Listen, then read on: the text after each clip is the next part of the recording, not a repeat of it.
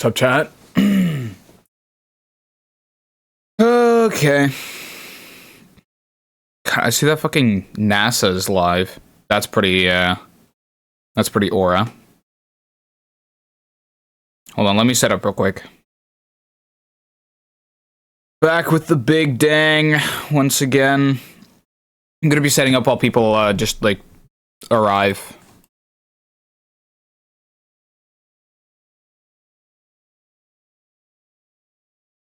Uh-huh.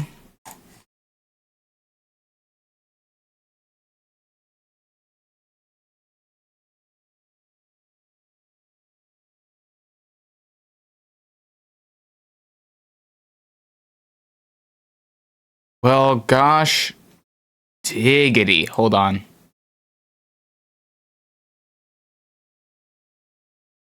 Fucking late disappointment. I know, that's actually a funny story. So, what's up, Fish? What's up, Cat Facts? That's actually a funny story. We actually ordered something for dinner. That we did that a bit late. I might be a bit quiet today. I mean, that's fine, honestly, as long as you're just here, I guess. Yeah.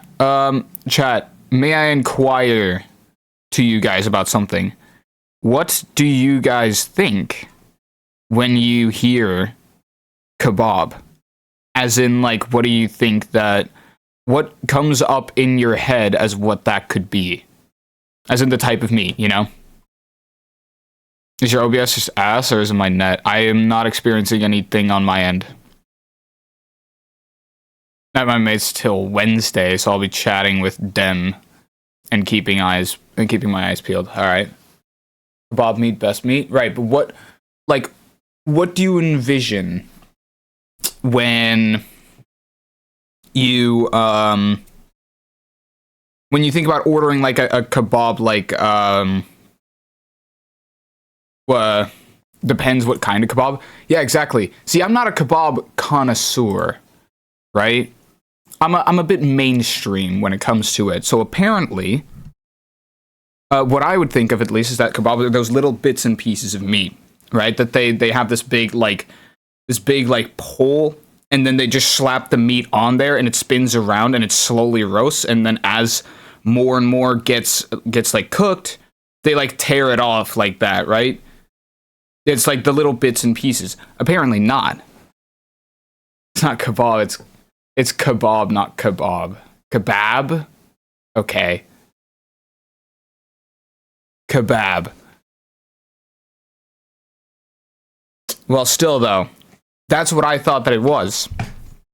Apparently not. That's doner kebab, as in D-O with the like 2 dots on it, N-E-R. Doner kebab, not regular kebab. Regular kebab are just like meat sticks that are essentially the same thing as just like some kind of hamburger or something. Which was unfortunate. But that is what I was doing while I was late. Anyway, I'll start up the big dang here, chat.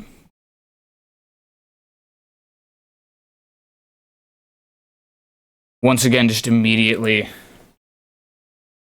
pressing escape, yeah. That's a kebab skewer? Okay, well then there are some vastly different, like, interpretations of what kebab actually is. Because I have never heard of a kebab skewer. Yeah, that's which is pretty interesting. It depends from place to place, but also apparently from country to country. Yeah, buddy, oh pal, you're on thin ice because it's GMT +2. GMT +2. Gosh diggity.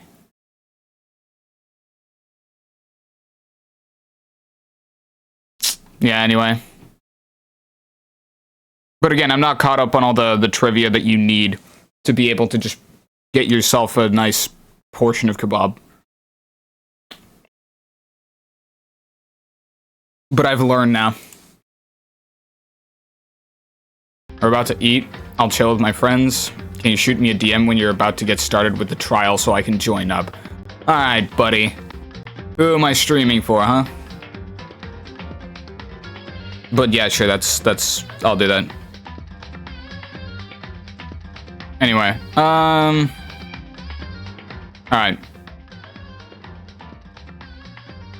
I'll probably be here before then. I mean, knowing my pays, you know. Got both my ass cheeks clenched and all 10 of my toes curled to see if my waifu's gonna get murked, bro. And disappoints, SMH. I really need to see the investigation. Well, shit. That is where we left off, though, chat. For those who didn't know. Yeah. WC to start off with. One thing that I am also going to be doing is I'm once again going to be needing a mod in chat to pin the spoiler message. Hold on.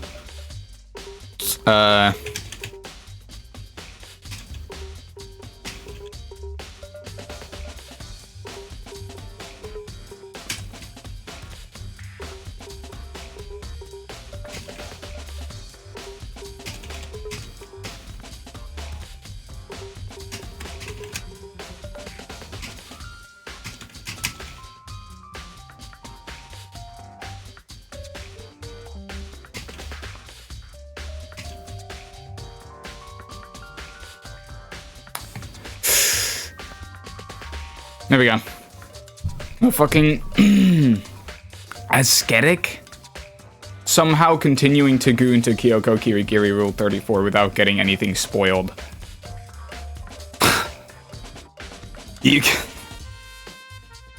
Managing to evade spoilers while still... Okay, I see how it is. My internet is just ass, I figured it out. That is truly unfortunate. Okay. So, to recap, we are currently in the girls' locker room. We see that Chihiro got murked. There's, to my count, 5 girls left. Nobody else could have done it. It only could have been the 5 girls because they spent a pretty obnoxiously long amount of time conveying to the player that no... boys have no way of entering the girls' locker room and vice versa because you're not allowed to change e-handbooks anymore. Only way you can actually get in is by using an e-handbook. You can't coast off of someone else's e-handbook while they go in and then go in after them because they got a fucking machine gun set there and it'll absolutely shoot you to pieces. That's cool. 6:15. I'm only here for the trial. Oh boy. 6:15 is like an obnoxiously early time for school, though. Anyway, well, first we do have to investigate, is the thing. So, that's where we left off at, so it can really only be one of the 5 of Hina, Sakura, Kyoko, Celeste, and Toko. Toko's currently being hauled off to her room because she went fucking crazy after witnessing the body. Anyway... I just gotta see if my waifu gets marked. Uh-huh. I see. I could feel the life draining out of my own body. It's a dead body. Yeah. Chihiro's dead body. No, I mean, you saw that right. Strange. Fucking this guy. I forgot I had to work with him. Alright, alright. Oh shit. Yeah, of course. But the more I look, the more strange it all seems. This must be Genocide Jack's handiwork. Well, but... What? But we're still not sure how he did it. Is that what you want to say? I wonder about that. Uh-huh. What about this? Do I have to voice you every single time I find a piece of evidence, gang? Because you're going to be working with me here. By the way, he's working with me. I'm not working with him. He's not doing fucking shit. Like, I just know it. There's a dumbbell on the floor, and... the bloodstain. There's a bloodstain on the dumbbell. The Monokuma file said, a blow to the head with a blunt object is what killed her. Does that mean this dumbbell was actually the murder weapon? That's right. I would like to hand in my application for loser. Yo, 8-month sub, Puffy is huge. Thanks for the 8-month sub, Puffy. I don't imagine it could have been anything else. Locker room dumbbell. Well, that seems about right then. That's a blood stain. There's a fresh blood stain on the carpet. It must have been splattered with blood during the murder. Fuck, you don't think?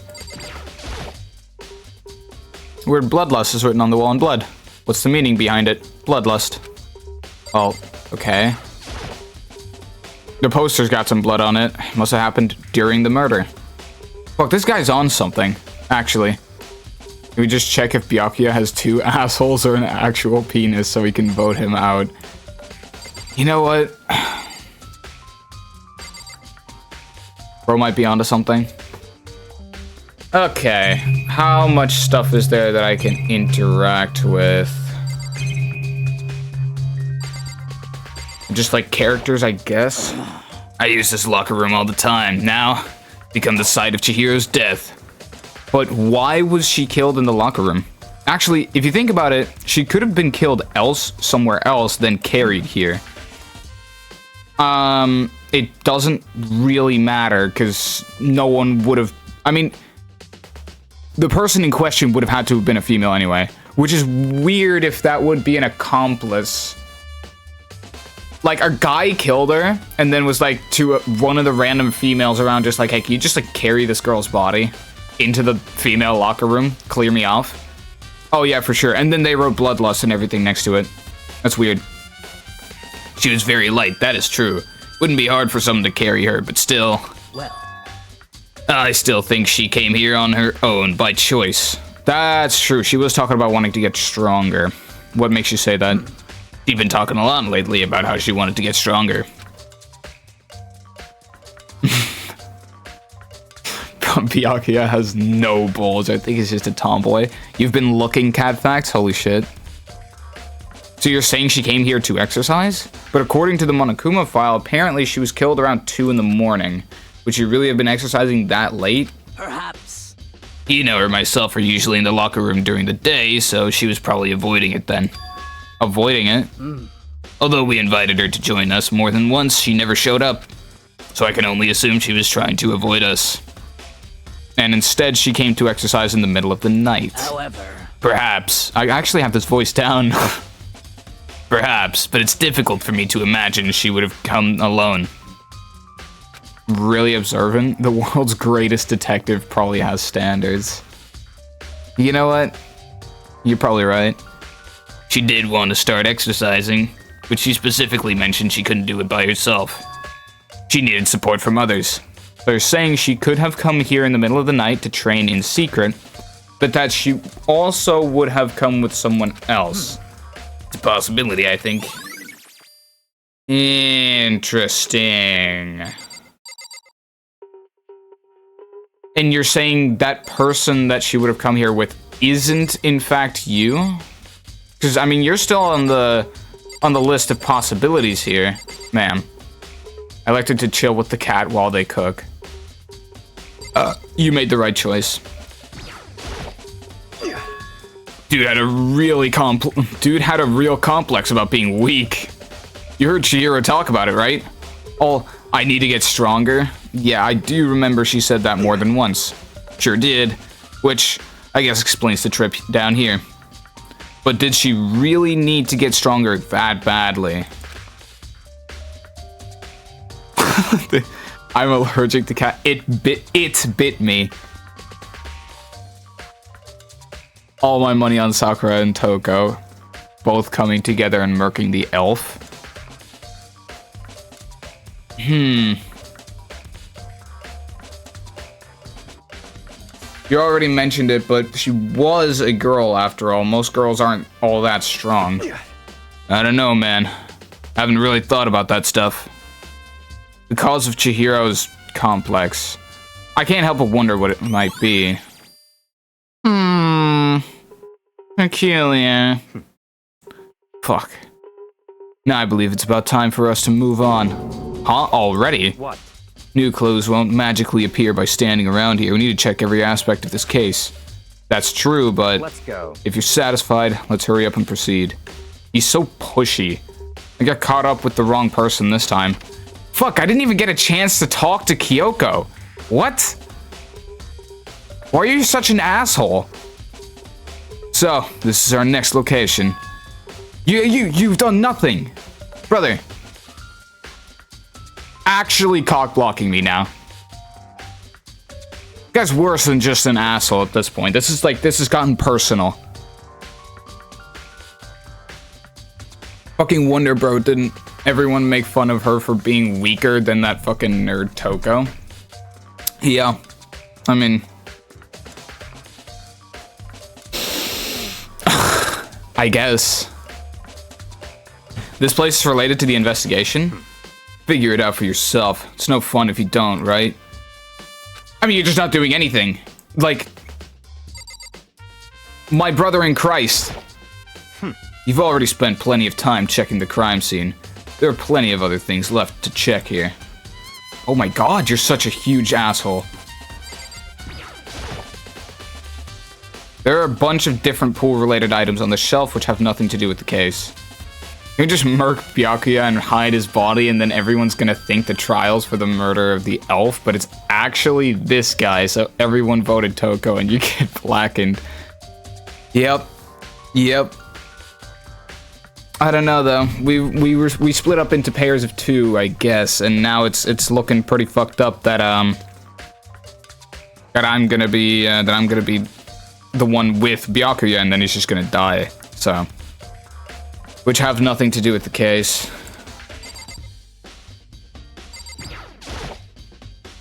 A flotation donut. I don't think it's related to what happened to Chiro. You know what, MC? You might be right. Maybe this guy doesn't fucking know what happened after all, huh? No.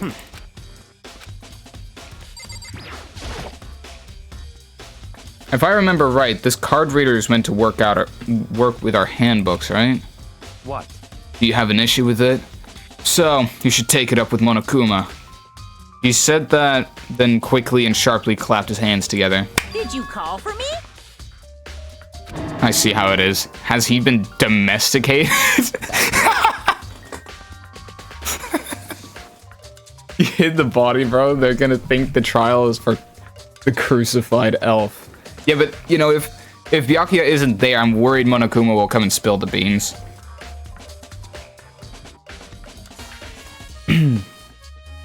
It seems that Makoto has a question for you. You need something? Sure, what's up? Well, it's just about this card reader. Yep. Yes, the card readers have all been designed to interface with each of your e-handbooks. You can only enter the locker room corresponding to the gender listed in your individual handbook. And it's impossible for two people in a row to go through while the door's unlocked, correct? Unbelievable. If there were some sort of erotic terrorist on the prowl, the ceiling-mounted Gatling gun would initiate a Swiss cheese slaughter. And the school regulations prohibit anyone from lending someone else their handbooks, correct? Of course. Correctly correct.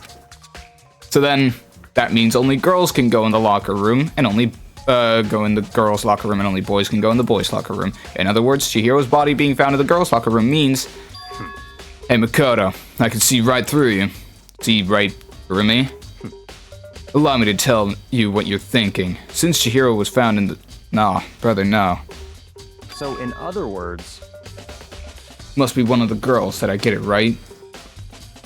Like you fit the square in the square hole on this one, man. I don't know what to tell you. God, he's so proud of himself for solving that one. I've known that shit for 2 days. Like, brother, that's the first thing that you would think about. Oh my unholy lord. Oh. Yep. Good lord, you're simple. But am I wrong? Can you just like, oh my god. That is the most primary observation we've known that since the body was fucking found. Just KYS Byakuya. Every night, I pray that Byakuya dies the next day, and it just doesn't happen. Oh. Holy shit. You should pay closer attention to the regulations. The answer's been in front of you the entire time. Yeah, and I've actually known it the entire time. Loaning your e-handbook to another student is strictly prohibited. Only the act of loaning a handbook is prohibited. Borrowing someone else's is perfectly fine.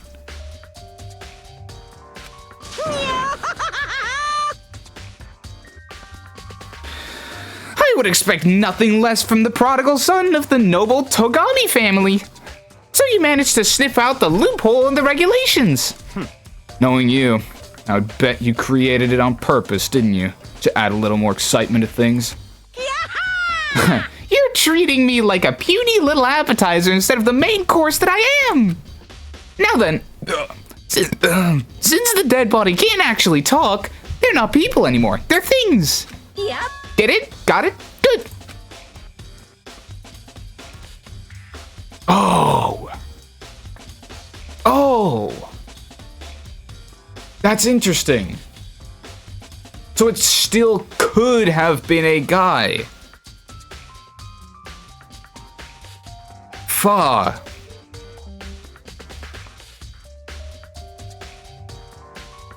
Every fucking living moment, I wish Kyoko Kirigiri kills Byakuya, gets away with it, gets blackened, and spends the rest of her years hard doming me. Dang, I mean, if Kyoko gets away with being blackened, you understand that that would cost you your life, right? Because he's gonna execute everybody that when you don't guess correctly. If someone graduates, the rest is dead. What's the loophole? The loophole is essentially that Chihiro could have gotten killed outside of the girls' locker room. You can't loan your handbook, so you can't give it to someone else, but you can take it from someone else. So the person who's borrowing it isn't actually guilty in that regard. And since the person in question is already dead, she could have just taken...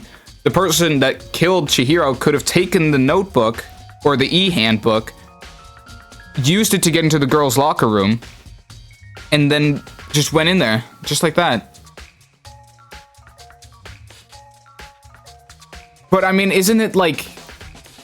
Interesting. So, but isn't it like already just a death penalty if you go into the opposite gendered locker room to begin with? I'm not TSMFMC named Makoto Naegi. Yeah. Hold on, so you're saying that's a loophole, but in order to borrow something from someone, then that means someone would have to loan it, so, Why you? So sleepy. Just listening to you makes me want to pass out. Be more like...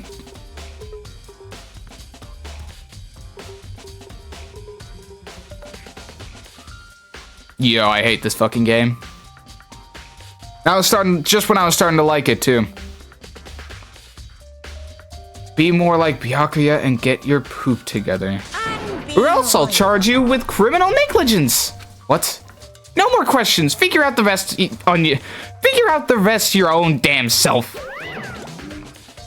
That's fine. Well, I know you are unfortunately lacking in mental faculties, so I'll fill you in myself. Let's head to the main hall. Like I'm being actively rage baited by this game. The main hall. That'll help you understand what's going on. Oh, brother, this guy stinks! Holy shit!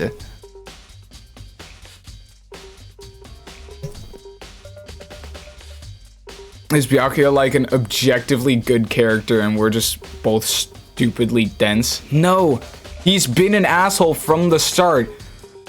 Has been an asshole ever since. And now he's suddenly the GOAT? No, I refuse to believe this.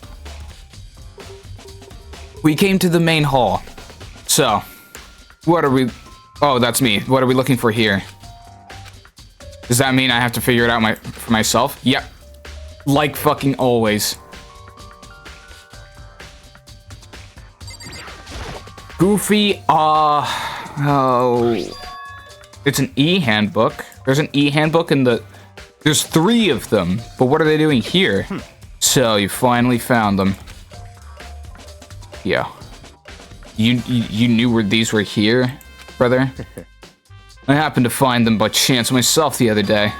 Seems there's a system in place where the handbooks of dead students get delivered to this mailbox.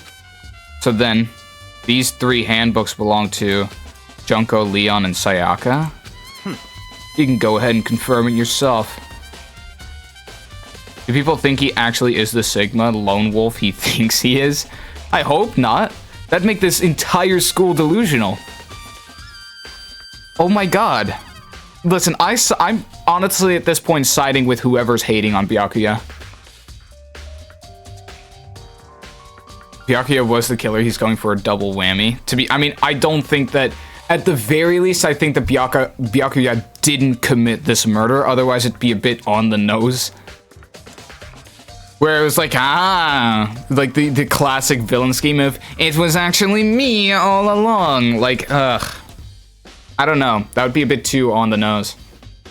I immediately turned on one of the handbooks, and when I did...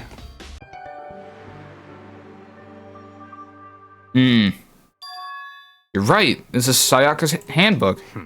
Now do you understand? This is the key to the loophole that I revealed earlier. That's so stupid, though. That doesn't lead us any closer. That just leads us further away from the right conclusion.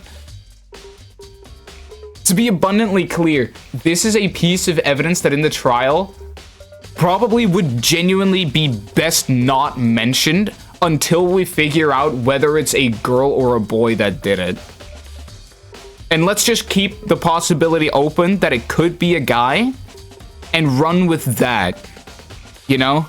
And then let's just find future evidence. If this guy brings up in the trial, or there's actually a loophole, it could also have been a guy as well, and it is actually a girl, then we're bringing that shit up for no reason, and the girl can use it to defend herself, which is stupid. Dead people's handbooks still work? Yeah, that's so dumb. I feel like I'm starting to get it. You should pay closer attention to the regulations. The answer has been in front of you the entire time. Loaning your e-handbook to another student is strictly prohibited. Only the act of loaning a handbook is prohibited. Borrowing someone else's is completely fine. I see. Yeah, now I understand. Main hall e-handbooks. What? Hold on a second. What's wrong? Very strange. That's strange. One of the handbooks won't turn on. Is it broken? Whose is it? The other handbook showed Junko's name when I started it up. Then the one that won't turn on must be Leon's, right? I see. It would make sense, yes. After all, he did get pummeled with dozens and dozens of baseballs. Pummeled with baseballs. Oh, do we need to see this again? Can't Byakuya just pull out Junko and Ishima's handbook, stroke a quick one, grab a dumbbell, and punt the elf on the head? Stroke a quick one. Like to info in the e-handbook. The memory of it came flooding back. That cruel punishment which led to Leon's death. The execution that the mastermind concocted. A cruel, heartless death. You're right. It wouldn't be surprising for the handbook to break during that kind of assault. Damn it! Hey, hey! Hey, hey, hey, hey, hey! Hey! What?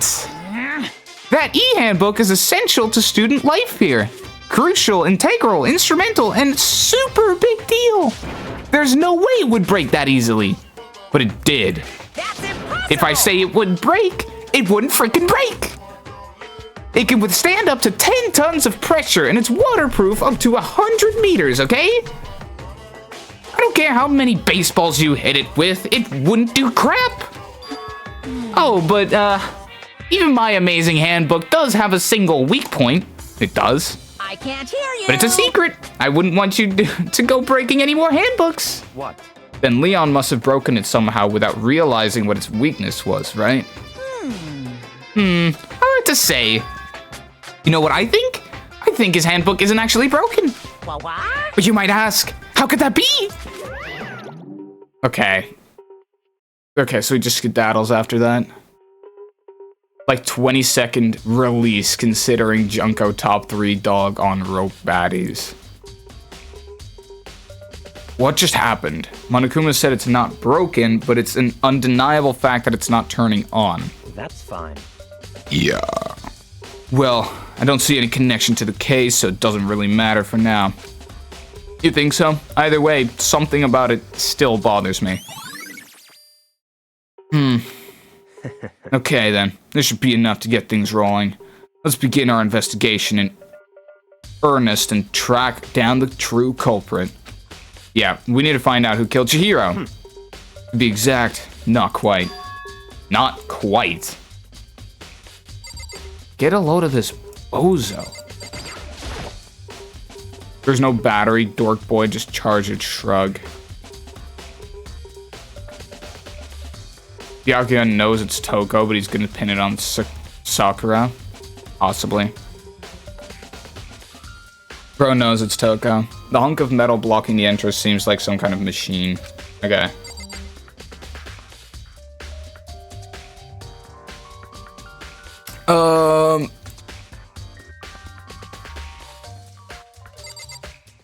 That's it then, right? There's literally nothing else in here. What do you mean by that, Byakuya? To be exact, not quite. Certainly I want to reveal Chihiro's killer, but more precisely, I want to discover the true identity of Genocide Jack. No, so you just don't care. Okay, well, fuck you too then. Then do you really think, you truly believe Genocide Jack's the one that killed Chihiro? What? Good old Jack? No. Don't make me repeat myself. Absolutely, I have no doubt that Genocide Jack is the culprit in this case. That murderous fiend is Genocide Jack, right? There's nobody else could be. A murderous fiend who kills again and again using a bizarre and brutal method. They're like a ghost, attacking suddenly then slipping away before the police can catch up to them. And what nickname did the internet give to this mysterious serial killer? Genocide Jack.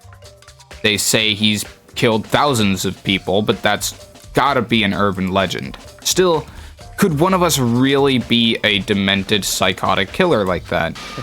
You're not wrong to wonder. But words mean little right now. Can we kill this motherfucker? Yeah.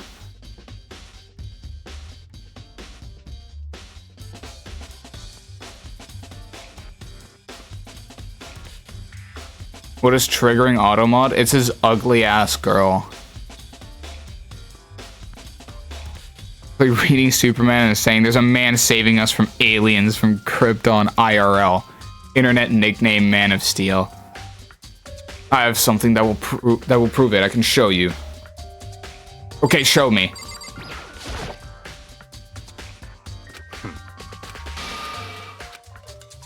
Don't make me. And I have a basis to believe that. I assure you, Genocide Jack is one of us. What is the basis? Is there really proof? There's somewhere I'd like to take you. This will provide all the evidence you need. It's all clear now. Evidence that Genocide Jack is the one that killed Chihiro. Evidence. Does something like that really... hey you two. Big trouble, need your help. I don't have time to We're play. busy, leave us alone. God. Oh, dog, this guy sucks. Oh god, what is it, Hina? But it's an emergency, emergency! Come on, please, you gotta help me. Come on, what is it? Please. This is a serious emergency, please, please, you gotta help me. Just calm down, okay, Hina? I mean- But, it's an emergency. What is it? An emergency? No. No, that, you were saying it's an emergency. Wait, no, that, I just clocked that shit. What the hell happened? Well, Something's wrong with Toko. She's acting super strange. Well, yeah, I saw. Yeah, she was acting pretty strange earlier, right? What should we do, Byakuya? Don't ask that guy. Very strange. Since it's Toko, I must admit, I'm intrigued. Oh, really? Really?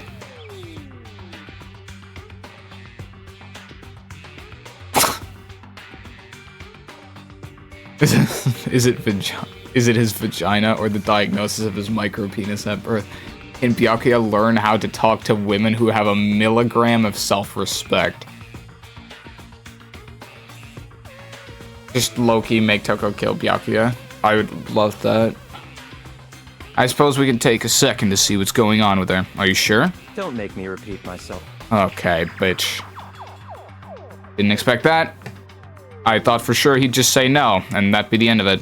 Yeah. Okay, come on, hurry. Wait for us, Ina. Let's go. Looks like she's headed to the dorms, to Toko's room, most likely. You're right. Alright, hey. Yo, what's up, August? He's only doing it because it's this girl, yeah. You guys are too slow. I think you're just too fast. So, what's this emergency?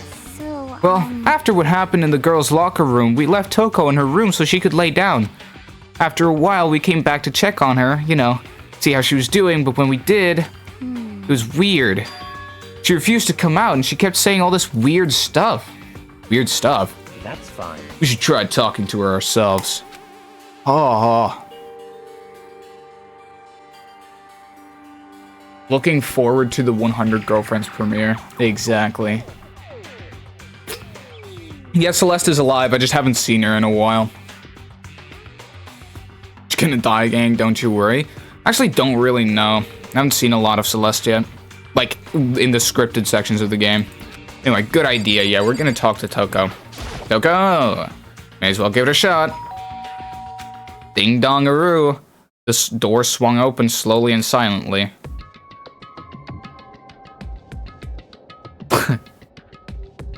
Sup, gang-a-lang? Damn. Looks like you've never been better. Celeste's gonna punt Byakuya with a needle through the left spectacle, through the pupil, into the brain, but she gets caught and fucking dies. Yo, what's up, Faye? This is my first playthrough, yeah. God, the spoiler message hasn't been fucking pinned. I can't believe this. I have 4 mods in my chat. Hold on. I need to pin this message.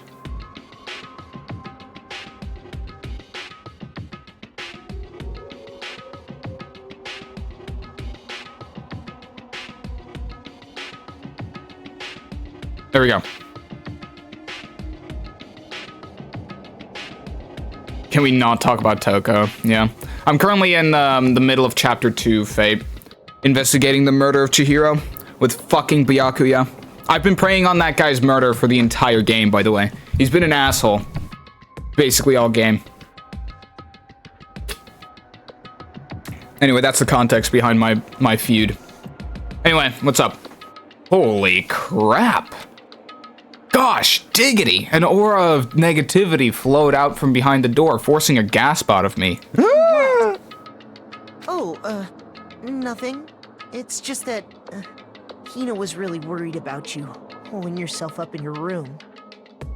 Completed all of one myself, but I watched all of them. All of one? You watched all of them?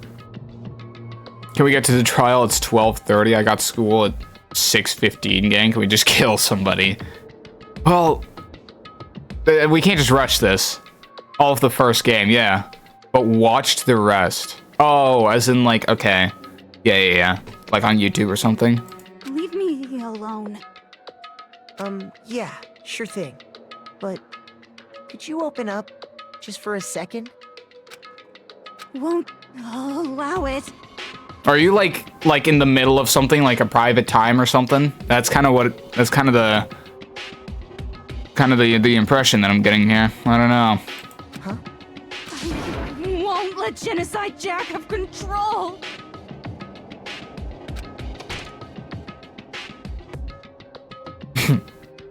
That's a bit of a weird thing to say, huh? Huh.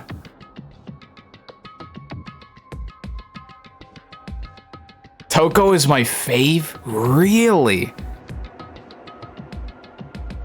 Gosh, diggity.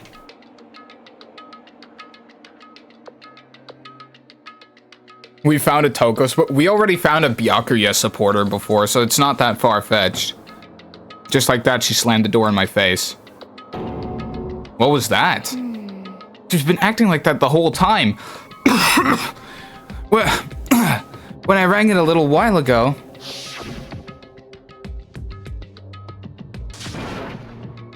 I'll drive out the killer. Drive out the murderous fiend. Doesn't make any sense, right? I was afraid to leave her in there alone, so I tried to bust down the door. But it felt like something was holding it shut on the other side. I couldn't even budge it. Toko was scared enough to even bar her door? Does she think the same thing as Byakuya? Does she think the serial killer Genocide Jack really murdered Chihiro? This might be a reason to unfollow. Alright. I also fuck with Byakuya. But like, how? You don't understand, you will soon trust? I really don't understand.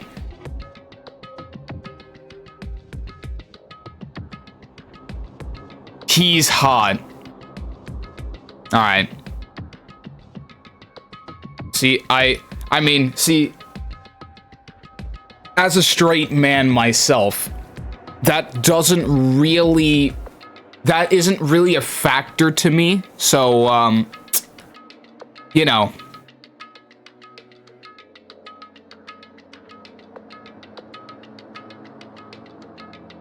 That I kind of go based off of the personality on that one. But I can see how physical attractiveness could lead someone to, like a character. Catfax should know. Does she think the serial killer Genocide Jack really murdered Chihiro? That why Toko's so scared? But... Whatever it is, I'm really worried about her. Isn't there anyone who might be able to persuade her? Hey, hold on. Yo, talk to the huzz real quick. Talk to your huzz. You think you could ask her? To come out of her room, I mean? That's fine. Sure, whatever. This guy's like the embodiment of the lone wolf person. Like, I've said this 2 times before. But Fate, I think that Byakuya is the embodiment of that one meme where the wolf is sitting on the cliff like this. Huh. Friends? It's not even a real word. Type shit, you know? As a straight member of male society, I will say I would not be homosexual for Byakuya. Look at Byakuya sim for his disgusting ahas. Yeah, come on, Byakuya. Huh? You're gonna talk to her, Byakuya? Wow, I guess you can be nice when you want to. Don't even try to say that, Hina. Byakuya stood in front of her door, not making a sound, and pressed the doorbell. Ding dong. After a few moments... What do you want? Top 3. Toko, Kyoko, Sakura. Hey, I like your second one. That's a good one. Bakula. It's Byakuya. I'm sorry. I couldn't keep our promise. But don't worry, never again. I won't let Genocide Jack have control ever again. And with that, the door slammed shut. Dang, Byakuya. Even Byakuya couldn't pull it off. You know, he didn't really do much of anything, to be fair. He kind of just said, yeah, it's Byakuya, and then she fucked off. There's nothing else we can do. Let's get back to the investigation. Hold on. Hey, Byakuya. What was Toko talking about just now? Something about a promise? What? Oh, I have no idea. Another one of her delusions, I'm sure. Gang, just say it.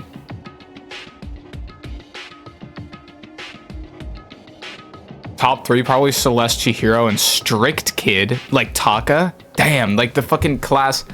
Taka, that's the teacher's pet type guy.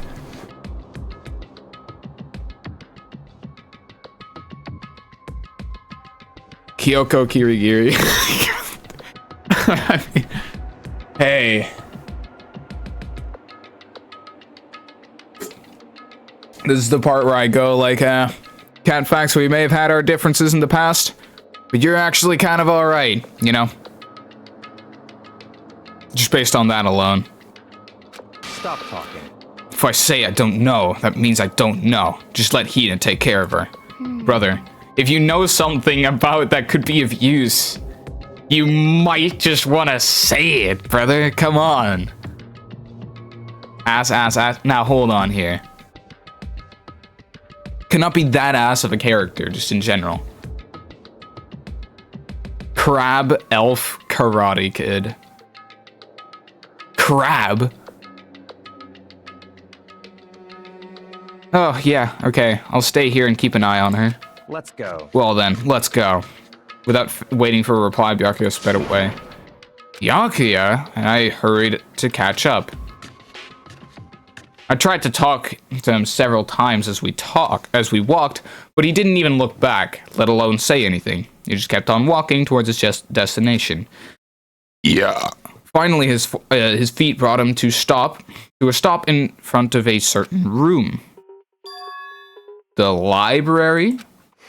Come on, let's go in.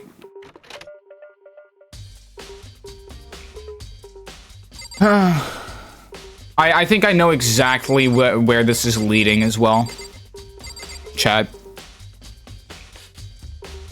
Anybody who's seen this game before, which I'm pretty sure is Fate then, I've seen a tier list of a couple characters. And let's just say there were 2 of the same character on there. So, if I remember, on the other side of this door, it's the archive, right? Hurry up and go inside. Oh, here? Let's go. It'll all make sense once you're inside.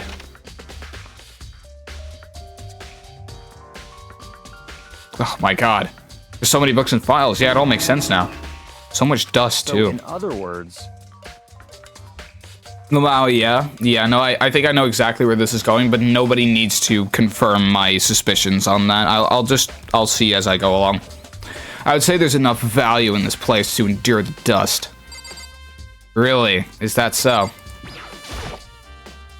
The shelf is stuffed tight with files. Without really thinking about it, I picked one at random. Ah, you have a sharp eye indeed to select that file.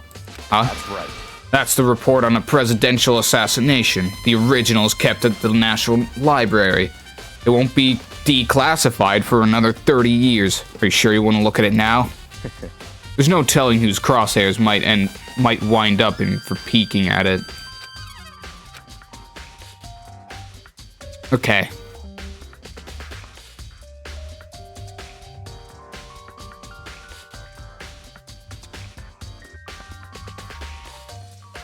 Yo, Catfax, you are on to something, brother.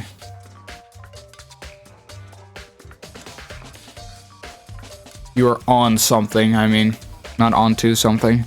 Without making a sound, I returned the file to the shelf. What is it? Just tell me. If you pay attention to your surroundings, you're sure to discover that value for yourself. 'Cause of fucking course I do. I mean, you know, when would you ever fucking do anything, am I right? God fucking damn. There's a wooden box, it's empty. Although, judging by the smudges and the dust, it looks like there was something inside. I wonder what it was. There was an extension cord plugged in there. It proved very useful while I was in the library. An extension cord, huh?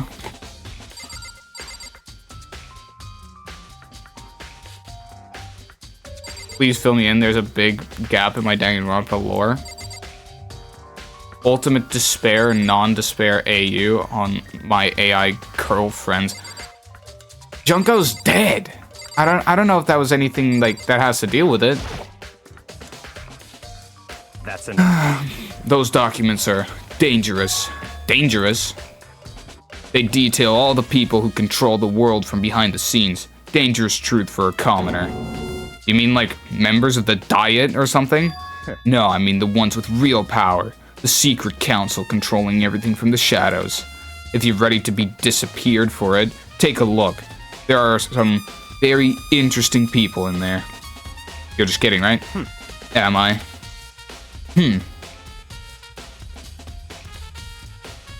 That's something from the post-game mode. I see how it is. Oh, the...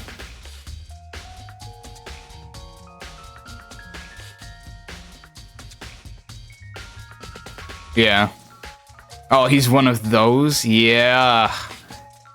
I mean, maybe he's right. I don't know. I'll just let it go for now, apparently.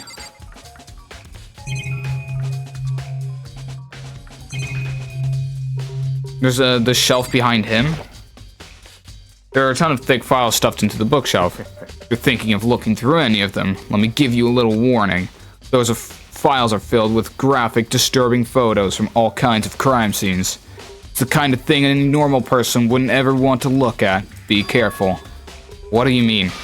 All those files are under our investigation reports related to different cold cases. Those are internal documents for police eyes only. They're not the kind of thing you'd expect to leak. Oh, and, like, you know all of that. Oh, not... Okay.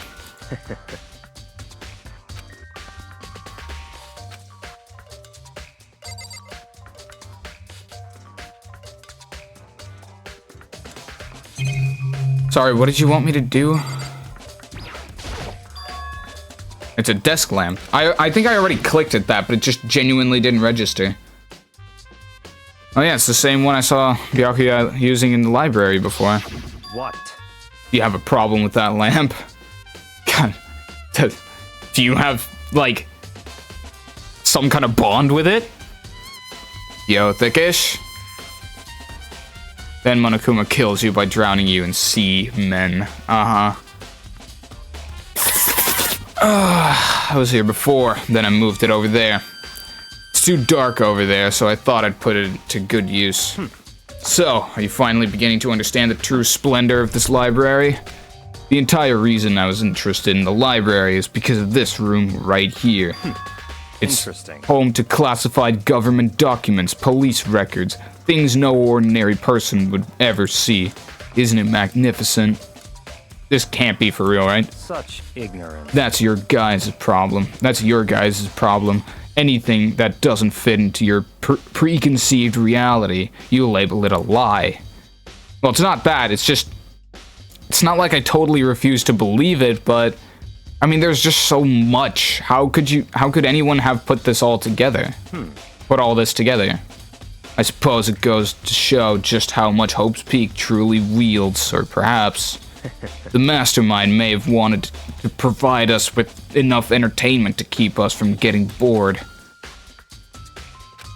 Yuri or Yaoi? Brother. I don't know. Probably Yaoi. No, Yuri? Yeah, that's it. Yuri.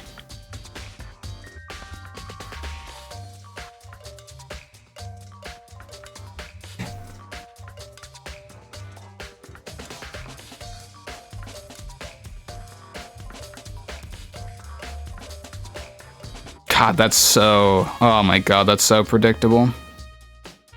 I can't believe... That is probably the worst I've ever misspoken. The bones. The answer to it would be Yuri.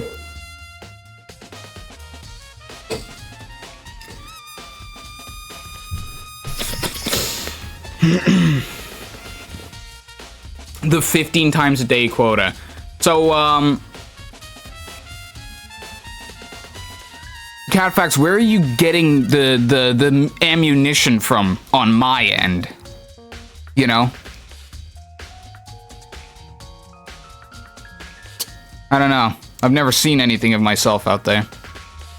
Yuri means two girls in passionate, romantic, loving sex. Or some shit. Yeah, I know. I know what Yuri and Yaoi is. Except, again, I would like to reaffirm my status as a very straight man, so, you know, type shit. It's no use, I can't keep up with all this, it's just too unreal.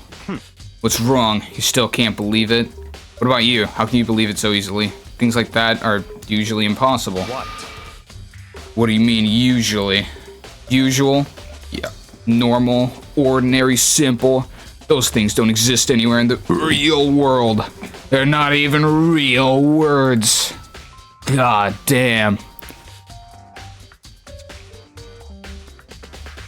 Buddy, you don't have to lie. I love how every single Catfax message is something censored.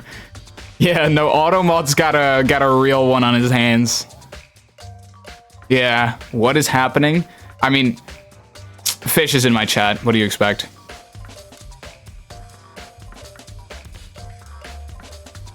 Also untrue information, August. You don't pull your punches, do you? Besides, what you consider usual is based on your common sense, right? But what makes you think your own common sense applies to me at all? The documents gathered here are genuine. I've reviewed them multiple times, so there's no doubt. You've reviewed them multiple times. Hold on a second. You're saying you've read all these documents and more than once. But all this has to be like top secret confidential stuff, right? So why?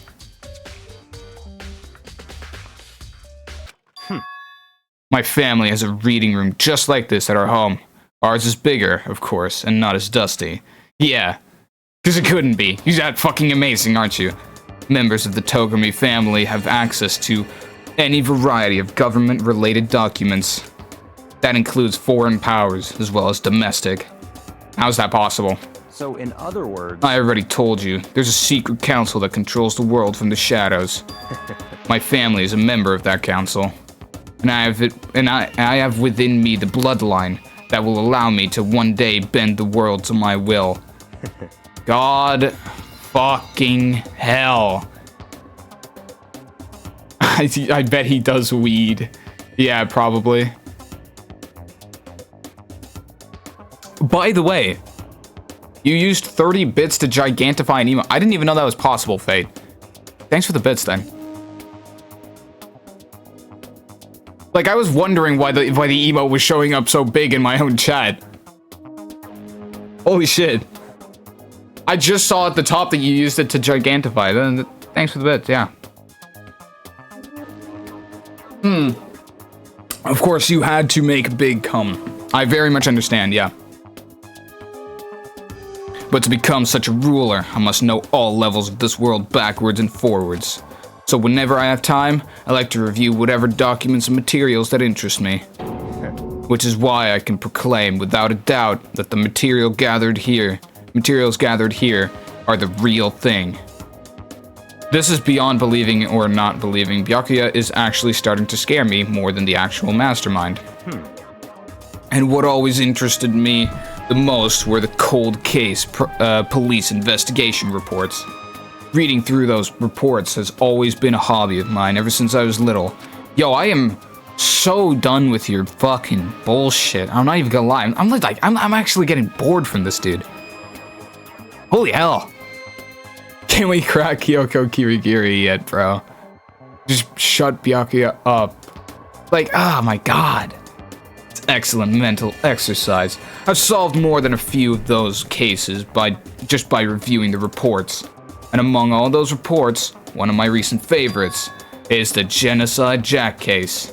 As he talked, Byakuya grabbed a specific file from the shelf. That's right. Oh, finally you're actually onto something. This is the completed case file. It's a good thing Byakuya doesn't make it to chapter 3. Oh, don't edge me, Fish. Don't edge me. Every single report surrounding the Genocide Jack cases has been compiled in here. Because there are so many, allow me to quickly summarize the main points. To begin, there are two notable characteristics in every Genocide Jack murder. The first characteristic, that every crime scene the word bloodlust is written in the victim's own blood. And the second is that when the victims are murdered, their bodies are suspended in a certain way. Okay, well that seems to point to that being good old Jack, yeah? Jack could get it. Bloodlust is written in blood, and the victim's body is suspended. It's exactly the same as what happened to Chihiro. Yeah, nice one. Nice one, buddy. Save your surprise. The best part is yet to come. For the second characteristic, where the victims are suspended. The only ones who knew about that particular fact were members of the police and other higher-ups. By all accounts, nobody in the media ever found out. Huh? In other words, no one on the news, no one online, nobody knew about that specific aspect of each crime. Only key officials and the killer himself knew about this act of mounting the victim. Hold on here, buddy. No, Chihiro. Yeah, Chihiro's been dead. August, did you not Did you not know?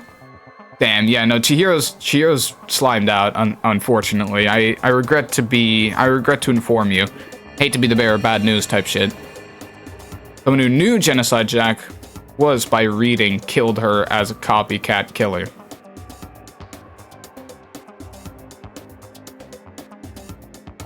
Chihiro hasn't made it. I did, but I didn't see how she died. Oh. Yeah, no, she was, absolutely fucked up.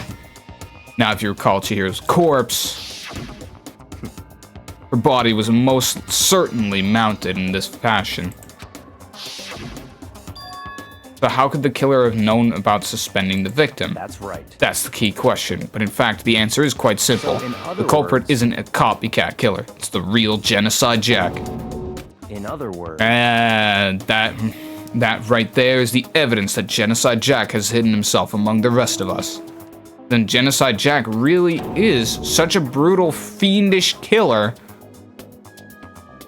Really is walking around among us. Among us? Things are really starting to get interesting, aren't they? No, not really. I never imagined a killer with such a reputation would ever become a part of our little game.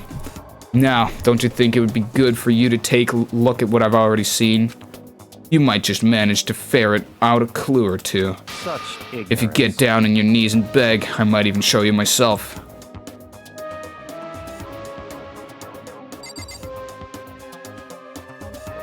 Like, I want to leave. Oh.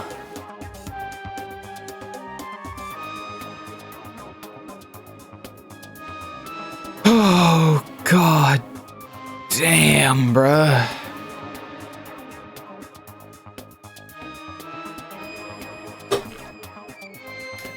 Like, it's so long. What do you want me to do now? Check the file. About that Genocide Jack case file, could you let me see it? That's fine. Well, he didn't beg, but I guess it's okay this time. Yeah. See, I don't need to beg. I just have too much aura for you to handle. Feel free to look at it in here, but you can't take it with you. Oh my god! Byakuya handed me the file, and I flipped through it with tense, nervous fingers. Suddenly, my hand stopped. I had reached the page where photos from the scene of each crime had all been collected. God. Holy guac and moly. The names of Genocide Jack's victims ran on for several pages. And Harada, 32. Tetsuhiri Honda, 17. Shoji Gaku, 23. Kano Issei, 14. Takeshi Yoshida, 30. Trust this case is worth it. Easily one of the top cases in this whole game. I've heard about it, but it's not looking too amazing right now.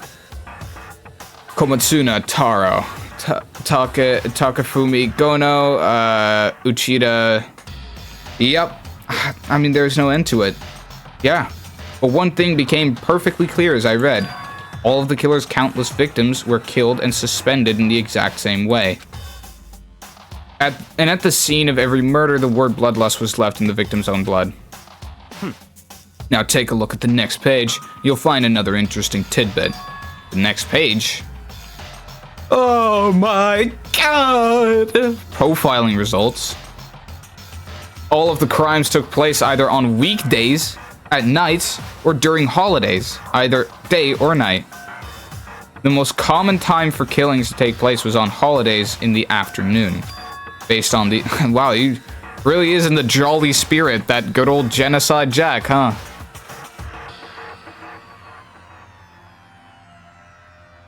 Based on these facts, it could be suggested that the suspect may be a student.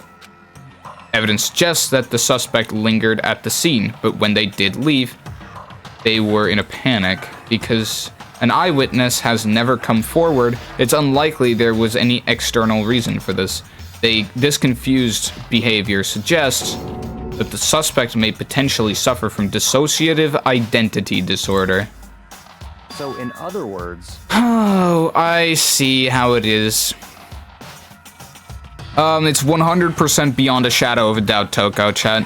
Kyoko Kirigiri is safe for now.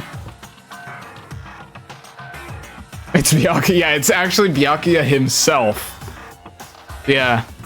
The key point here is that the culprit may well have a split personality. Split personality? Like the kind of thing you see on TV? So I'm part of another totally unbelievable story. But this one is way more unbelievable than anything else up until now. Just so clearly Toko. It's just being dragged on and on, I swear to God, yeah. Or maybe it really isn't. I don't know. I feel like my mind has gone numb. Brother, don't give up on me now. let's go. Alright, we should get going soon. Where are we going? Anywhere but here. We've finished our business here, haven't we? As usual, Byakuya turned and left without another word. I hurried out of the library to catch up. Yep, well, this is where we part ways. I have some things I need to take care of before the class trial. Yes! Oh! Just all of a sudden like that? Time to play with you. Yes! Yes! Yes! Okay. Come on, enough of your annoying misapprehensions. Did you really think we'd be together the whole time? Take responsibility for yourself and do something useful. Move the investigation forward on your own. Goodbye. Well, goodbye. Just like that, he was gone. Just as quickly as he'd asked me to join him, he'd cut me off. In the end, I felt like I was just some plaything getting tossed around. At the same time, I'd uncovered some really important clues thanks to him. Genocide Jack, he's the one that killed Chihiro. And that murderous fiend is one of us, but who is it? He's investigating his other personality's crimes. That's so fucking cool. That would be amazing, actually. But who is it? I have to find that out no matter what it takes. And to do that, there's somewhere I have to go investigate one more time. I have to go back to the crime scene, the girls' locker room. I should check the boys' locker room too. And the others might have come up with some info I might find useful while I'm at it. I need to find out everything I can. God, I get free. I'm actually free. I'm free. Gosh, diggity. Brother. Yeah, okay, there was gonna be nothing in here. Oh, God. So tired of this dude, man. He thinks he's all that. So, my God. Just trying to solo when he should just rest and let mommy Kyoko Kirigiri do all the fucking work. Useless as Byakuya. Useless as Byakuya, fuck you.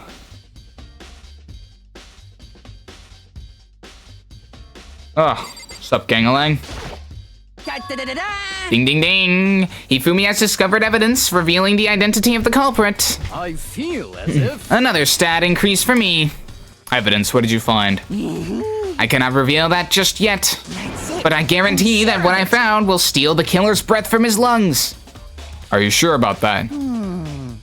Oh yeah, Miss Ludenberg said she'd witnessed something worthwhile too. Really, what did she see? Well, She refused to tell me. It's like when a girl bullies the boy she likes, right? Right? Yeah, sure, buddy. So where's Celeste now? The warehouse by the dorms. She was there, but at the same time not there. What's it gonna be?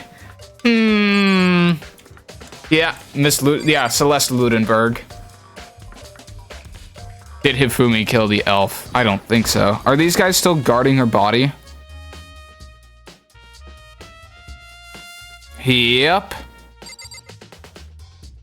Oh, God. I'm waiting to get a chance to talk to you. Hey, Kyoko, have you made any progress on your investigation? Indeed. Generally speaking. However, But I have to get going. I have something unrelated to take care of. Something unrelated? Oh, hell no. What are you doing? Something besides the investigation? What is it? well, Nothing you need to worry about. Just concentrate on the murder. But so then, before I go, let me give you one piece of advice. You should examine Chihiro's body one more time, thoroughly. Also, her handbook is missing. You might want to determine its whereabouts. Goodbye. That's it. I'll be praying for your success. She's just something... She thought of cracking. How do you know? How do you know, cat facts? With that, Kyoko turned and left the girls' locker room. I guess I'll take another look at the body then. And Chihiro's handbook is missing? That's definitely worth worrying about. Chihiro's e-handbook has been... Yeah, what about the body? Kyoko said I should examine the body one more time. She said thoroughly, but I do have my limits. Well, I'd better give it a shot anyway. Let's see. Chihiro's hands are bound with what looks like some kind of rope. The rope was used to prop her up in a kind of crucifix position. Huh? This rope has a plug. That's the... Was that not the cable that, Byakuya was talking about? Hey, wait a minute. Hold on. So then this isn't a rope at all. The more I think about it, the more that's not the only thing that concerns me. Chihiro's fatal injury was the blow to the head, which means someone struck her in the head in order to kill her. That's right. There's the issue of her being suspended and the fatal blow. At first, I didn't see any reason to think too much about either of them, but seeing them again after looking through the Genocide Jack file, something's not quite right.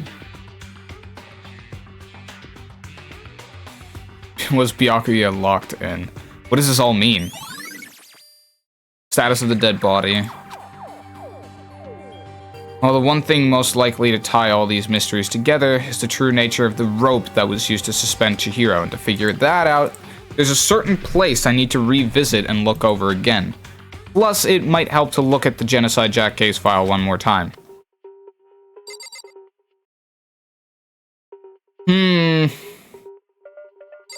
Do I really have to? The fucking cable, what else you... Like... The word bloodlust is written on the wall in blood, just like those other Genocide Jack cases. At every crime scene, the word bloodlust is written in the victim's own blood. What do you want me to do? You want me to look at the case file again? Which is in the truth bullet section.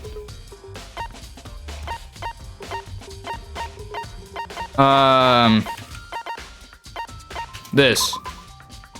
Suspected Genocide Jack victims include... Yeah... They were killed in the same way and mounted to a nearby wall. The word bloodlust was found at the scene of each crime written in blood. Profiling indicates that the killer is likely a student suffering from a split personality.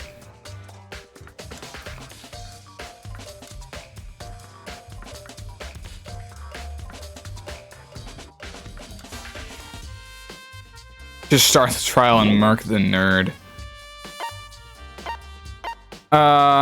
Was not found on her corpse and has apparently gone missing. Status of the dead body. Chihiro's body has been suspended and her hands had been bound with some kind of rope. Her fatal injury was a blow to the head.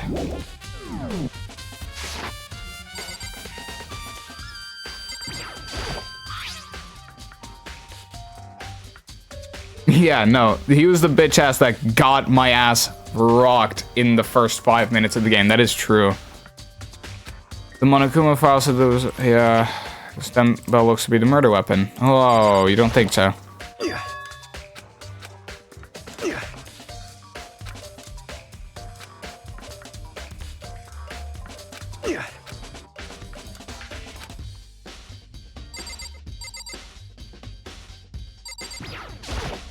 Damn. Chihiro's presence here was especially weak. Her body and her soul. No, To target such a helpless being, it's unforgivable. What a wretched beast to do such a thing. I cannot forgive this. Alright. Well, there's still more I need to check. Well, is that so?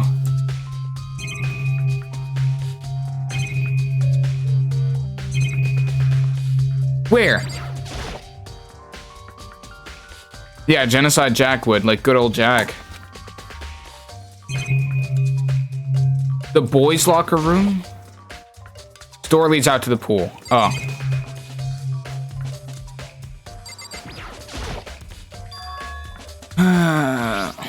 It isn't a rope at all. That's not the only thing that concerns me. Chihiro's fatal injury was a blow to the head, which means someone struck her in the head in order to kill her. That's right. There's the issue of her being suspended and the fatal blow. At first, I didn't see any reason to think too much about either of them. So can we go to Kyoko Kirigiri so I can pop a quickie? Alright. Seeing them again after looking through the Genocide Jack file, something's not quite right. What isn't quite right? The fact that the fatal blow is not usually something that... The fact that the fatal blow is not usually something... It's not Genocide Jack's style. Good old Jack's constantly killing people using scissors to stab them. And that's how he's suspending them. But I guess Genocide Jack kind of had to get a bit creative.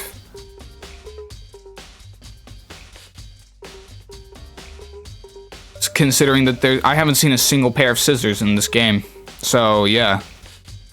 But, like, how do I make this guy see that? What does this all mean? I can't stop thinking about the rope that was used to suspend Chihiro. There's a certain place I need to revisit and take a look over again. I want to look at that case file one more time, too. But I'm not allowed to leave.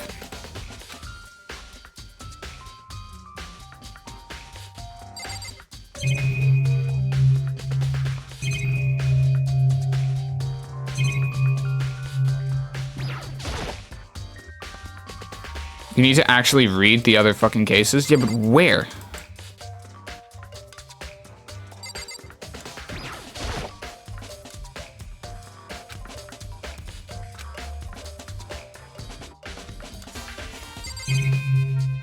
What do you want me to do? I've interacted with everything in this room.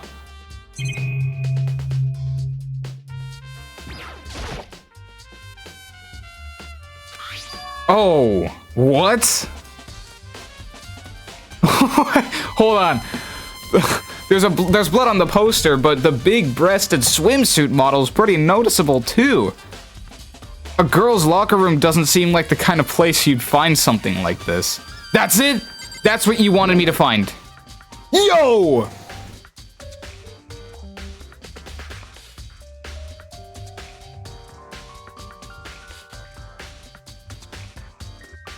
God!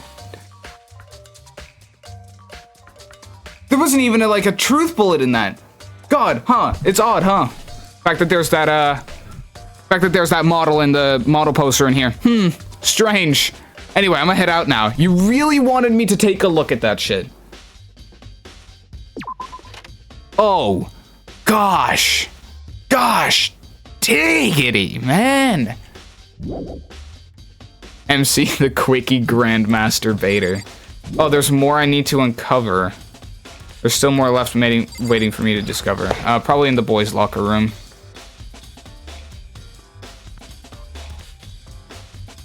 Oh. What? Oh.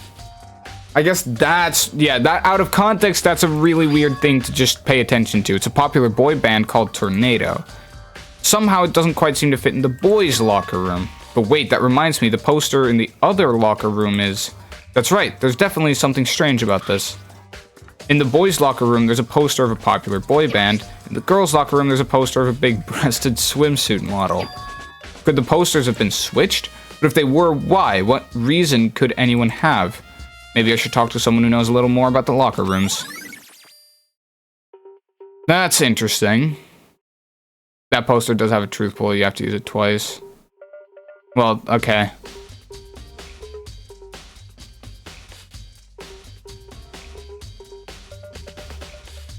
Like, God, okay. Well, is that a shit stain on the floor? Oh, hell no, there's a strange stain on the carpet. What is it? Boys' locker room carpet. So, what Was that it? The murder was committed here, and then they just switched locker rooms? So in the end, it could have been a guy.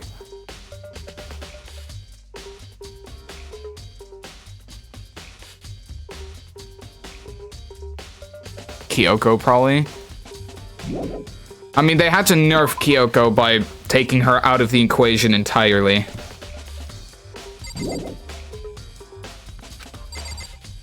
Oh. Did you want to talk to me? I feel. You, That's it. okay. Well,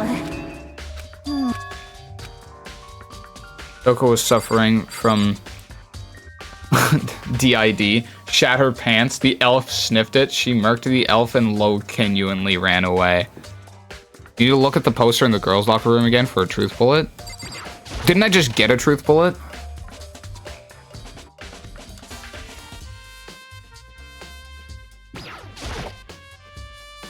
This is really strange. In the boys' locker room, a popular boy band, and the boys' locker room, a swimsuit model. God, this game is... God, hell nah, bruh. Could the posters have been switched? But if they were, why? And what reason could anyone have? No, okay, I already got the truth bullet for that.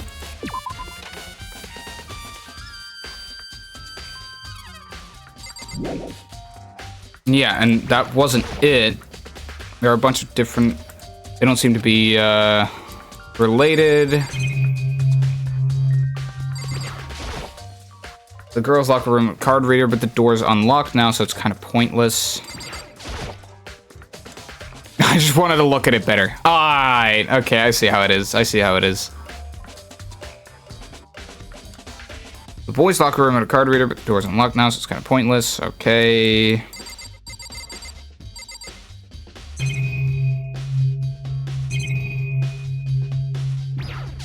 This was also unrelated.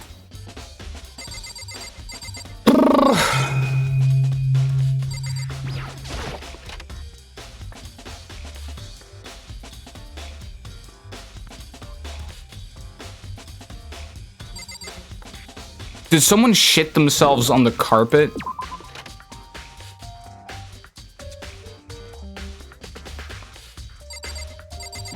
It's an old ass game show. I mean, old doesn't have to mean bad. So there's a blood stain on the carpet over here. It could only have been caused by Chihiro's murder.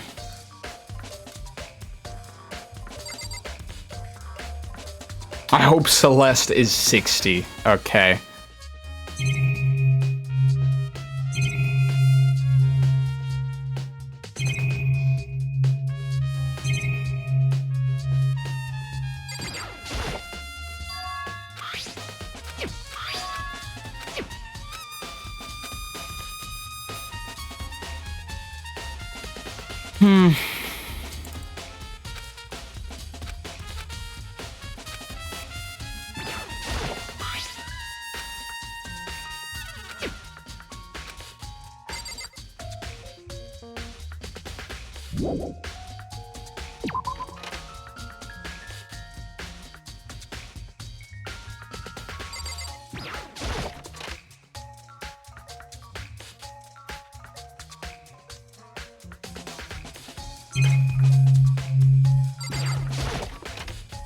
Oh, what? I can go to the pool?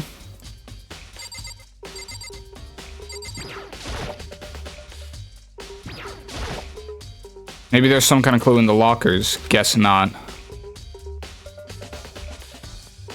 Ugh.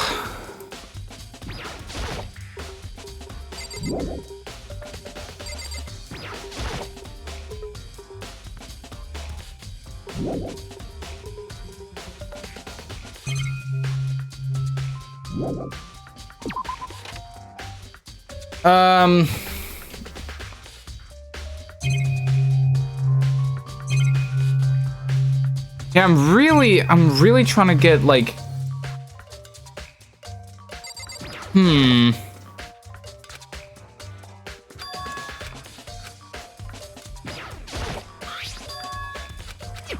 strange stain on the carpet.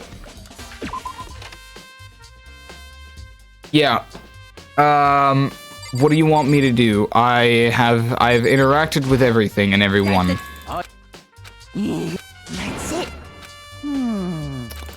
Well. There must still be something left waiting for me to discover. That's what it says when I try to leave the room, but like... Oh, brother.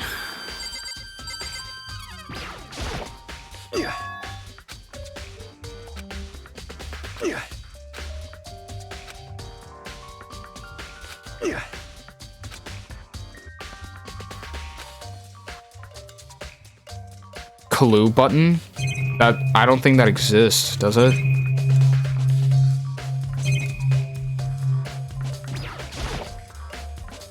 This door leads out to the pool.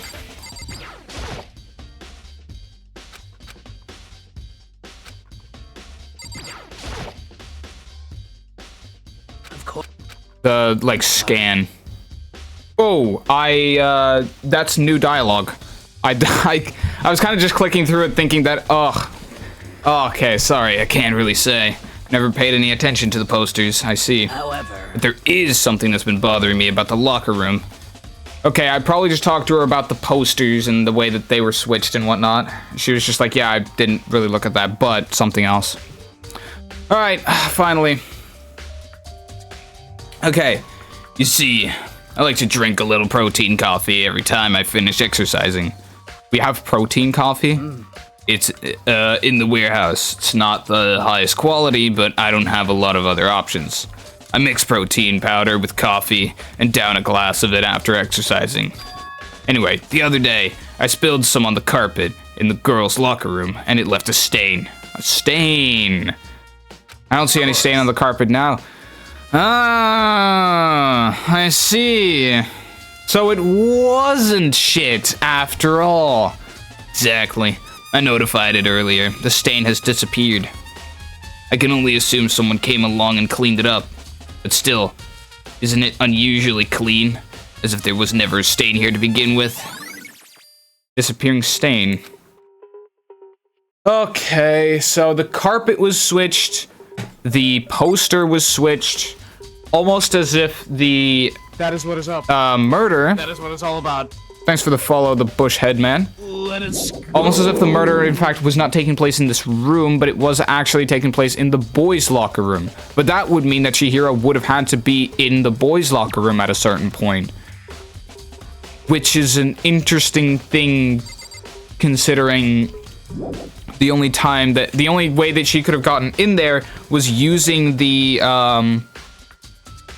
e-handbook of one of the guys. The only guy that's dead and that wouldn't get punished for loaning out their e-handbook is Leon. But then how could... So, Toko and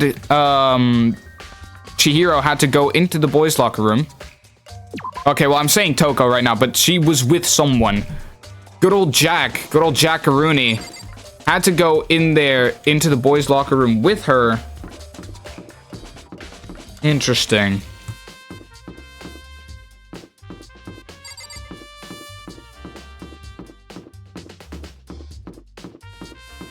You know, I actually fuck with both Celeste and Kyoko. We can finally be.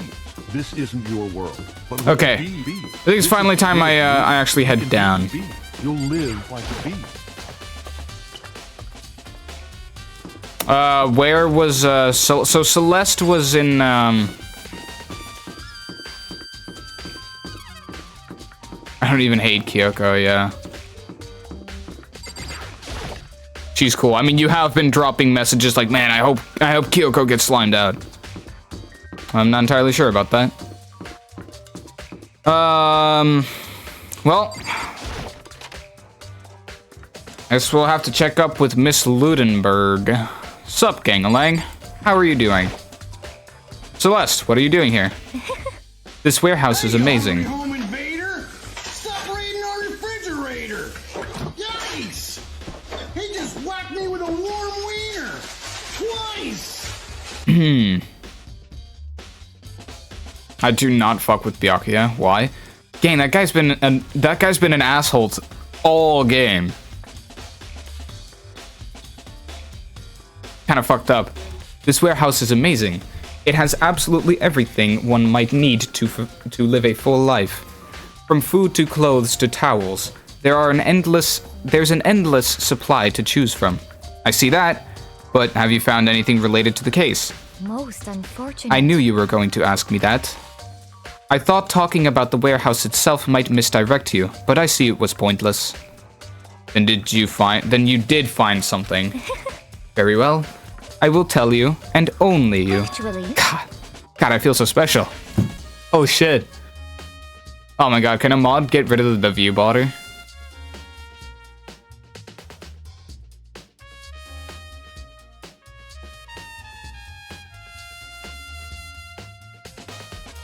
Just keep the bot. It may become a Celeste supporter to give Midgist emotional support. Oh my god. Gotta ban this guy myself? Gosh diggity. Last night I saw her here. Chihiro was in the warehouse. What, really? Indeed. This was right before nighttime. What are you doing out this late? Oh, I was just... Are you planning to go exercise, perhaps? What are you doing out this late, Celeste, to be fair? What? How did you know? Because I can see a blue track jacket sticking out of that duffel bag you're carrying. Oh, you're right. Thanks. Well, I'd better get going. I'm kind of in a hurry. She stuffed the jacket into her bag in a hurry. It was almost like she was trying to hide it. And just like that, she was gone. Yes, indeed. I assumed she was merely stocking up to go exercise in the morning, but it would appear she ignored the nighttime rule and headed directly to the girls' locker room. If she hadn't broken our rule, none of this would ever have happened. You get what you deserve, I suppose. Whoa. So apparently, she went to the girls' locker room from late at night in order to exercise without anyone knowing. But the strange thing is, there was no trace of the track jacket, or duffel bag Celeste said she saw Chihiro carrying. Which would mean the killer would have gotten rid of it somehow. I see.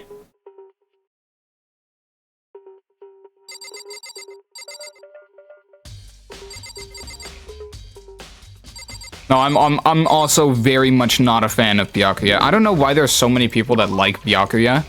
This dude has only been an asshole to me and everyone, quite literally, for the entire game. Byakuya has to like pull some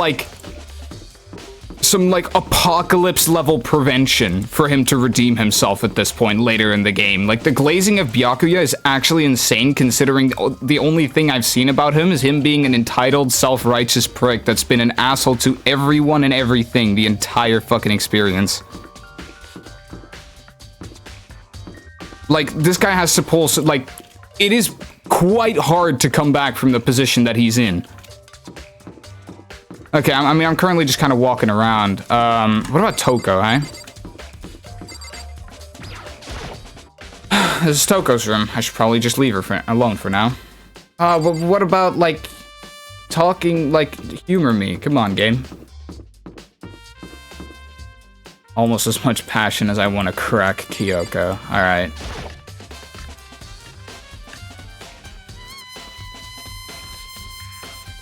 Oh, of course you're in here. You constructed a structured sentence to describe a mere 1% of my hate of Byakuya. Okay. Hina, how's Toko doing? Same as before. She won't come out, and she just keeps on mumbling something about Genocide Jack. So I just left her there. You left her there? That's kind of goated. My head was all swimmy, and I was getting pretty hungry. Yeah. Oh, but don't worry. I'm gonna head back as soon as I'm done eating. Toko's not exactly pleasant, but I'm still worried about her.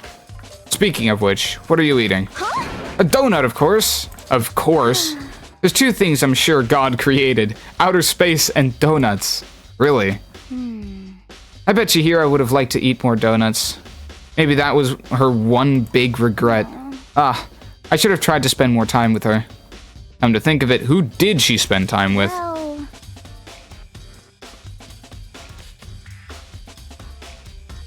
We should compromise, hate on Byakuya together, and leave each other's goats alone. It's just like, collectively agree. We might have had our differences, but Byakuya is the worst. That type of thing.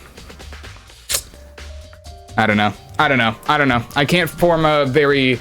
Like, I feel like a lot of people are glazing Byakuya based on him doing something I have yet to see, so...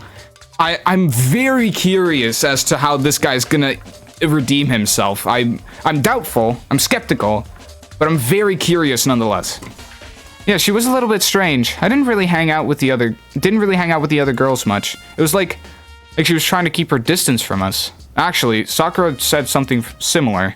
She said that even though you and her invited Chihiro to exercise with you, she always refused. yeah, totally. Yep, it's true. And it wasn't just us either. It was like she stayed away from all the girls. Was she just shy? I don't know. She talked to the boys all the time. Isn't it kind of weird to be shy around your own sex, but totally fine with the opposite sex? Oh wait, maybe. Maybe she was used to guys spoiling her. The law says you can't judge a book by its cover, right? Or she's actually gay. Yo, low key. Low key. She's a pick-me? Chihiro? No way. Literally nothing. Yeah. Yeah, I mean, Yuri, yeah. Never really saw her as that kind of girl. Okay. And that's that, then?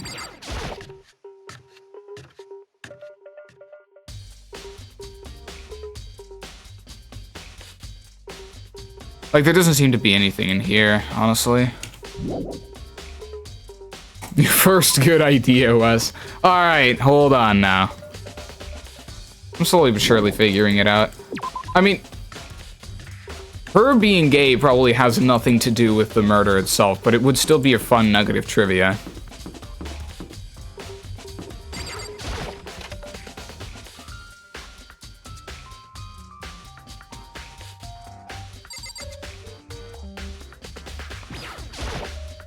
That's a misclick. It has nothing to do with the case. Okay.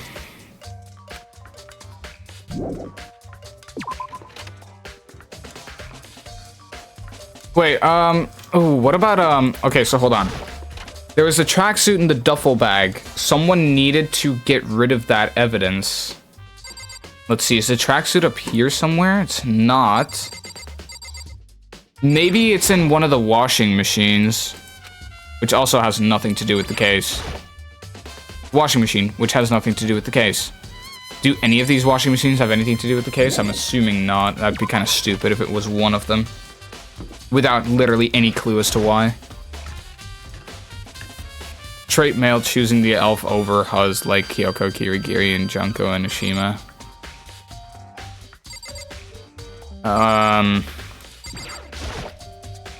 Lockers. One of them is unlocked, but I don't see anything inside.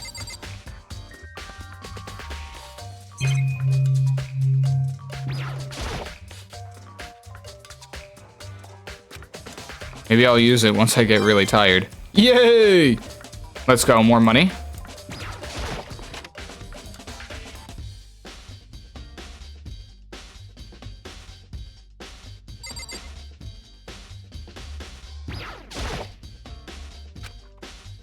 Now is no time for taking baths. Well.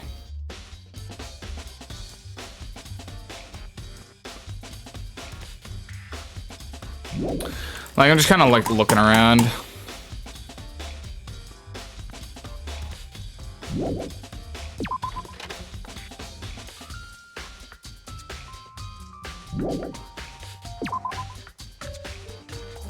Okay. Let's go see the trash room, I guess.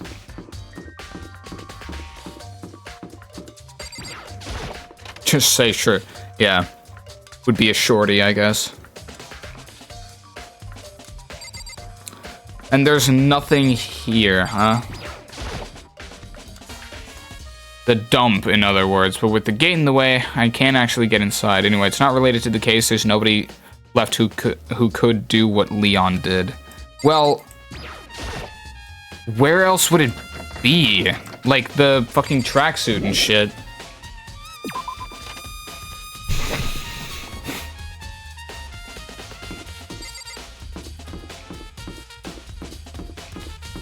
I mean, I guess I could check the map and see what kind of important rooms there are to look at. I guess I'll do that. There's what?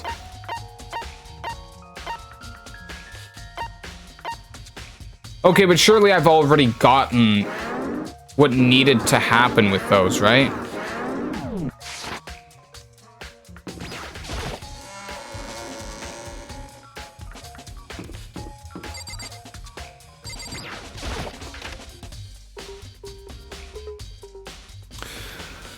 Let me actually think.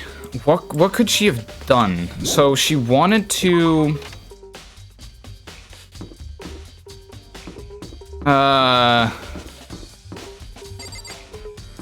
Fuck, what kind of clues do I have? I actually can't remember. Oh, the library, right.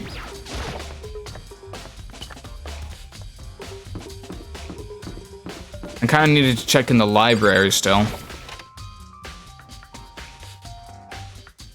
Put Kyoko bottom left and Celeste bottom right. I'm not doing a goon corner, gangling. So, there's the lamp.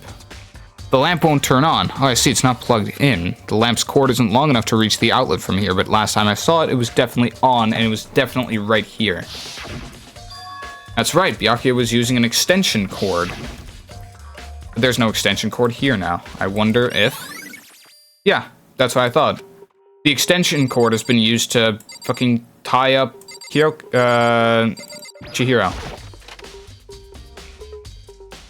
Exactly 10 by 10 pixels larger than Celeste to assert my waifu's dominance. Okay, buddy. And there's the desk lamp. Byakuya grabbed the one thing from over here and put it over there. It sure is dark over there.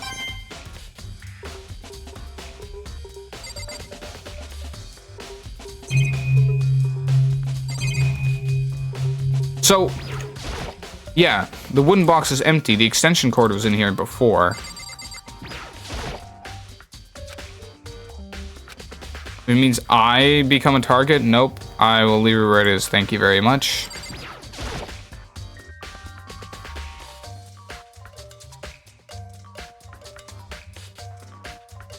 A document about the secret council revealing the truth of a commoner shouldn't go near. So I guess I'd better not. I want to take another look at Genocide Jack's case file. I know it was around here somewhere. Huh, it's gone. Did someone take it out of the archive? But the only one who would do something like that, I can't think of anyone but Byakuya. Oh.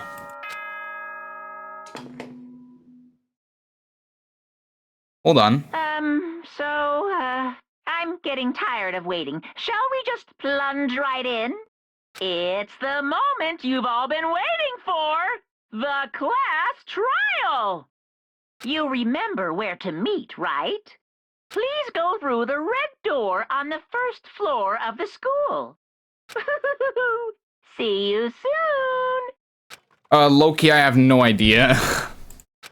It's about to begin. The red door is right through here. Gulp. Like, low-key, it's... I have no idea. Apparently I have all the evidence, but...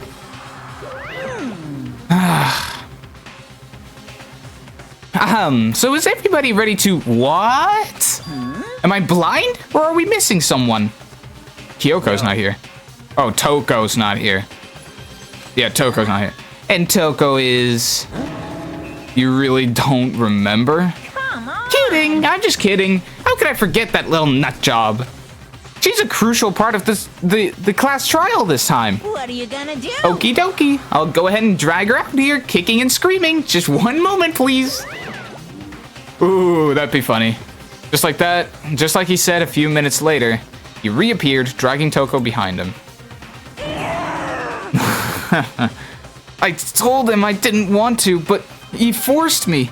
I can't believe he would drag a girl around. Terrible. You're terrible. Phew. So now everyone's here, right? Okay then, hustle onto the elevator and let's get this show on the road. I'll see you guys down there. Let's go.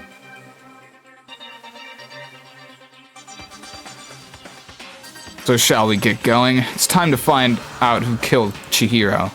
Chihiro Fujisaki.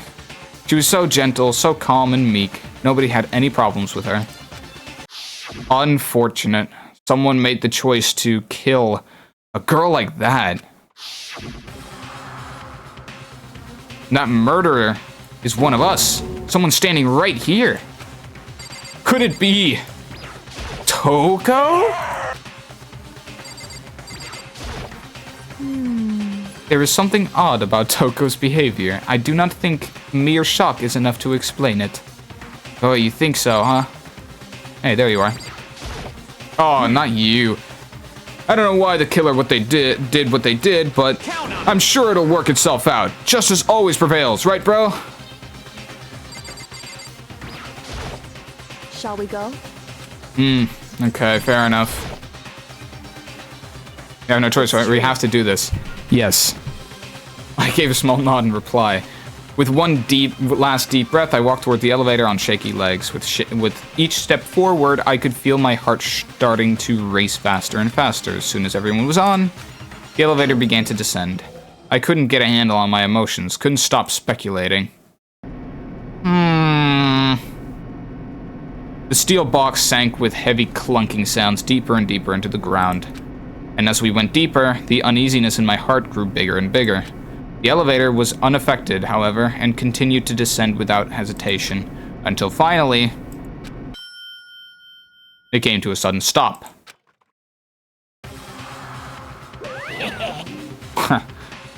Chat, hold on. I'm gonna go ahead and DM Fish. He said he wanted me to DM him when I do the class trial.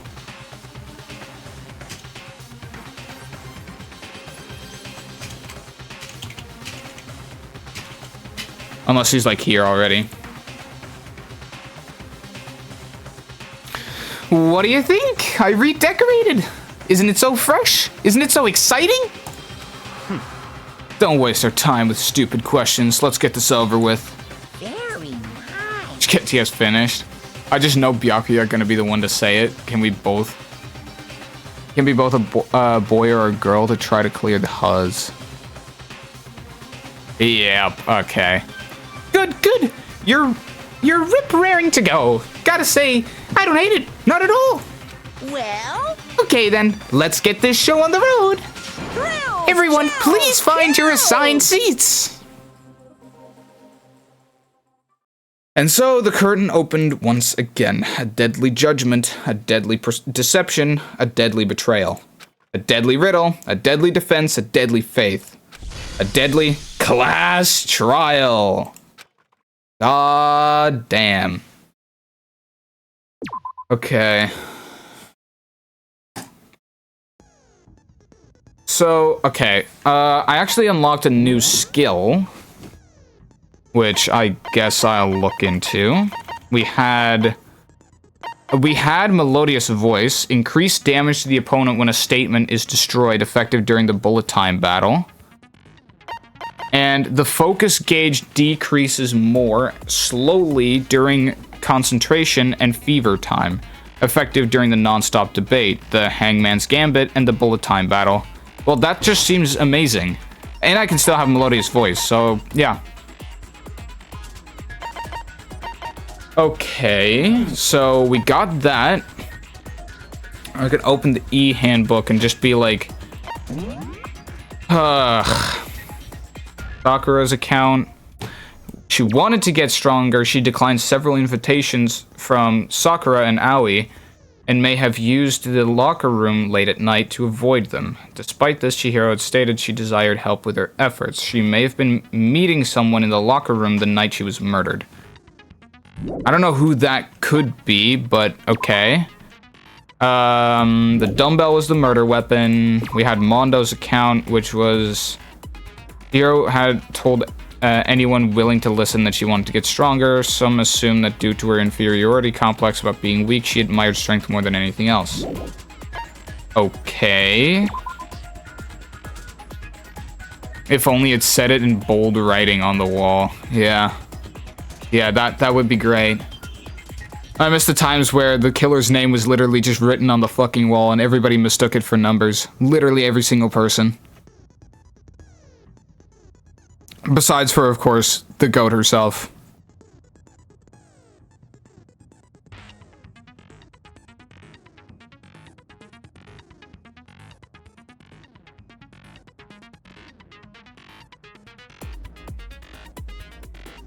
God, they've been having this debate in chat for so long. It's actually insane. You need a male student's handbook for the boys' locker room and a female student's for the girls. It's not possible for two people to enter at the same time. Additionally, lending someone your handbook is a violation of the school regulations.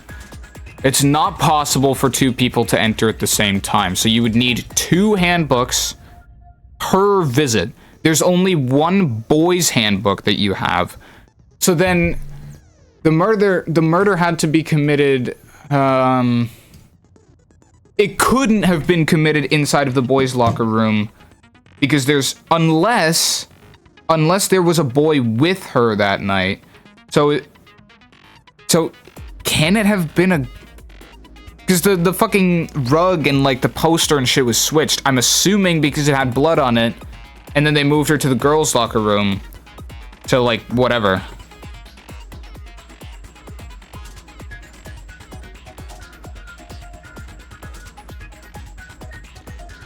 Like,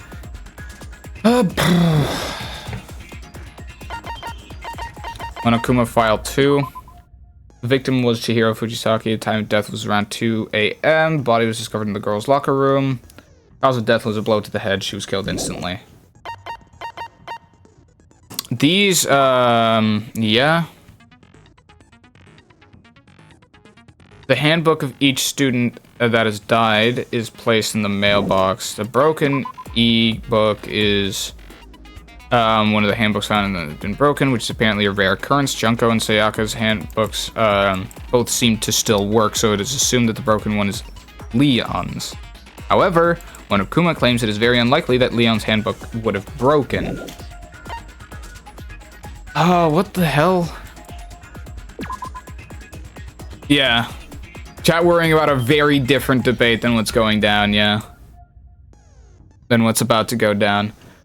Suspected genocide Jack victims include a bunch of names. They were killed in the same way and mounted to a nearby wall. The word bloodlust was found at the scene of each crime, written in blood. Profiling indicates the killer is likely a student suffering from a split identity.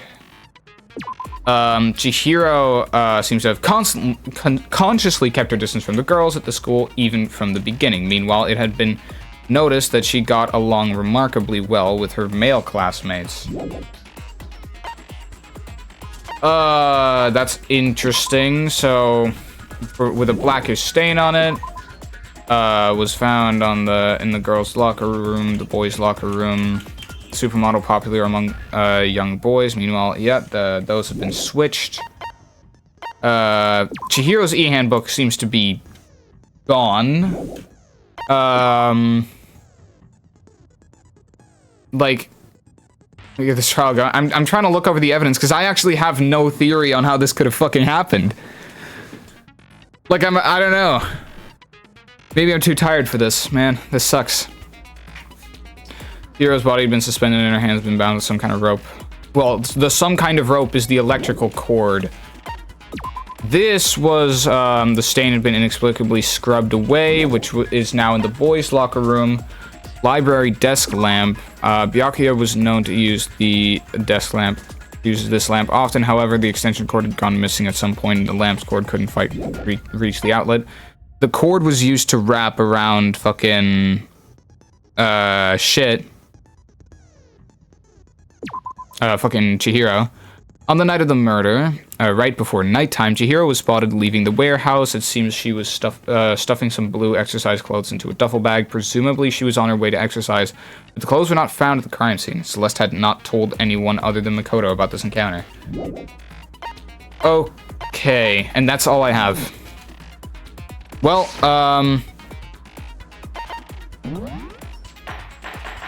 I guess we're about to find out. Let's begin with a basic explanation of the class trial. So, your votes will determine the results. Yeah, it's a visual novel style detective game, Buzzy. Also, what's up, Buzzy? If you can figure out who done it, then only they will receive punishment. But if you pick the wrong one, then I'll punish everyone besides the blackened, and the one that deceived everyone else will graduate. The blackened. Okay, then. So, first off, let's talk about the murder weapon! Yeah, that seems relatively obvious. First, we have to make clear what was used to deliver the final blow. Now I got the truth bullet shit. Genocide Jack case file, library desk lamp, the locker room dumbbell. Well, that seems relatively easy. Chihiro's fatal injury. It appears it was a head wound. According to the Monokuma file, the killer used a blunt instrument. But what kind of blunt instrument could it have been? No, that wasn't it. I was gonna tell you, but it doesn't contradict anything he said, I guess. That's true. Whatever. Chihiro's fatal injury. It appears it was a head wound. Okay, so someone needs to mention something explicitly wrong before I get to... What kind of blunt instrument could it have been? I bet it was an iron pipe. That's not true. Boom. No, that's wrong. That's bullshit! Can we agree that the object that dealt the fatal blow was the dumbbell, found at the scene of the crime? It was covered in blood, and there was nothing else at the scene that could have caused that kind of injury. And the wound on the victim's head is consistent with the shape of the dumbbell. Is that so? As far as I'm concerned, there's no mistake and no room for doubt on this one. You looked at her head wound? Yeah, I mean, hey, that's pretty epic, isn't it? Yay! That's so creepy! If you don't mind, I will proceed from here. Let's move on to discussion of the culprit. Although, I believe the criminal behind this heinous act is already quite clear. What? For real? Chihiro's killer is the fiendish serial killer, Genocide Jack. Genocide Jack, the fiendish serial killer. Did he really kill Chihiro? Yeah, we went over this. Non-stop debates. A new element's been added. For this debate, lines of white noise will appear to disrupt your reactions. What? Your truth bullets will disappear if they hit these lines, so think of them as obstacles in your debate. But there's a way to keep this white noise from getting in your way. Press the right mouse button to attach the silencer, which you can use to shoot down the white noise. However, if you shoot an actual remark with your silencer instead of the white noise, the time limit will decrease, so take careful aim when you have your silencer out. Oh, but if your action difficulty is set to gentle, white noise won't appear at all. In which case, you can forget about the silencer and just focus on the situation in front of you. Ooh. No, I mean, I'm not gonna pull that right now, Buzzer. That's... I don't know, I'm not in the mood to get my hair all fucked up like that. Well then, good luck and have fun. Okay, I'm probably gonna fail. I'm not gonna lie. Genocide Jack case file, library desk lamp, locker room dumbbell. Well, that seems relatively obvious. I'm pretty sure it's going to be the Genocide Jack case file. The culprit is Genocide Jack. I'm sure. Case closed, as far as I'm concerned. That's impossible! Why? What makes it impossible? Well, I mean... God damn. Come on. There's just no proof for it. Boom! No, that's wrong. Oh god, I'm going to disable fucking this shit right now. This isn't your world, but we can be bees. This is good might news. know You can one be a reason bee. he could be You'll live involved. like a bee. I can't. No, I'm stopping the sound effect redeems for this.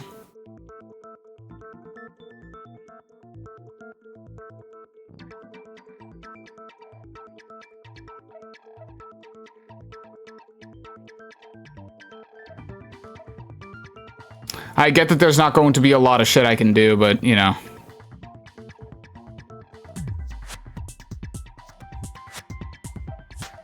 What's this cancer? How are you playing this shit? Yeah. Okay, and hydrate, of course. Wait, hold on. That wasn't it.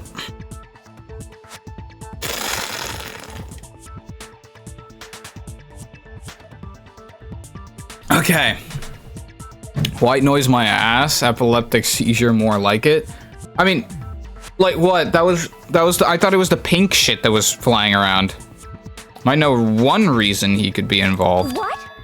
I found this file while I was looking around the archive in the library. I guess it's some kind of confidential file the police put together about the Genocide Jack case. What? That's kind of weird as shit, isn't it?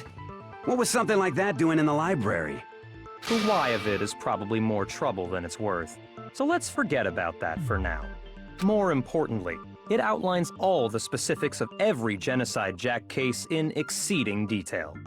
According to the file, there appear to be two defining characteristics in every Genocide Jack case.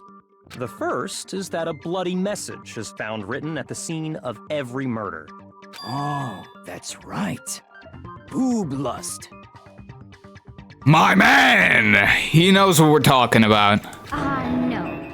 It's actually bloodlust. Says you. Sure, buddy. Sure, buddy. We all know what it actually says. But more important is the other characteristic, and it's something that has never been made public. Never made public? What the hell is it? Why don't you tell them, Makoto? The other characteristic of every Genocide Jack case, which is the world at large doesn't know, is how the victim was positioned. I got it! I got it! Apparently, in every Genocide Jack case, the killer suspends the body in a certain way.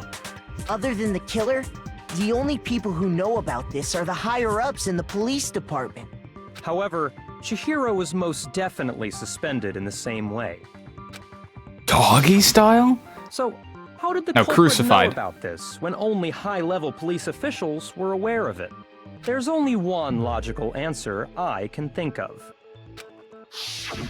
It's because the culprit in this case is the real Genocide Jack. No fucking way! You're saying Genocide Jack is one of us? Yes, in fact, it's Toko. Yes! What? Genocide Jack's true identity is Toko Fukawa. You lie! What? Hey, okay, wait, hold on a sec. Toko has, like, bloodophobia or whatever, remember? What kind of serial killer is afraid of blood? A real loser, I'll tell you that much. Is Toko Genocide Jack? The answer is yes and no. Yes, and no. Another riddle? Man, why is this gotta be so complicated? Does seem like a riddle in a way, but I feel like I can just about see it. Genocide Jack is Toko, but isn't Toko. What does it mean? Oh god, it's the split personality thing. Hangman's Gambit. Wait, how do I play this again? Oh, it's this. What's this? S-I-C-E...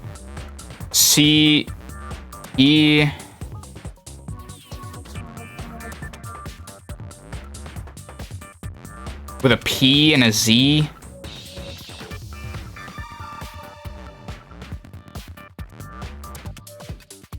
Yo, wait, hold on.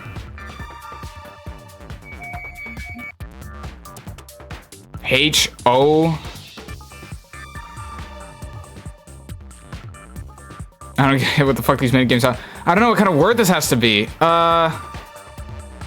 What?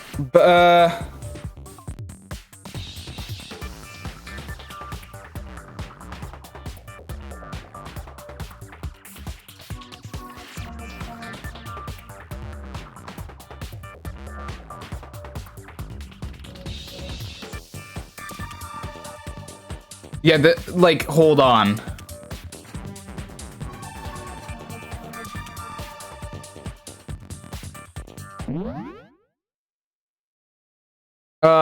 I can't even really, like...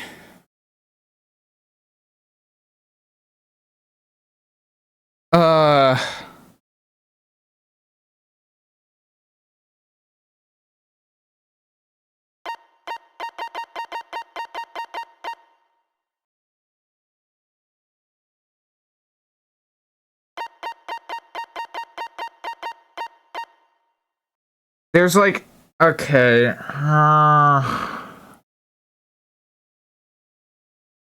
can't even think. I don't know what's going on. Yeah, I don't, like, it is a spoiler, but I don't care. SpongeBob starts gritting on the dog's dead body. Holy shit. I can't wait to see that shit. That's amazing. One thing that I actually don't know, like, see, okay, I know that the whole thing was like split personality, but I don't know what H and I in the middle of that word could possibly mean.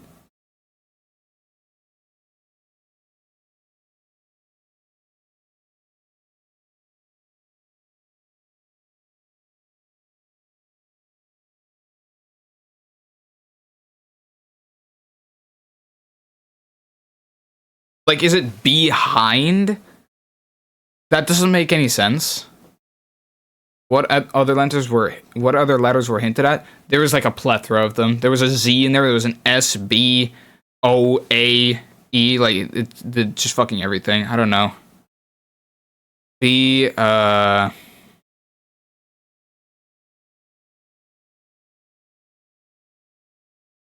You'll take damage if your influence gauge reaches 0. You'll fail the case. Okay, I'm not even gonna lie. I'm just gonna start shooting.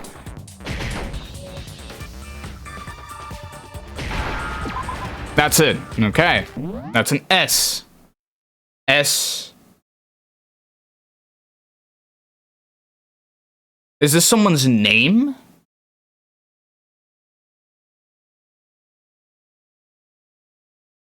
This has to be a vowel.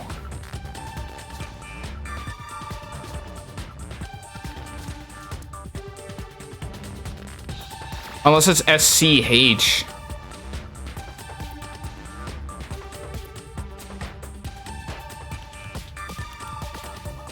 It kinda... That's a miss.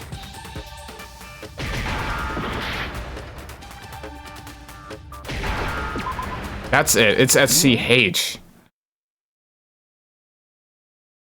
Schizo? Oh my god, it is. Brother. Now I understand. Yo, that is just not what that is! Is it because Genocide Jack has a split personality? That is just not even the same thing! What the fuck? There's a... What the fuck? Oh my god. So long as well. Holy shit, brother. Huh? I think I read that somewhere in the file too. Yo, that is so ass. That's not even the same thing. Schizo? Really? They thought that the suspect might have, what did they call it? Dissociative identity disorder. Yeah.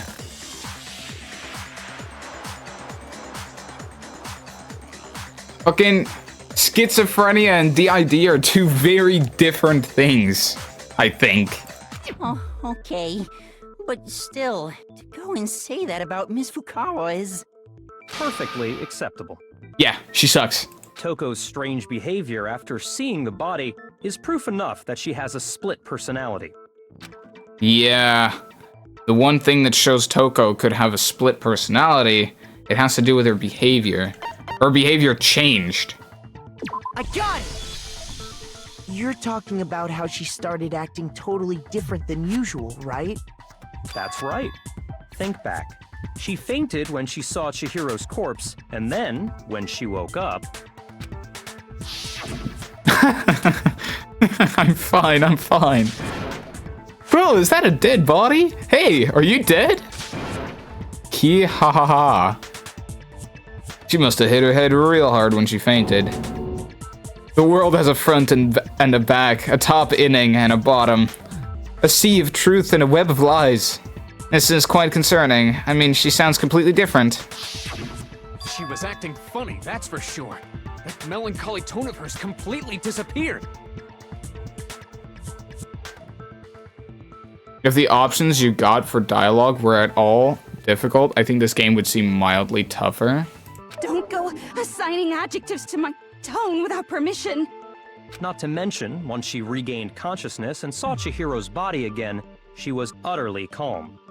In other words, within her is one personality that can handle blood, and one that obviously can. Might be good old Jack, huh? So when Toko trapped herself in her room, it's because she was scared of Genocide Jack? Yep. I won't let Genocide Jack have control. I'll drive out the killer. Drive out the murderous fiend. The reason she locked herself in her room wasn't to keep other people from getting in. It was to keep her other personality from getting out. What? Toko was afraid. Afraid of the murderous fiend inside of her. Of killing even more people. How? Yeah. How can you know all this? I do believe you misunderstood her. What she's trying to say isn't, how can you know all this? No. What she wants to know is, how could you tell them? Huh? Last night, just before Monokuma gave his motive speech, Toko and I had a strange conversation. As all conversations I'm sure you have are. She told me a most interesting story. She said a murderous fiend lived within her, and she was afraid it could appear and attack at any time. And that trepidation is what's caused her to have such a bleak attitude. Isn't that right, Toko? This is all a lie. Right, Toko? Yeah, he's just fibbing, low-key. You said you wouldn't tell anyone. Well, that looks pretty open and shut, doesn't it? What? You promised. I can't believe you lied. You have only yourself to blame. You came to me with your tragic little story. I didn't ask you to. She's gonna snap and murk Ifumi. She might snap and murk someone. I'm not even gonna lie, that possibility very much does exist. This is the real world, not some romantic fantasy fairy tale. Not gonna lie, that would be really cool. Besides, you broke your promise first. You said that as long as you were here, no matter what, you wouldn't let Genocide Jack kill anyone. But in spite of that promise...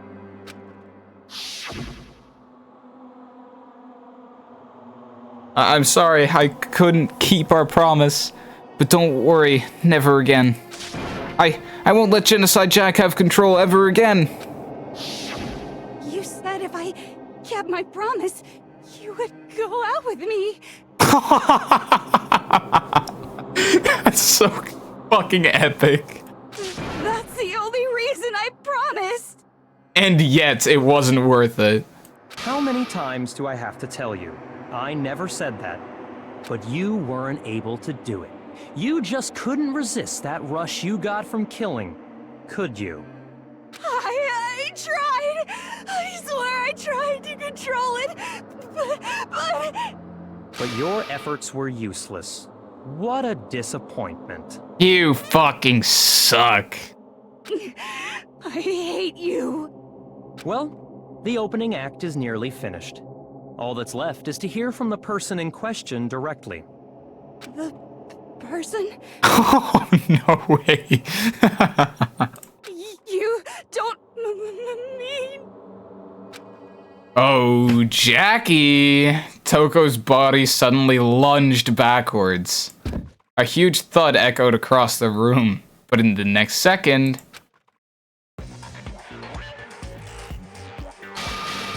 Well, hello there! Is it me you were hoping to see? What is this?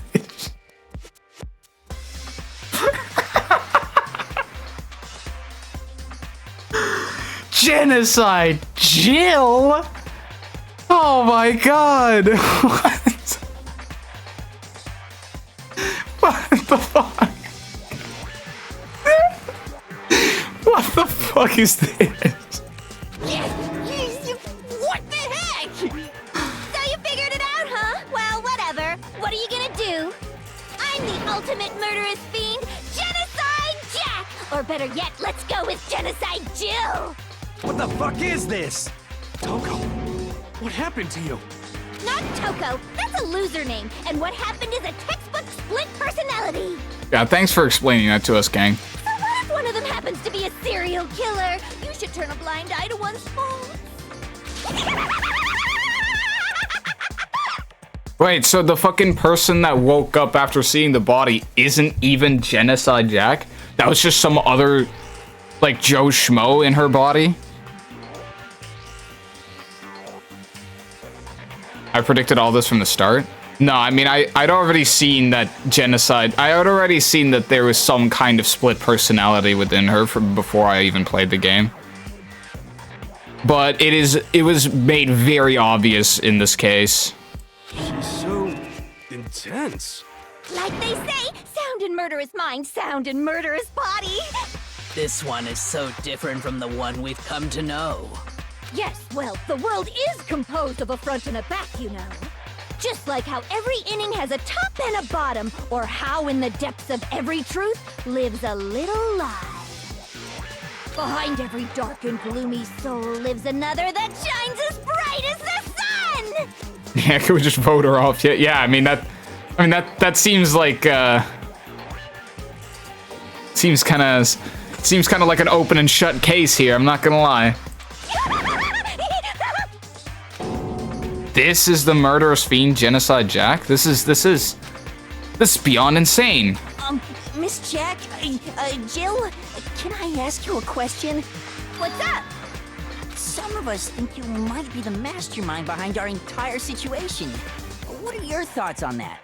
Well, I'll tell you. I am the mastermind of all masterminds! Just kidding!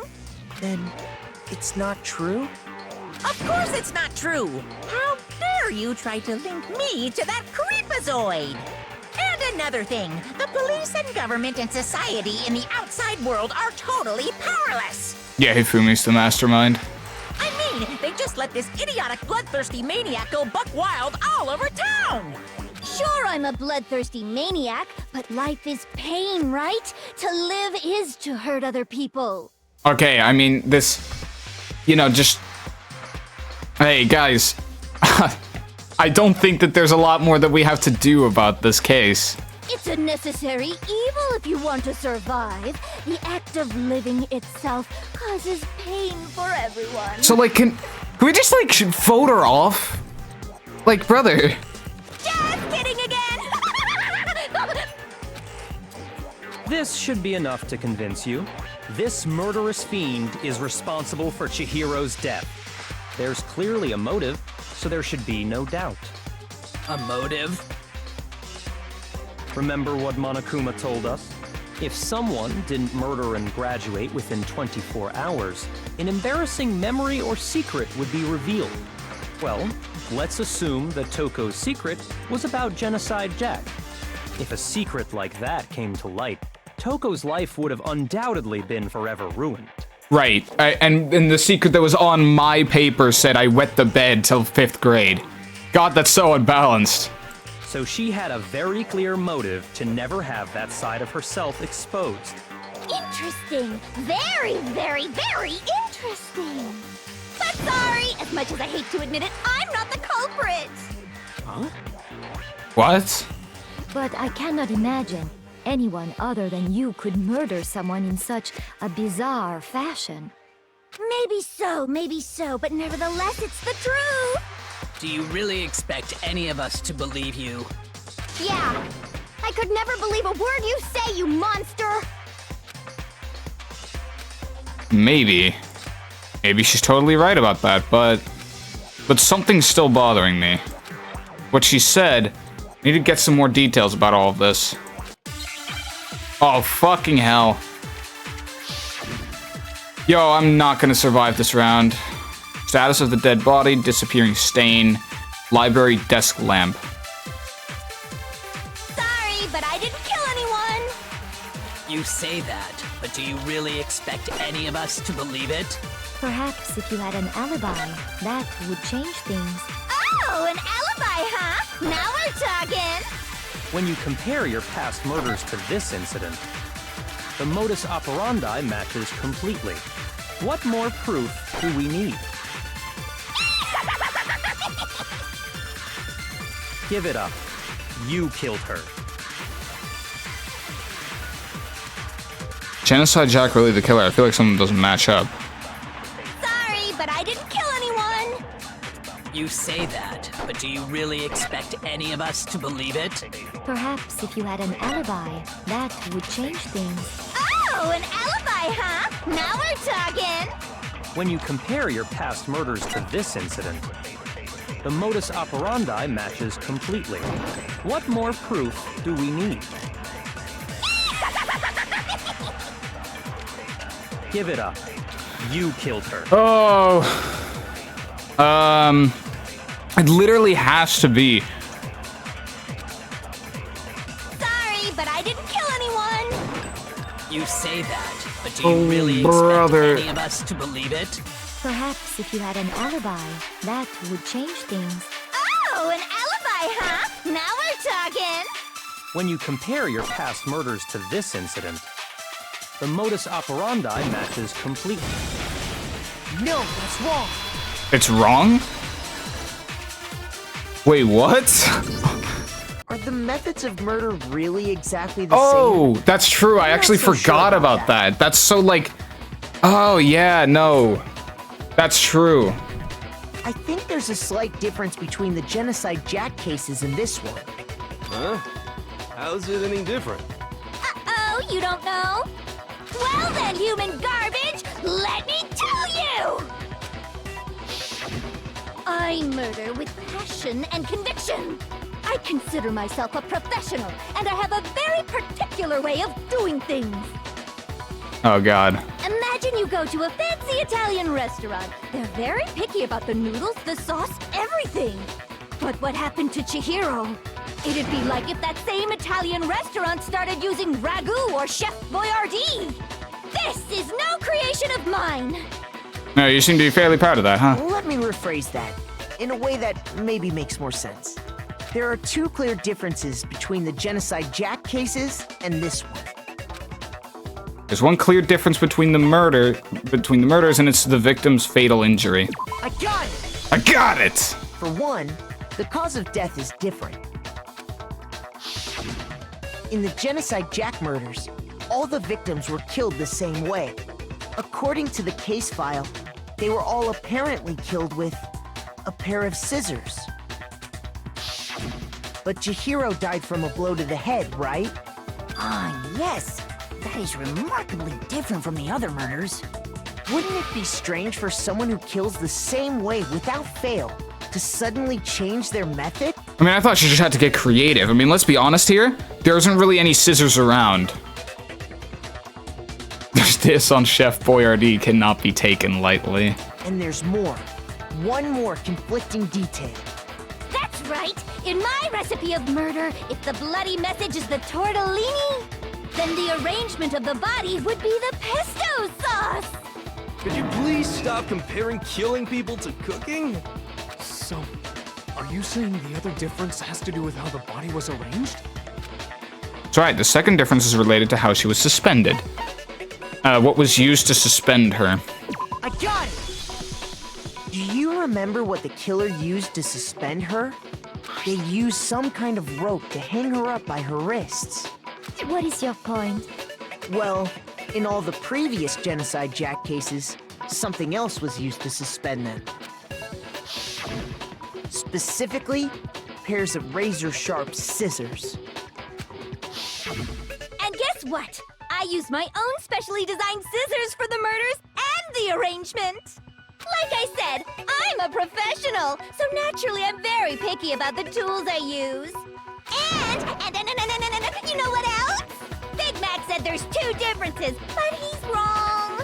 Big Mac? Are you referring to me? Listen up, Big Mac. There's actually one more difference. Okay, bro. No need for that. Come on. Huh? My word, you really didn't notice? Take a look at who the victims were in each Genocide Jack case. There's a pattern there, just waiting to be discovered. A pattern? Figure that out, and it'll be plain as death why I couldn't have possibly killed that little lolly girl. Let's see here. They're all male? Is that... Chihiro was a girl? Chihiro was her lover. I mean, this seems... I don't know, this seems fairly obvious to me.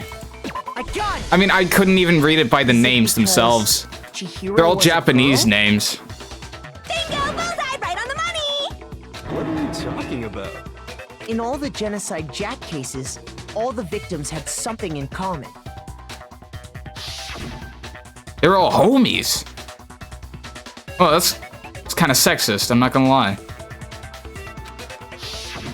They were all guys? Yeah, well, I don't know what quantifies a male Japanese name, to be fair. Like, that went over my head for abundantly different reasons than just being stupid. That's right! The people I kill with such passion and conviction are all adorable little men! Oh, God. I can't believe I said it! I'm so embarrassed! No, this is Japanese. The hell is wrong with you? I can't help it! I'm just a full-throttle boy-on-boy fangirl, and the mopey side of me just hates it. But now I'm on the fast track to becoming a full-fledged fan madam! So, since Chihiro was a girl and not an adorable little man, you wouldn't kill her? Would an Italian chef suddenly start making ramen just because they're both noodles? Don't be stupid. I have too much passion and conviction to cross that line. That's the absolute reality of the one and only. Yeah, no, she 100% has a kink for murder. We get it. You've clearly explained your hobby and your philosophy. But that's not all there is to it. It's a different matter entirely, when you're forced to kill in order to survive. Quiet, lowly cur! Lowly? Cur? I would never kill for a reason as petty as mere survival. And if by some fluke I did kill to survive, why would I bother with the message and arrangement? It'd make me the obvious suspect! That does make some amount of sense. Plus, whatever reason I have for killing, I would never leave out my prized scissors. Who would go out of their way to use a big, stupid, heavy dumbbell? Maybe you used the dumbbell because you couldn't find any scissors in the school? Yeah, that's what I was thinking. Any scissors? I don't just use any scissors. I only use my own set of high-class envy of the entire world scissors! Okay, whatever. There still aren't any in the school. Are you sure about that?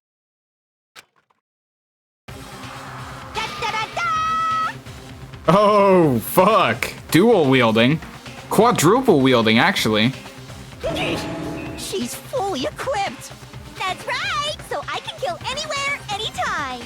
Why would I resort to dumbbells or rope when I have my trusty scissors by my side?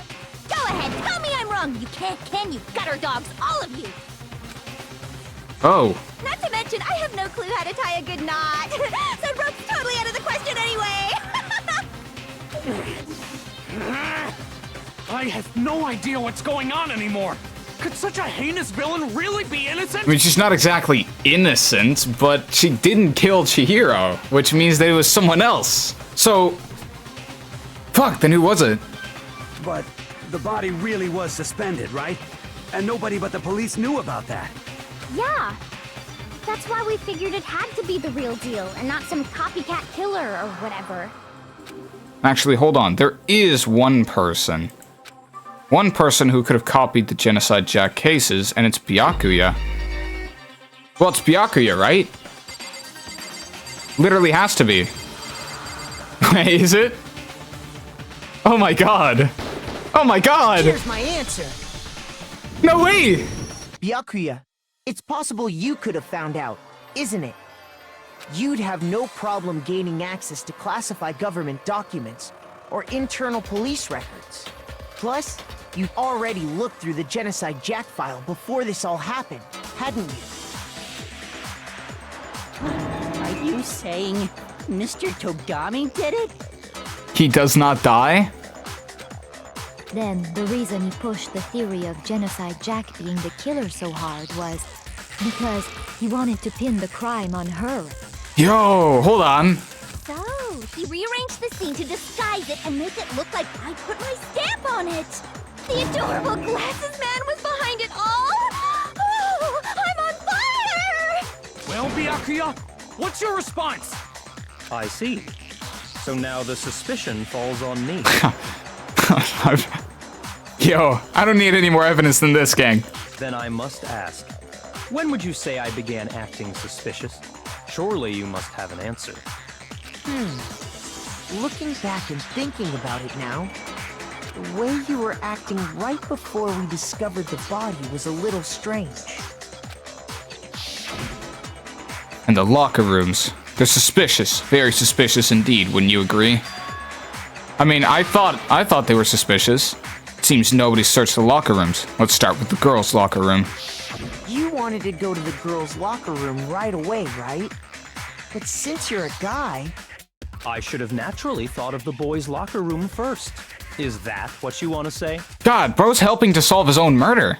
The victim was Chihiro, a girl. Hence why I said we should check the girls' locker room. Right, but also Chihiro was constantly shacking up with guys, not girls. Nothing strange about that, I'd say. On the contrary, there's something very strange. Okay then, what's so strange about it? Go ahead, share with the rest of the class. There was a clear contradiction in what Byakuya just said. I need to make it clear to everyone. A new element has been added to non-stop debates. Oh god. Next we're going to add something called a truth flashback. If you aim at a weak spot and hold down the left mouse button, then you'll memorize that weak spot. This memorized phrase can only be shot once as a single truth bullet. If you shoot or change the truth bullet, it will disappear from your truth cylinder. However, you can use this flashback feature as many times as you want. If you don't seem to have the answer to a lie or contradiction in your loaded truth bullets, it might be wise to memorize a different weak spot and use that to make your case. When's the best time to flash back? Well, you'll just have to use your keen wits, won't you? In this case, though, I will say that if you don't use a flashback, you won't be refuting anything. Well then, good luck and have fun. Oh god, I'm so fucked. Like, I'm so abysmally cooked. I have no idea what to do. Oh.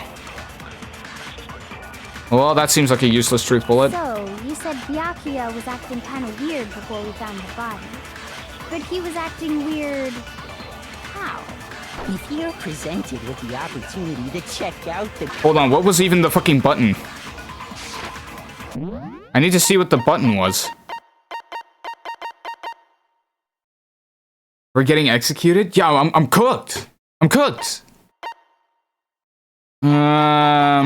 Loading truth bullets, quick select, truth bullet flashback. If you target a weak spot and then hold down the left mouse button, you can use that weak spot as a temporary truth bullet later in the argument. These flashback bullets will disappear as soon as you use them or switch to another truth bullet.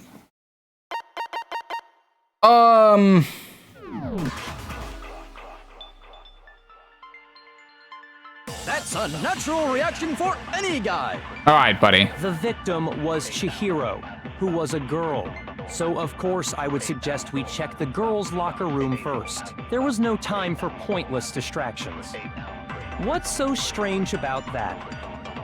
I wish you'd taken me with you. I realize there's a clear contradiction there. I need to make that contradiction clear. So, She's you said not a Pinocchio girl? was kind of weird before we found the body. But he was acting weird. I mean, at least they give me enough time. Presented with the opportunity to check out the girls' locker room. You absolutely take it! That's a natural reaction for any guy! The victim Was Chihiro, who was a girl. So of course I would suggest we check the girls' locker room first. There was no time for pointless distractions. What's so strange about that? I wish you'd taken me with you. I realized there was a clear contradiction there. I need to make that contradiction clear. So, you said Byakuya was acting kind of weird.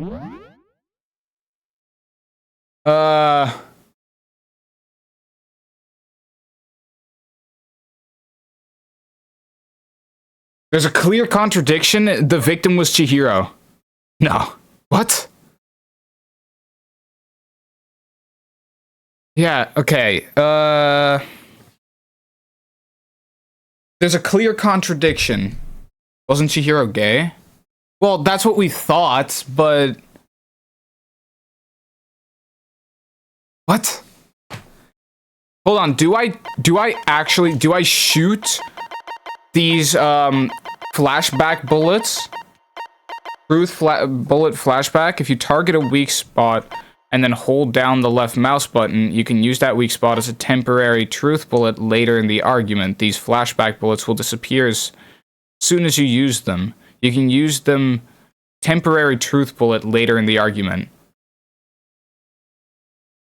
Fellas, was Chihiro a guy? It's interesting because before we found the do I shoot these weak points? We haven't shot posters or carpets yet. Yeah, no, I know. Chihiro is a femboy. Do I shoot the weak points with this temporary truth bullet, or can I just shoot it literally fucking whenever? Because there's only 2 weak points in this whole fucking scene. Weird. How? The only truth bullets I have... Oh, I literally can't load another one. You absolutely take it! That's a natural reaction for any guy! The victim was Chihiro, who was a girl. Okay, so that's not... Okay. Shoot! God, now I have to fucking farm. Byakuya was acting kind of weird before we found the body. But he was acting weird... How? If you're a prisoner... Would it have to be me, getting the fucking... Before we found the body and mix that with fucking... We're running out of time? No, not really. Like, this is pretty okay still.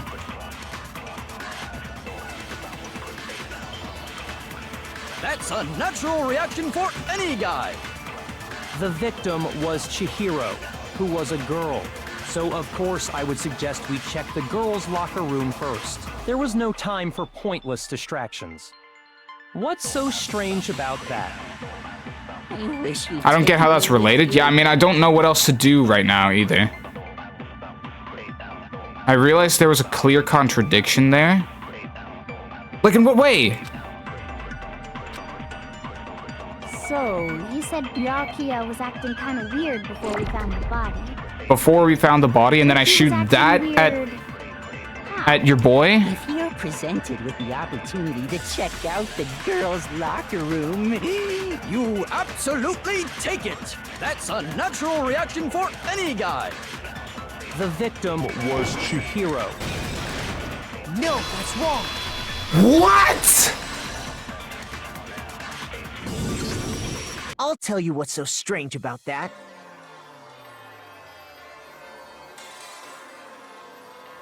Buddy, old Pat. Wait. Oh, that's true. I just remembered. Because he couldn't have fucking known that the victim was Chihiro before we found the body. Oh, damn, dude.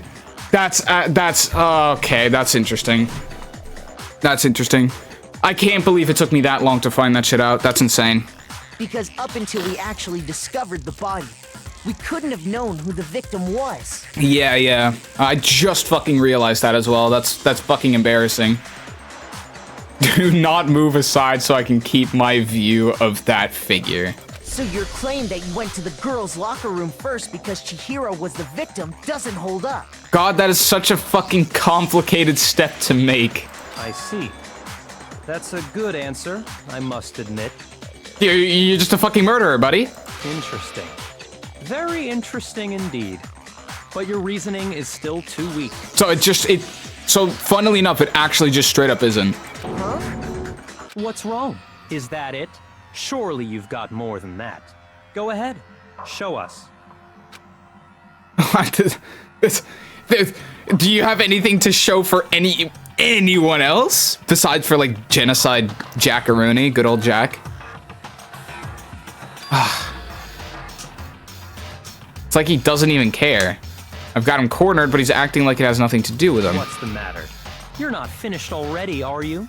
There must be more to it. There is. I think. There is more to it. Think about it. We just talked about the differences between this case and past Genocide Jack incidents. The proof you're looking for is hidden in there. Oh? Proof that I'm the culprit, you mean? The differences between this case and the other Genocide Jack murders, the evidence that proves Byakuya is responsible is hidden in there. What could it be? Oh god. The rope? Yeah. I think it is. The library desk lamp, right? That has to be it.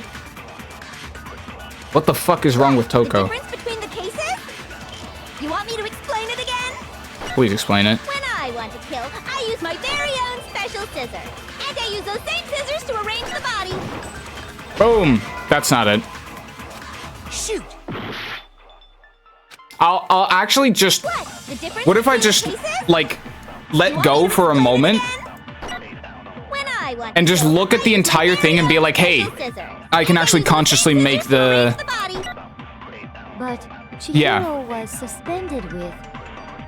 It was some kind of rope. Was it not? That's right! It absolutely was! Then there must be something very fishy indeed about that rope. Hey, Byakuya, where'd you get it from, huh?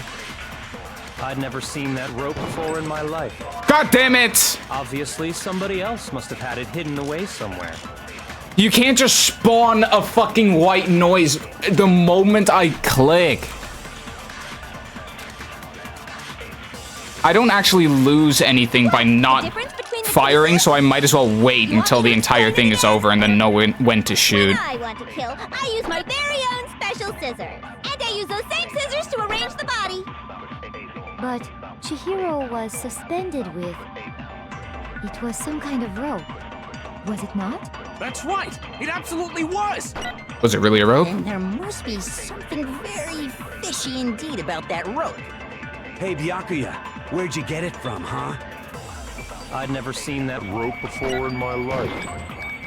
Hoppa! No, that's wrong. That's bullshit! Okay. Actually, I'm pretty sure you have seen it before. Because, you see, that rope, or should I say, that extension cord? What? An extension cord?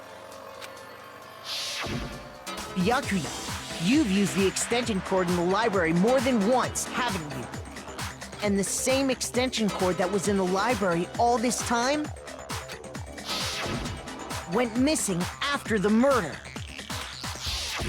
And there's no way someone who uses that extension cord as much as you do wouldn't discover that fact. Then Byakuya must be the one who took the extension cord. I can't imagine any other possibility. That's really what you think? Then your conclusion is something like this? Like, he keeps going like, God, that's really what you think? God, you're so fucking stupid. Even though my arguments are making so much sense, it's insane. I killed Chihiro in the girls' locker room. then hung her up and wrote that bloody message. Okay, now he wants to... Yeah, okay.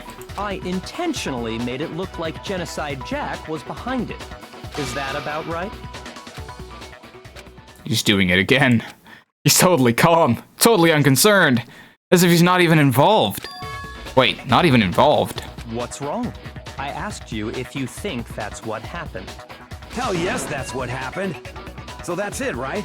Byakuya's the killer. I don't disagree with not disagreeing. He kept calling this a game, right? So he'd be totally willing to do something like this to win. Sorry, but could we hold on just a second? I think we need to talk about this a little more. Huh? Do we really need to? We've already decided who did it. I know, but still, there's something that's still bothering me. Is that right? And what, pray tell, is still bothering you? Someone else committed the murder, but Byakuya decided to frame Toko anyway? Wait, that wouldn't make any fucking sense if he's not the Blackened. I killed her in the girls' locker room, then disguised my crime. Specifically, I dressed it up to make it look like it was the work of a homicidal psychopath.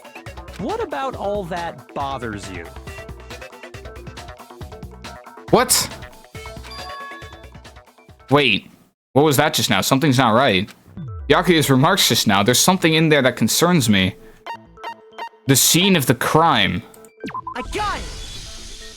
You say you killed Chihiro in the girls' locker room, right? But are you sure about that? Isn't it possible that the murder took place somewhere else? How disappointing. What kind of question is that?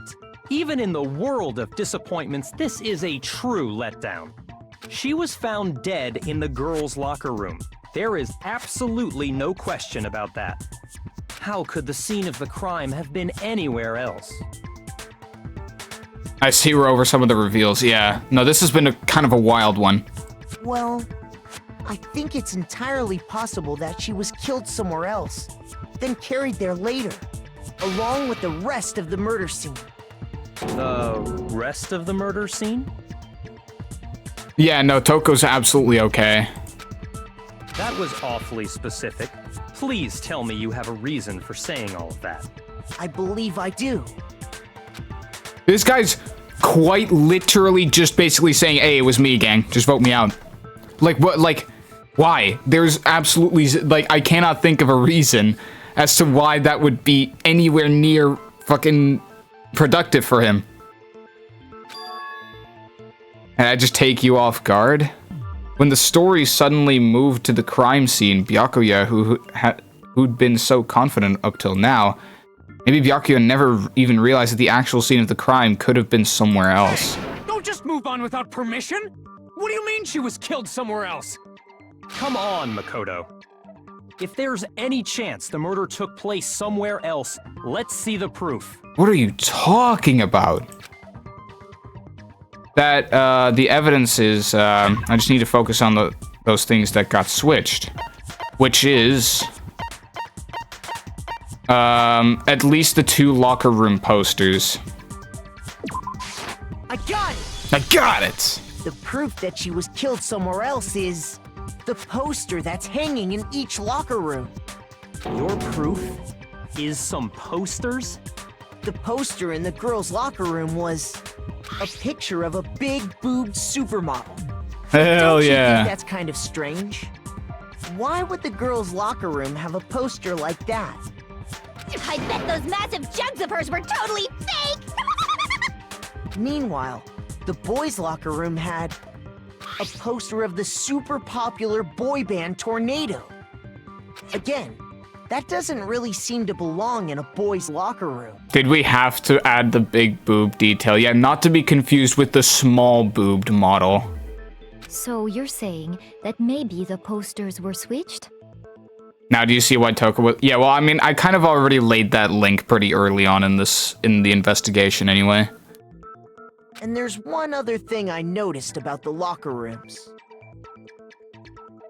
You know what I'm talking about, right, Sakura? You're referring to my protein coffee, aren't you? Yeah, the shit stand. Protein coffee? While I was in the girls' locker room earlier, I spilled some protein coffee on the carpet.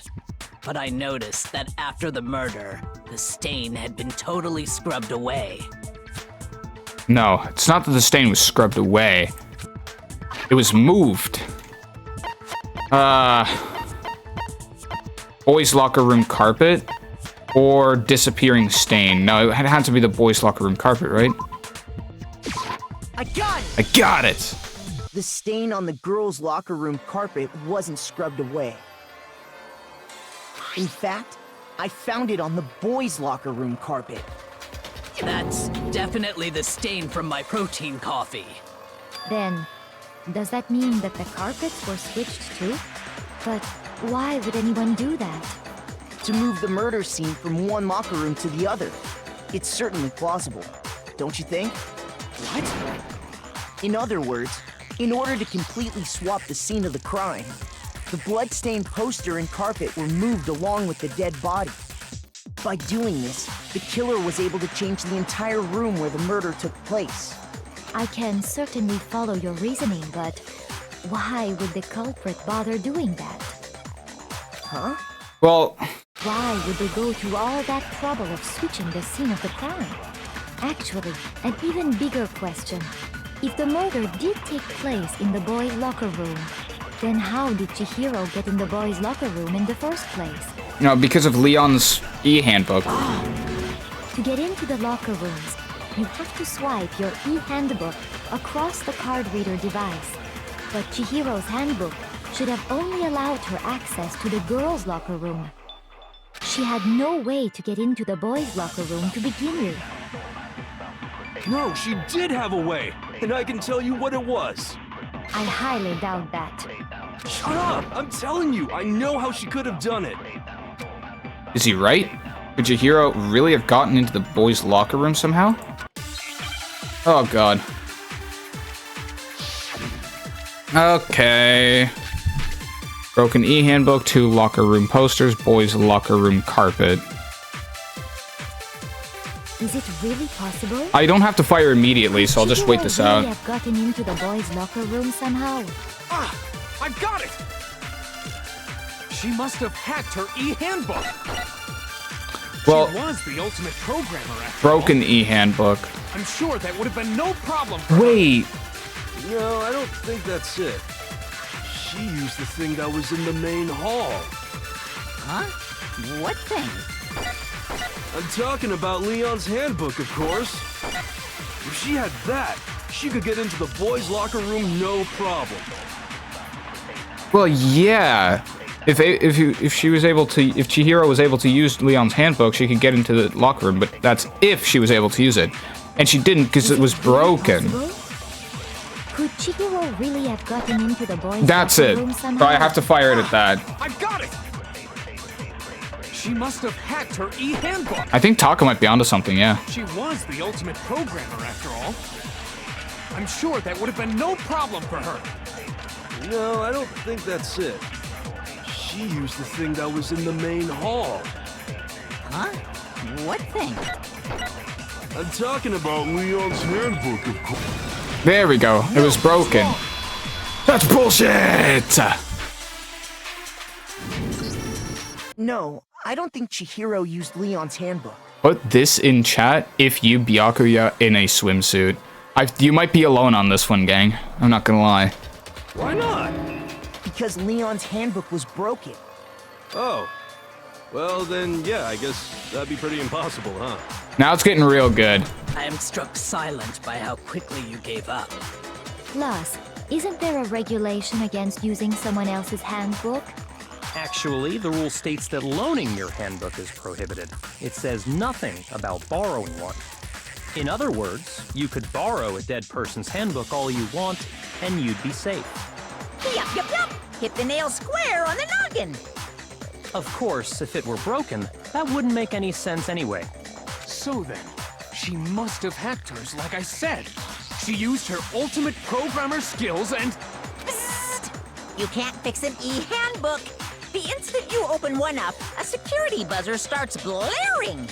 So, if she didn't use Leon's handbook, And she didn't modify her own handbook. Maybe Mr. Naegi's initial assumption is just wrong? It seems like there's no way she could have got into the boys' locker room. So I guess so. Okay then, I vote for Byakuya. Oh god. I'd love to agree with you, but I think there's more to this case. Is that it then? Chihiro was killed in the girls' locker room and Byakuya is the one who did it? Really? But still, I don't know what else I can do. Hold on a second. Oh. I agree with you, though. I think you're on the right track. Ugh, of course, step me up. You finally decide to open your mouth and that's what you've got to say? There's no way she could get in the boys' locker room, right? So... Why are you so sure she couldn't get in? There's still one other way she could have gained access. What? What are you talking about? What other way is there? Well, to explain that, why don't we take a little break from the trial? I'd like you all to come see something. Wait. Just what do you think you're doing? Don't worry. This'll make the whole trial more exciting. I'm sure that thought must please you. Huh? It'll make things more exciting? Yeah, just kill him anyway. I know. Well, all right then. I declare an official class trial recess. Huh? For real? Now then, what is it you want to show us? It better not be boring or I'll be very unhappy. Oh, I have no doubt it'll meet your lofty expectations. So, shall we go? Okay. So before I even knew what was happening, the class trial had been put on hold. We headed off with Kyoko in the lead. Oh my god, she's gonna clutch up once again. Holy guacamole. And where she took us was... Yep. Hey, Chihiro. Long time no see. We've already searched this place top to bottom. What are you trying to pull, Missy? I'd like you to examine the victim's body one more time. You want to check it again? Be sure to examine the entire body very carefully. Examine her carefully? Like using our hands? You specifically not, okay? No way! It's probably best if I don't run my hands all over a girl's dead body. You worried you're gonna get a stiffy, buddy? It's not that I'm creeped out or anything, it's just... based on religious grounds, you know? Very well. I'll do it. But you're a girl. You shouldn't have to touch a dead body. Just let the boys do it. No, it's okay. I think Chihiro would rather have a girl examine her. Oh, damn, there's no fucking way. So just leave this to me. Sakura. What is this? Some kind of secret girl-on-girl action? Is that what you two are about? Is it? That's not Hold on. it at all. Stop screwing around. Okay, here I go. Chihiro. I'm sorry, Chihiro. Please excuse the intrusion. Oh yeah, it's fine. Putting her hands together in a brief prayer, Sakura then began quietly examining her body. Be sure to check her entire body, and I believe we will solve this particular mystery. So, Kyoko, if you led us here to the body, does that mean you just checked immediately? Like that was the first thing you looked at when you saw the dead body? Like that surely that's not that's not how things could have gone. Her entire body? I know you say that, but... What? This is... What is this... What is it? Not possible. It's not possible. Sakura's eyes were staring wildly at Chihiro's lifeless form. Her massive frame trembled. This girl is... Is what? Is a boy! My god, bro! No way! Ah, I see. So she was actually a he. Interesting. Thank you for confirming this fact. My god! It's a femboy!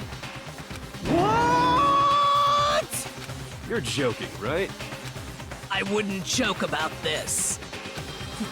Then it's really true? Chihiro was a guy? Oh, what? You guys didn't know? Heck, I knew that right off the bat. Fuck, of course you would, Monokuma. You probably looked, didn't you fucking ass? Chihiro Fujisaki was totally a guy. Yeah, it's fucking... He was a cross-dresser? Oh, I'm really on fire! I wish I had killed him! Alright, buddy. So that's what Kyoko wanted to show everyone, huh? Interesting. So, like, what? Was that the first thing that Kyoko just did? Like, oh my god, there's a dick! Yes, that certainly does make things much more exciting. Now let's ride this wave of excitement back to the courtroom and get back to the trial.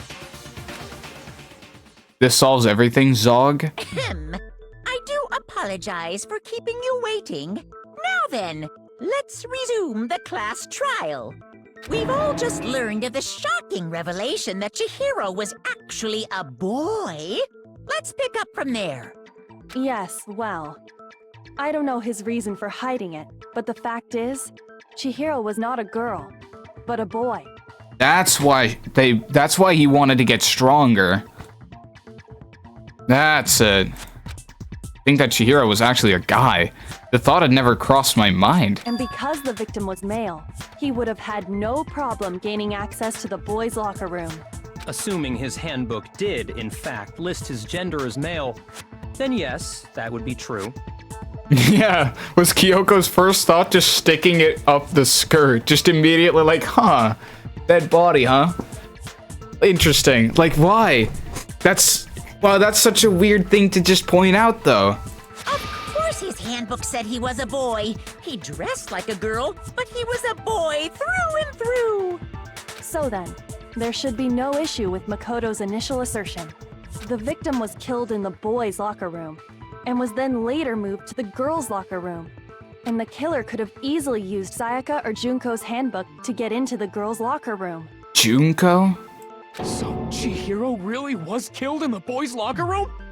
I still don't understand the motive for moving the body, but yes, that does seem plausible.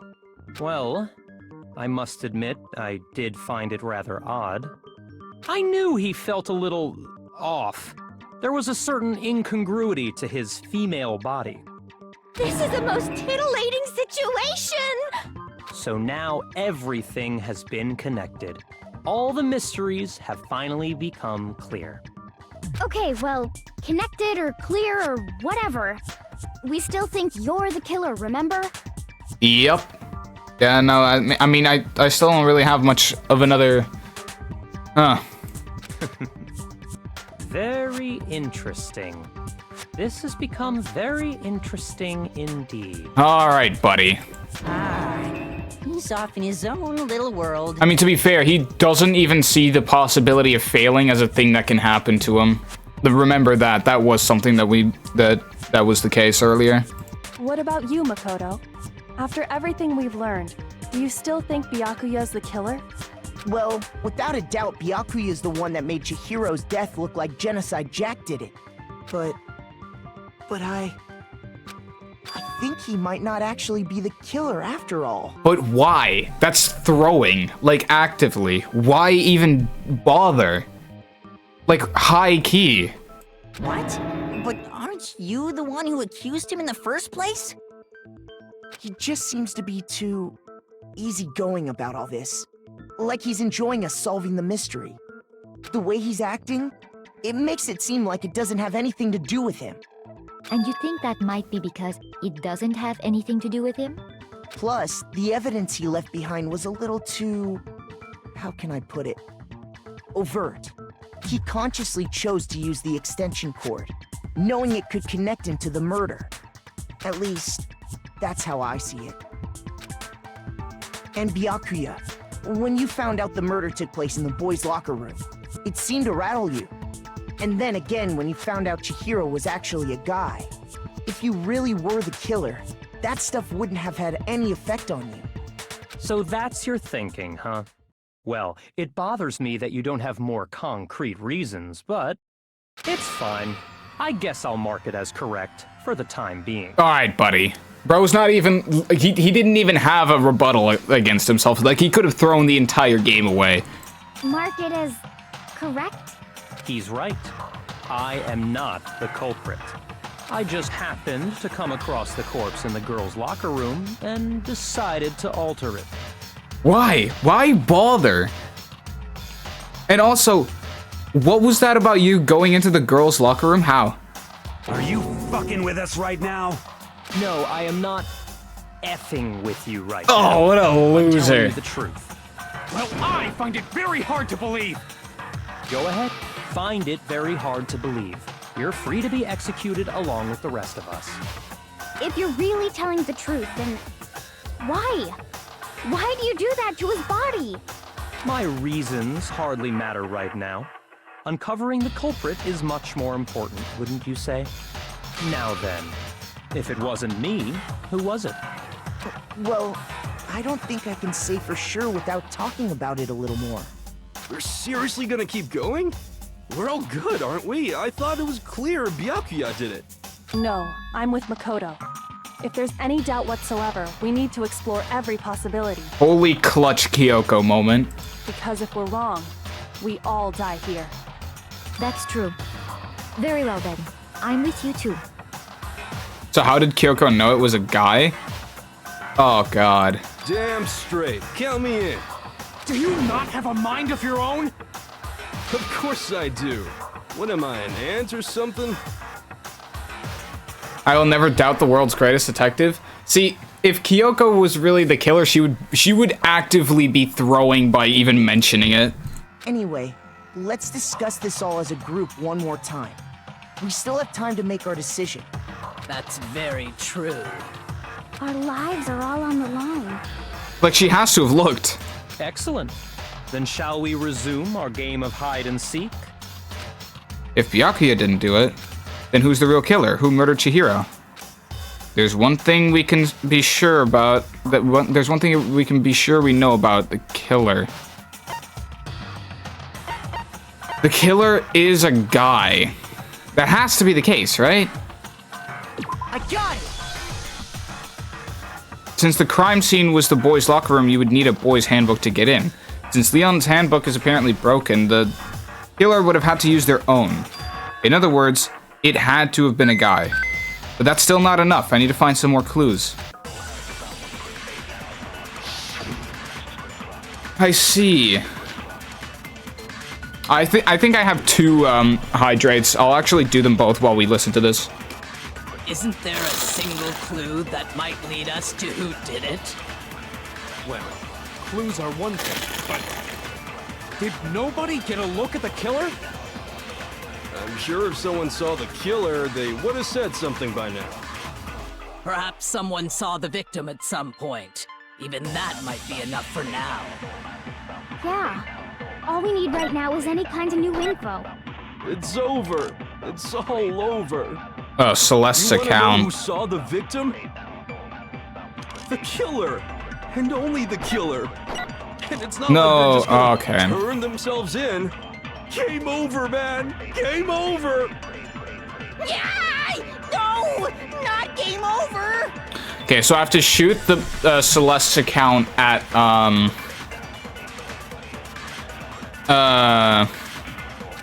what that spiritual dude said, Dreadlord. Might lead us to who did it. Well, clues are one thing, but did nobody get a look at the killer? I'm sure if someone saw the killer, they would have said something by now. Perhaps someone saw the victim at some point. Even that might be enough for now. Yeah. All we need right now is any kind of new info. It's over. It's all over. You want to know who saw the victim? The killer. And only the... Hoppa! No, that's wrong. Oh, that's wrong! You stupid fucking idiots! I believe someone else did see the victim before he was murdered. What do you think, Celeste? Now that you mention it, yes. I did see him. Huh? Really? Oh, but I suppose only Makoto knows about this. Makoto. Fucking epic ass accent, I'm not even gonna lie. Okay. My god, the amount of Byakuya, like, glazing we're doing in chat is actually insane. Like, you glaze Byakuya more than Catfax glazes Kyoko, and that's saying something. No, Celeste couldn't have been the killer because Celeste is, in fact, not a guy. At least, you know, not that we know of, I guess. The rest of you had no idea, did you? That is why you're all making such ugly noises. Whatever! Just hurry up and tell us! It was last night, right before nighttime. I saw Chihiro in the dormitory warehouse.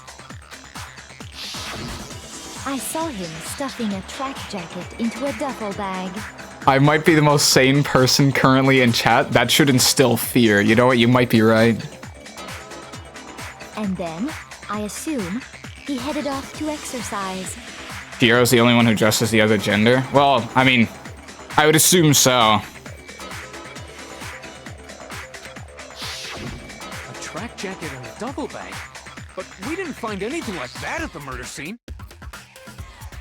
It seems likely that the culprit destroyed them to get rid of any evidence. And that is when he said something that struck me as rather odd.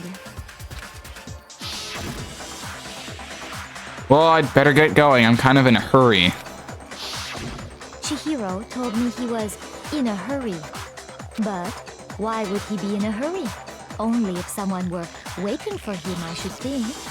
So, Mr. Fujisaki was on his way to meet with someone, and then they were going to work out together? But Hina and I had invited him to exercise with us plenty of times, and he always declined.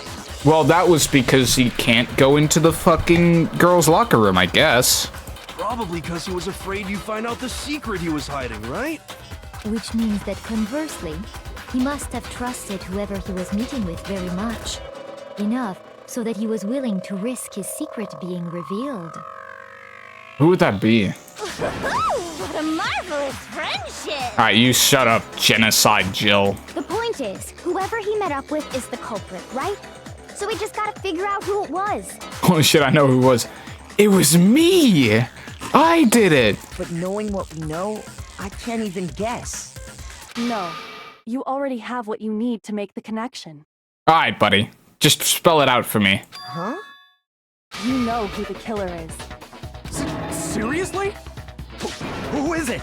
Who's the killer? Think back to the track jacket and duffel bag the killer disposed of.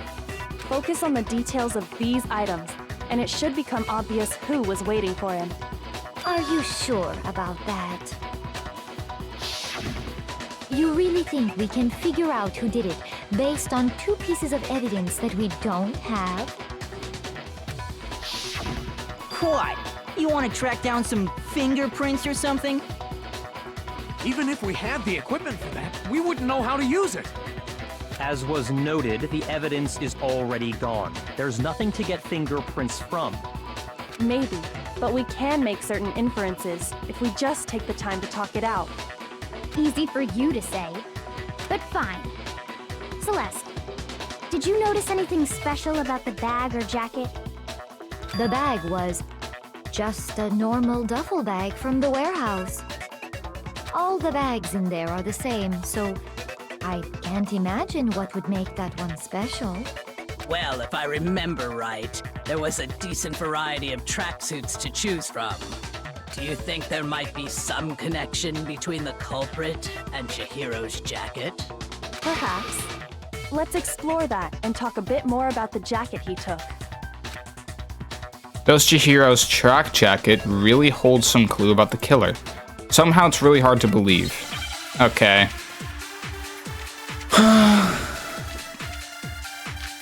Mondo did it? Surely not, though. His name wasn't written on the wall, so it couldn't have been. First of all, we know where Chihiro was headed. He was on his way to go exercise. So next we have to ask, why did he choose the specific tracksuit that he did? What do you mean, the specific tracksuit? I got it! He picked that tracksuit because it matched the one the culprit was wearing. So, what you're saying is, the killer was wearing the same blue tracksuit as him? My tracksuit is black. I don't even have a tracksuit. Cause exercising sucks. I have a white tracksuit personally. I got it from the warehouse, if you must know. Did any of that really help us get any closer to figuring out who the culprit is? No way. Not a chance. You heard him, right? What he just said without even realizing it? But, what, are you talking directly to me now? Are you saying there's something off about what someone just said? Okay, I'm really gonna have to look at this. We know where Chihiro was headed.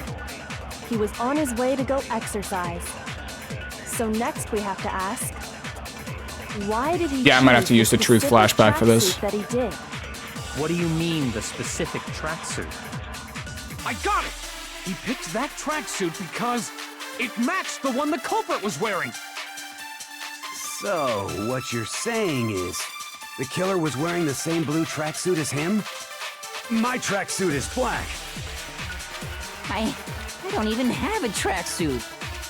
Cause exercising sucks. Well, it's not Hifumi then. I have a white tracksuit personally. I got it from the warehouse, if you must know. Did any of that really help us get any closer to figuring out who the culprit is? No way. Not a chance. You heard him, right? What he just said without even realizing it? Oh, dicks.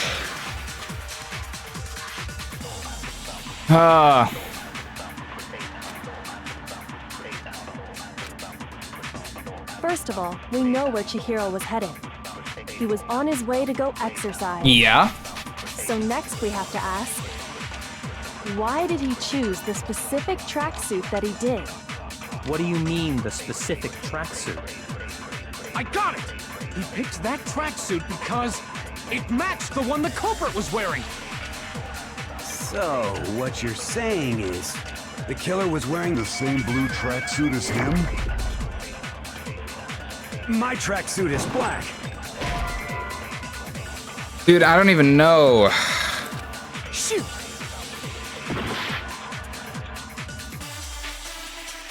Load the truth flashback? Well, yeah. I don't know where.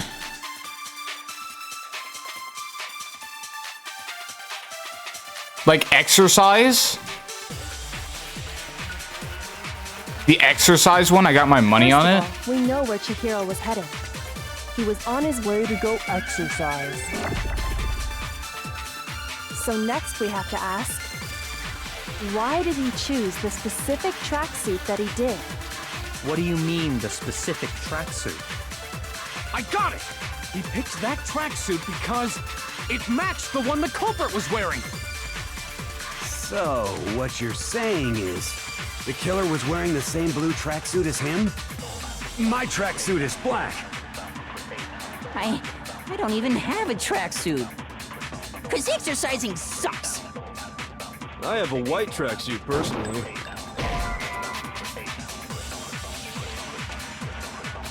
Yeah, it can't be exercise. There's just literally no way. The white tracksuit one, I think, is the last weak point in this whole ordeal.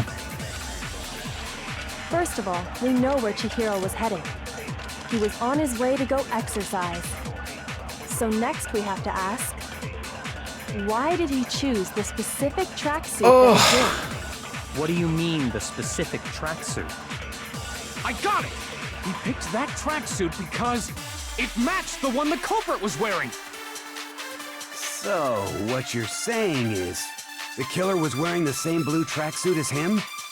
My tracksuit is black. I don't even have a tracksuit. Cause exercising sucks. I have a white tracksuit personally. I got it from the warehouse, if you must know. Did any of that really help us get any closer to figuring out who the culprit is? No way.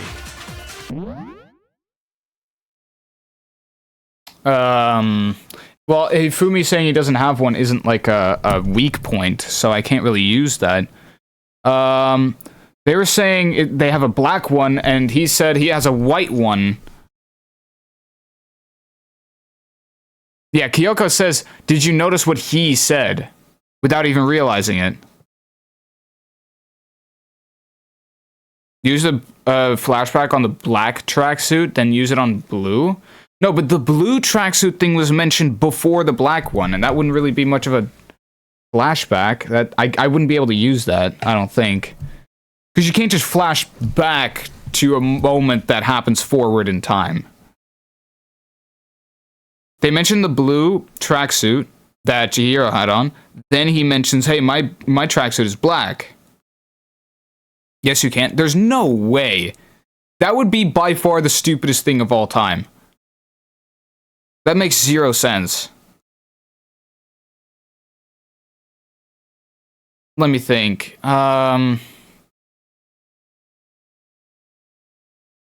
It does? Well, it doesn't make any sense. He has a white tracksuit.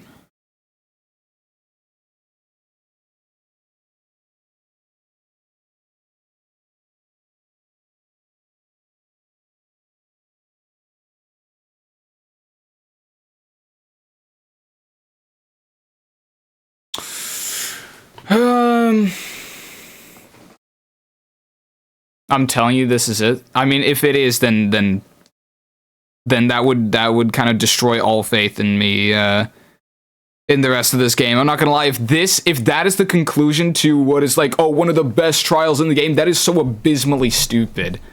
Why? I can't just take a truth bullet from a point of the conversation that happens forward in time, only for them to repeat it and then use the truth bullet of the thing that he is chronologically about to say on something that happens before it. Like, that doesn't make any sense. That's just not gonna work, and I don't want to lose any more fucking time. You do exercise in white? I don't, like, what the fuck?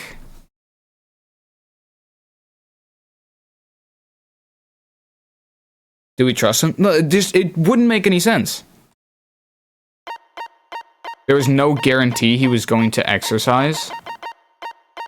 No, I mean, surely there was, though. If you target a weak spot, then hold down the left mouse button, you can use that on a weak spot as a temporary truth bullet later in the argument. Trust me. It's later in the argument, gang. I don't know what to tell you.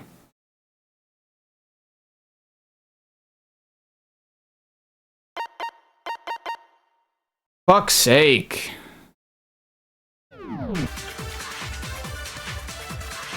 You heard him, right? What he just said without even realizing it?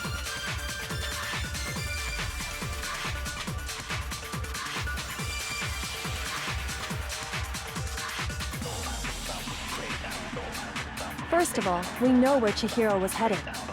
He was on his way to go exercise. So next we have to ask, why did he choose the specific tracksuit that he did? What do you mean, the specific tracksuit? I got it! He picked that tracksuit because it matched the one the culprit was wearing. So, what you're saying is, the killer was wearing the same blue tracksuit as him? My tracksuit is black. That's not it, no. Shoot! That wouldn't have made any sense either. First of all, we know where Chihiro was headed. He was on his way to go exercise. So next we have to ask, why did he choose the specific tracksuit that he did? What do you mean, the specific tracksuit? I got it! He picked that tracksuit because it matched the one the culprit was wearing. So, what about Celeste's account with the white tracksuit? The same blue tracksuit as him? My tracksuit is black. I don't even have a tracksuit. Because exercising sucks. I have a white tracksuit, personally. I'm gonna lose. Shoot. I'm going to lose.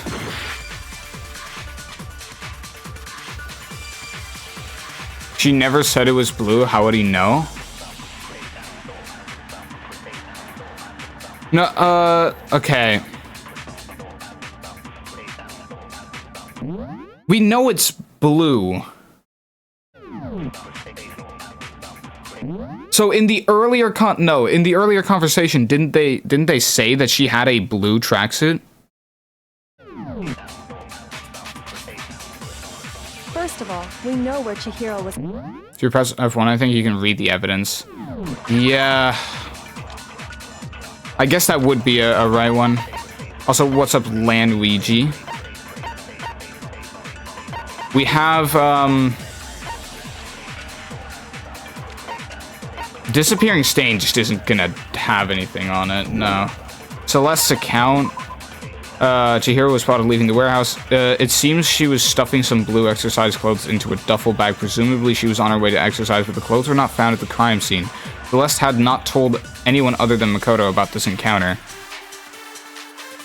But did we just tell them, like, blue is something? No, like, we did I mean, I did just literally try to break, Fuck, do I use Celeste's account on the blue tracksuit? No, I mean, that doesn't, there's no fallacy in that. You broke black. I broke black.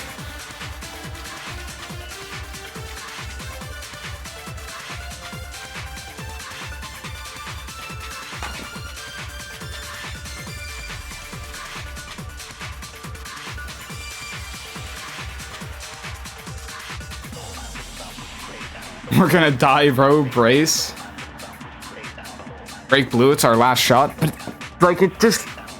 That doesn't seem right. I mean, I'm gonna get another... thing nonetheless. He was on his way to go exercise.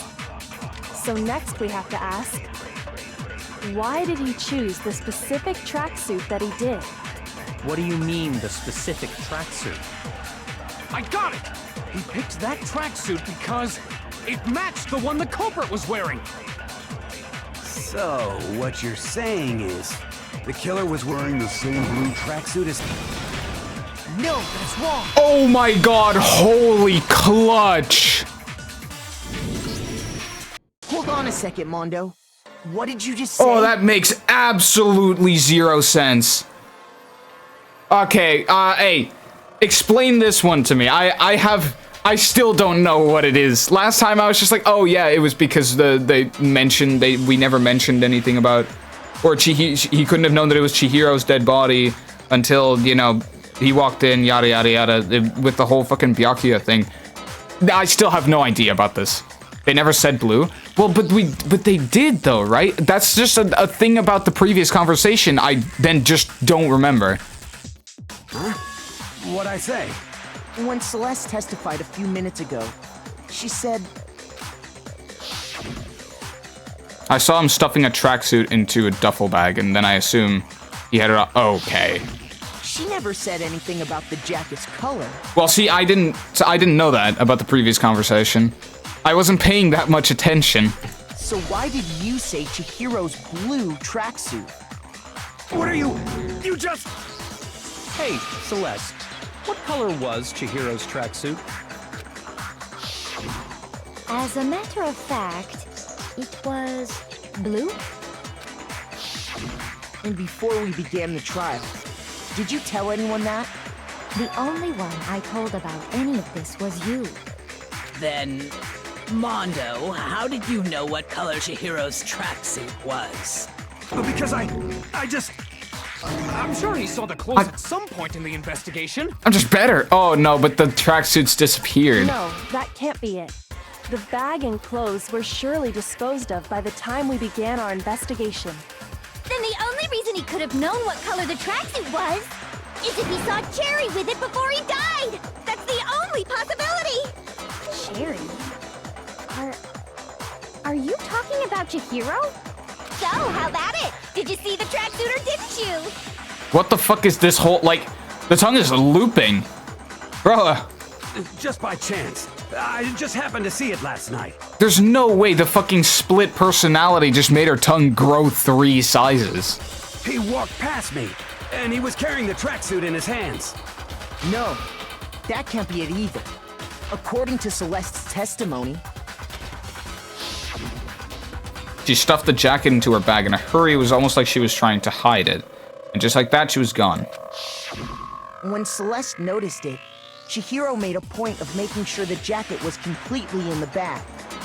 If you just ran into him briefly, you couldn't possibly have seen what color the tracksuit was.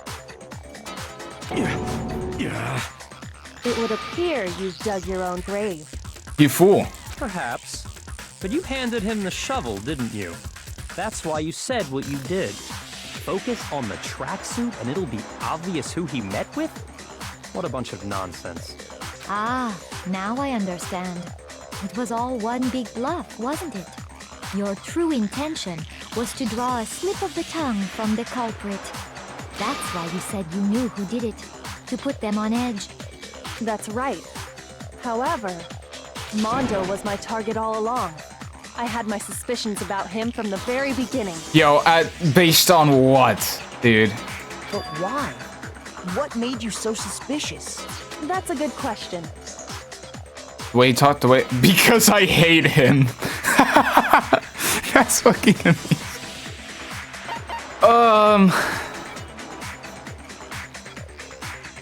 Because I hate him.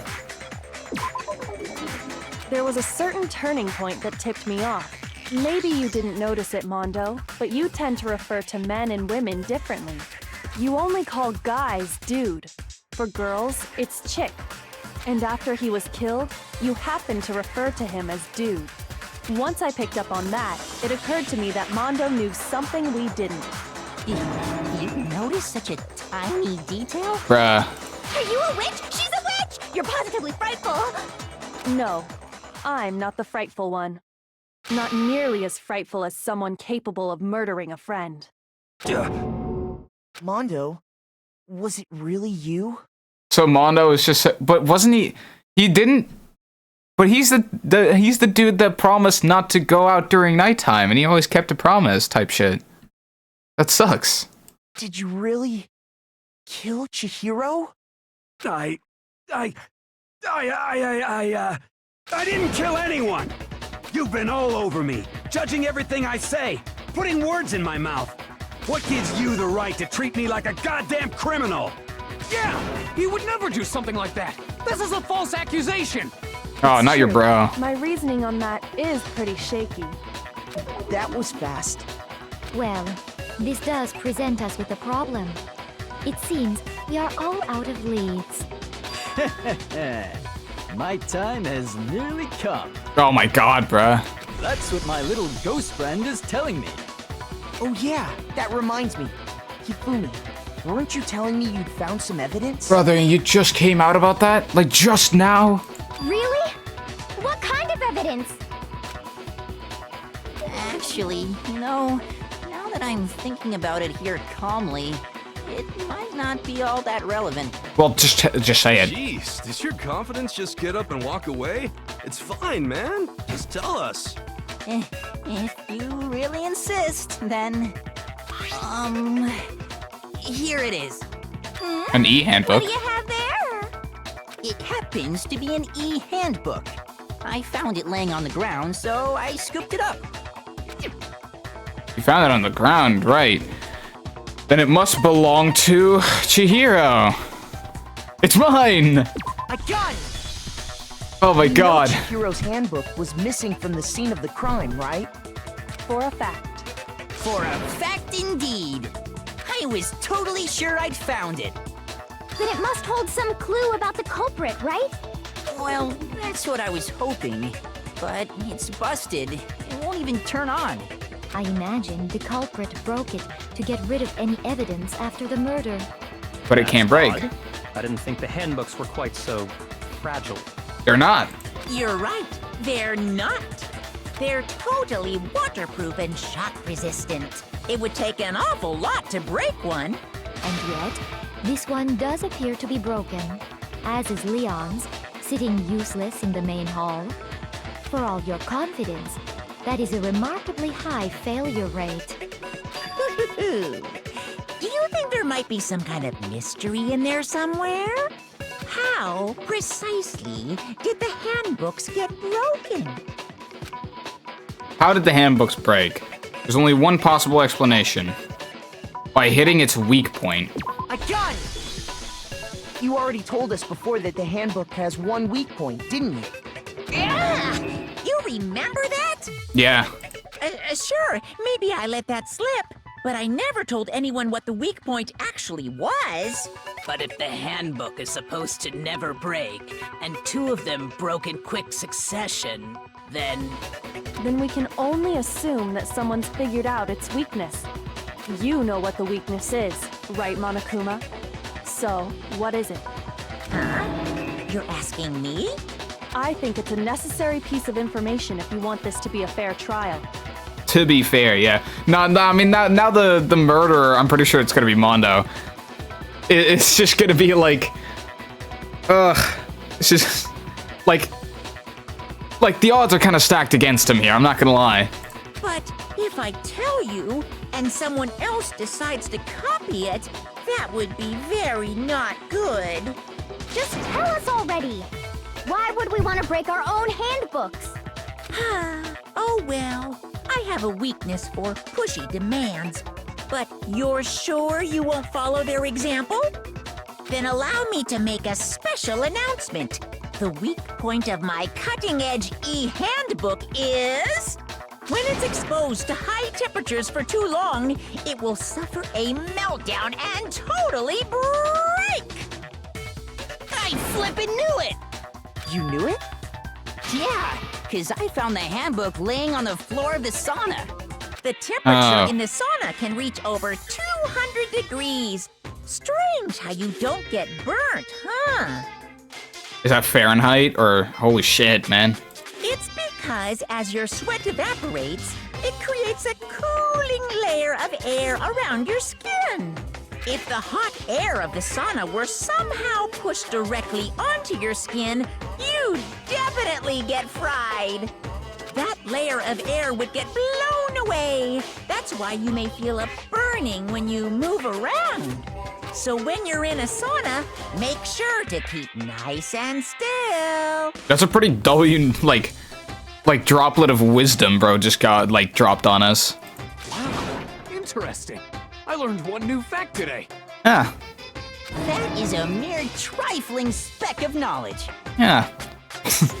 Oh, would you look at that, huh? Anyway, if you found the victim's handbook in the sauna... Thanks, Monokuma, you're a real one.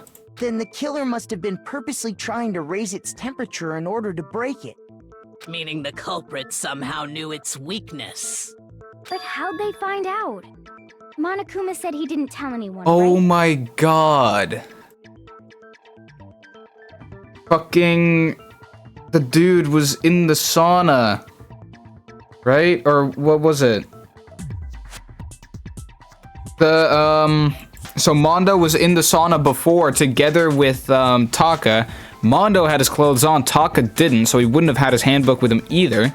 Mondo did have his handbook with him, so Mondo's fucking handbook must be broken because he knew, oh, it must be because of the sauna. So he went in there and did it again. Like, that's fucking... It has to be. Indeed. Quite the mystery. What if they found out by accident? What do you mean by accident? What if the killer took their own handbook into the sauna, not knowing its weakness, and it broke? They'd realize it was broken, of course, and it wouldn't be hard to figure out why. And once they had Chihiro's handbook, they knew they had an easy way to dispose of it. I won't say it's not possible, but who would have done something like that? I don't know of anyone who took their handbook into the sauna. Well, I do. I might know someone who did. Whoa, seriously? I think the one who may have taken their handbook into the sauna was... it was Mondo. It could only have been one person. It was Mondo. Good old Genocide Jill. I wonder if I select just a straight up dead person, what they'd say. Yep. You're cooked, Here's gang. my answer. Mondo, your handbook got broken in the sauna, didn't it? What? Why? Why do you keep accusing him? I'm sorry, gang. Mondo and Taka had an endurance contest in the sauna not too long ago, remember? And for the contest, Mondo just so happened to keep his school uniform on. But little did he realize, he'd also left his handbook in one of his uniform pockets. And when it was all over, Mondo discovered that taking your handbook into the sauna could easily destroy it. No, wait, hold on. You've got it all wrong. He would never kill. I don't accept this. Show me the proof. The actual solid proof. And I don't want to believe it either, but I found something that proves it beyond a shadow of a doubt. Oh God, no. What? Oh my God. Oh, fuck. Let's test Makoto's assertion. If what he says is correct, then Mondo, you broke your own handbook. In other words, if Mondo's handbook is actually broken, then that proves that what Makoto said is right. Well, my Makoto. goddamn handbook works just fine. Does it though? See? Look! Makoto was wrong after all! Mondo wouldn't hurt a fly!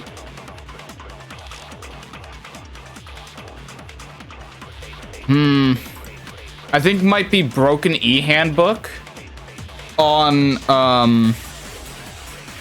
the thing of mine works Test just fine. Makoto's assertion.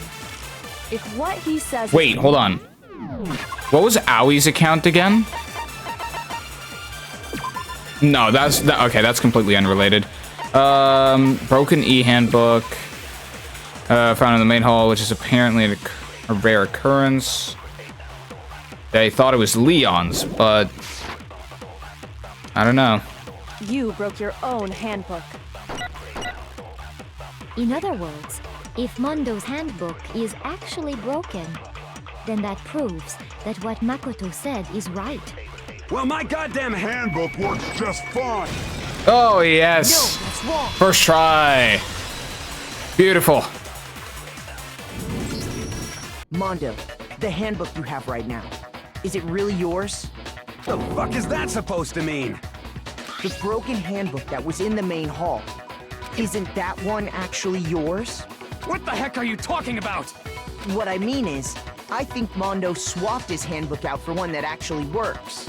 I think he took Leon's handbook and replaced it with his own.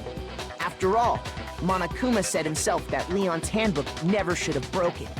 That's right! The punishment it suffered wasn't nearly enough to destroy it. So then, the broken handbook in the main hall is actually Mondo's, which would mean that the handbook Mondo has right now is actually Leon's, yes? But doesn't that violate the school regulation that says loaning out your handbook is prohibited? Well, here's how I look at it. There is a rule about loaning your handbook to another student, but if they're dead, they're not a student. It's kind of a gray area, I admit. But no worries. If anything, it just makes things more interesting. Yep. As such, I decree that exchanging handbooks with a corpse is not a violation of the rules. Well, Mondo, if I'm wrong about this, you're welcome to say so. I'm happy to admit I made a mistake, but... Son of a bitch. What's wrong, bro? Come on, tell him he's wrong. You are wrong. You have to be wrong. Everything you just said is wrong.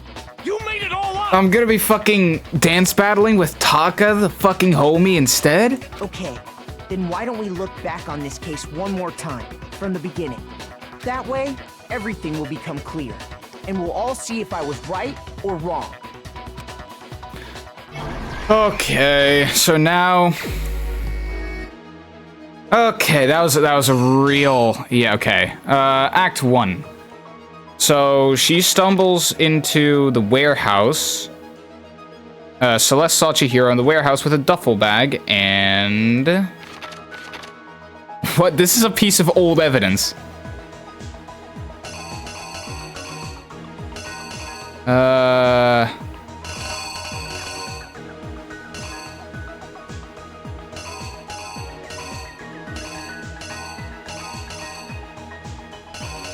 have 10 minutes to make this.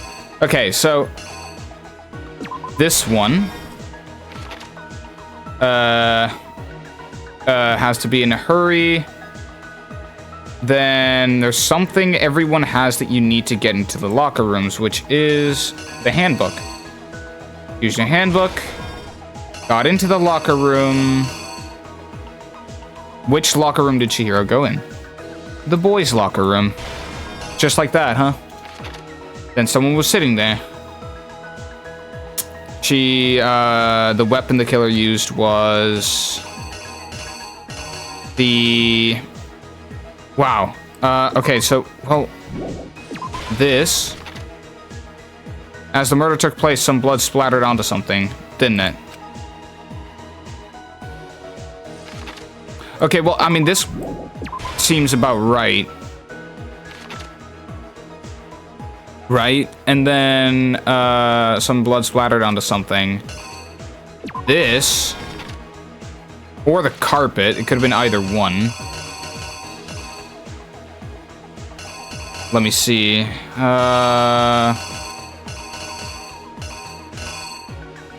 Yeah. He's like, oh god. Murdered Chihiro. El Bozo. He took the carpet. To disguise the truth, the killer switched around the carpet as well as something else. As well as the poster, which he took down. What I missed? We're currently solving the case. We're like putting everything together in the thing. Also, Mondo seems to be the prime suspect now. Which locker room did the killer move to? Well, they moved to the girls' locker room. Uh-huh. Yep. And that would be...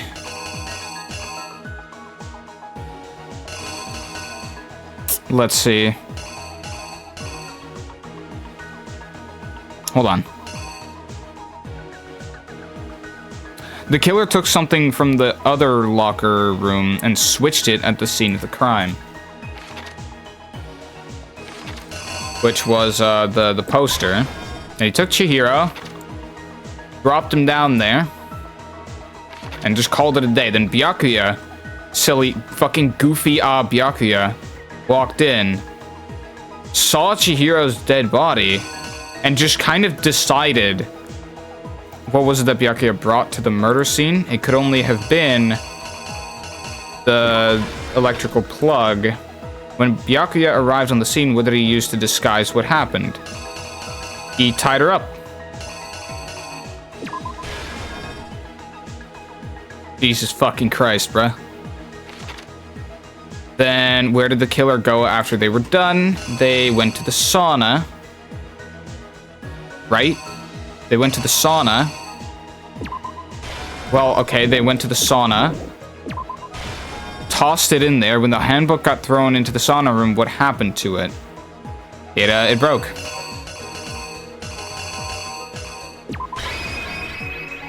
That seems about right, right?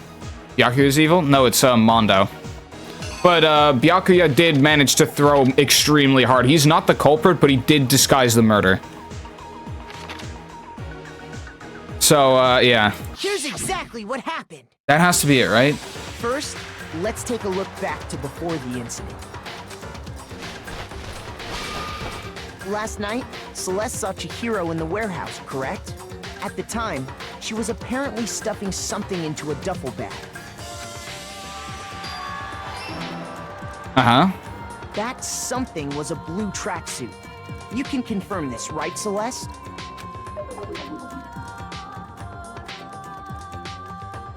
Act 2. With bag in hand, Chihiro headed out, even though it was officially nighttime. She made her way to the locker room, specifically the boys' locker room. But how could the victim, who was apparently a girl, access the boys' locker room? Oh. Need to rearrange the events of the case. by, what the fuck?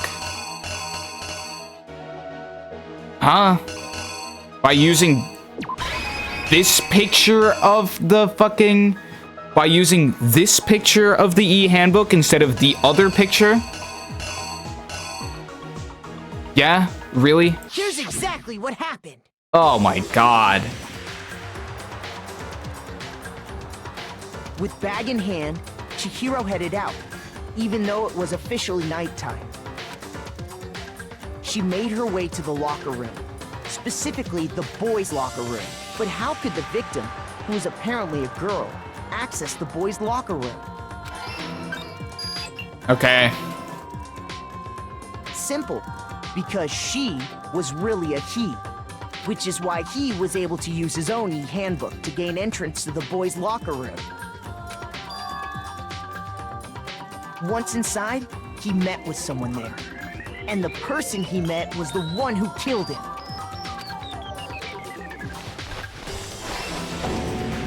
Damn. It seems likely that the killer grabbed the nearby dumbbell, approached the unsuspecting Chihiro, and attacked him. Flip That's splat. where the bloodstains on the poster and carpeting in the boys' locker room came from.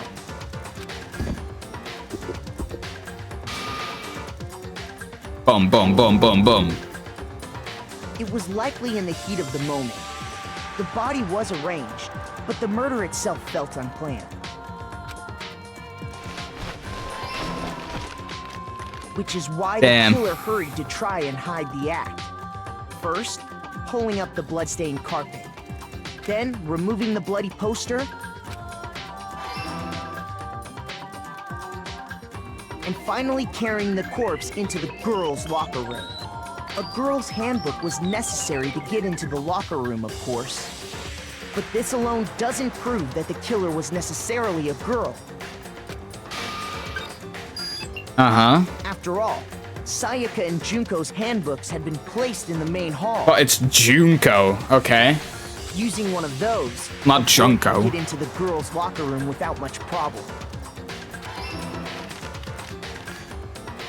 And that's exactly how the killer did it. With the carpet and the poster they brought with them, they got to work. Yep. They changed the layout of the boys' and girls' locker room in what you might call a crime scene switch. Okay, well, you just made that up, but that's, yeah, essentially it. That could have been the end of things, but no. Byakuya discovered the body and decided to intervene in the situation, making things even more complicated. Did he just do that for, like, shits and giggles? Like, he's actively throwing. So, after stumbling on the crime scene... Oh, God. He went and grabbed the extension cord from the library, and then he got to work. There's the hydrate. He used the cord to string up Chihiro's lifeless body.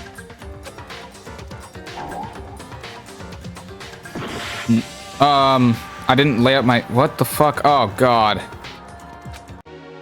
Oh, fuck's sake, dude. What the fuck? When Byakuya arrived on the scene, what did he use to disguise what happened? This? I mean, that has to be it fully, right? That has to be it fully. I only have one chance, dude. He used the cord to string I have half a heart left. I'm in the danger zone now. Okay. Then, using the victim's own blood, he left a grisly message there at the scene of the crime. He wanted to create the illusion that Genocide Jack was responsible for the slaughter. And around the same time that Byakuya was putting together this facade, the killer, having already disposed of Chihiro's bag and other belongings, arrived at the sauna.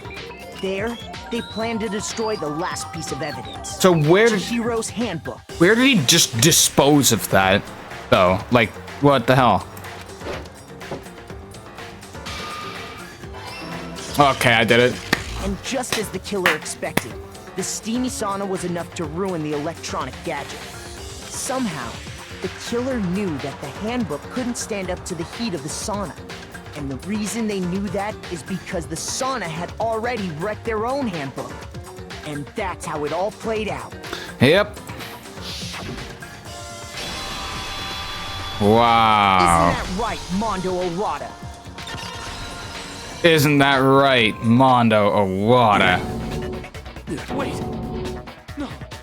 This can't be right. Where's your evidence? Yeah. Where's your evidence? You need evidence. You need proof. Yeah, I'm about to dance battle with this guy instead of the actual culprit. Without any proof, you can't pin any of this on him. Evidence that Mondo's the killer that already revealed itself earlier in the trial. All I have to do is check that one item of his and everything will become clear. A new element has been added to bullet time battles. Yes, I would like to hear about that. Let's talk a bit about fever time and... oh, God. That's a very dangerous word to say out loud. What the hell? What, that's so fucked up. What? Dude, holy shit. Oh, God. Okay. During... okay. Say negative, yeah. Negative time. Why cut it off there? That's so fucked up. Okay. During a bullet time battle, if you press the space key, fever time will activate and the tempo will be forced to its max. At this point, even if you push the buttons at random, you won't miss. So you can push literally everything however you want to destroy your opponent's verbal assault.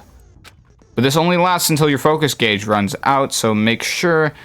so make the best possible use of your time. Of course, it wouldn't be fair if only you got access to special time, right?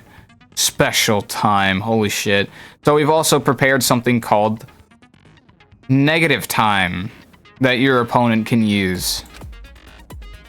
If the opponent activates negative time during the bullet time battle, your tempo marker will disappear, making it quite a bit tougher to hit the notes in rhythm.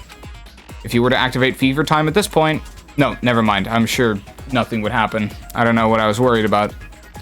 Why is the narrator just withholding information from me? This is actually stupid.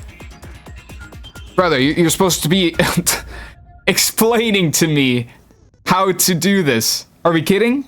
Unsurprisingly, if your action difficulty is set to gentle, the opponent won't use negative time. Well, then, good luck and have fun. Okay, well, I guess this is, yeah. Show me some evidence. You're wrong. I won't listen. I refute you. False. Show me some evidence. I won't listen. False. I'm like vibing. I refuse to vote. Show me some evidence.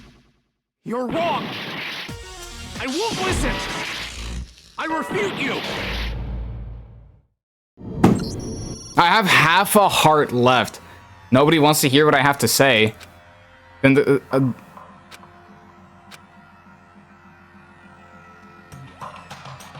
oh, they all voted for me again? Yeah, okay.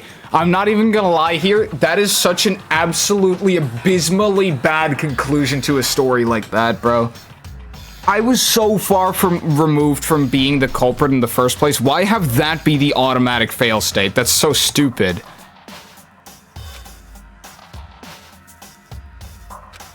On the other hand, everyone else must now be punished. Is this...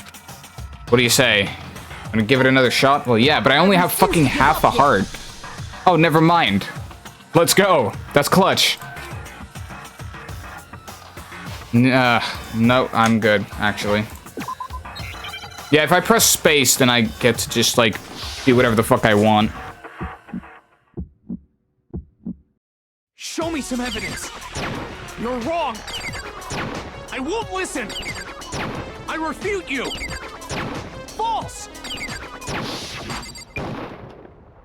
Show me some evidence. I won't listen! False! I refuse to vote! Show me some evidence. You're wrong! I won't listen! I refute you! False! Okay. Show me some evidence. I won't listen! False! You're corrupt! Show me some evidence. This should prove it. Let's go. Holy shit. I think that might be it. Thinking so far is right, Mondo must have replaced his broken handbook with Leon's. In which case, we can just Leon's? check each of our handbooks right now. Once we do that, we'll... We don't gotta do that. Yeah, no, we don't gotta do all that. Huh? Yeah. Yeah. Yeah, he's just gonna give himself up, right? The jig is up, buddy. I did it. I killed him. Yeah. Damn.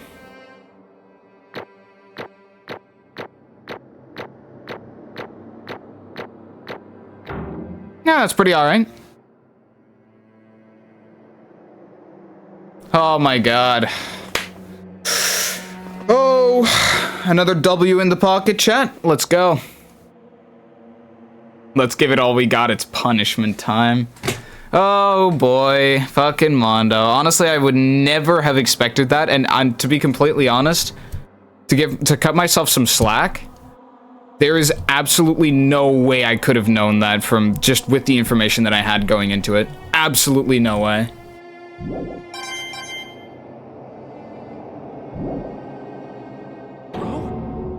Bro, what are you saying? I got no choice, man. After hearing all that, I gotta just give up. Yeah, the jig is up, gang. It's all over for you. Go ahead, Monokuma. Get it over with. Ask for the goddamn verdict. Roger that. Wait! Hold on! No waiting, no holding on. Time for the moment we've all been waiting for. Grab your lever and give it a yank! Who will you blackened this time around? Will you make the right choice or the dreadfully wrong one? What's it gonna be? What's it gonna be? Still just voting fucking Byakuya, just for shits and giggles.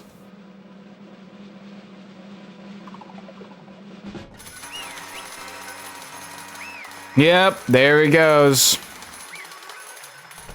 Damn, bro, I trusted him as well. With the whole, like, fucking promise bullshit. Okay. Uh-oh, this time it looks like you got it right again!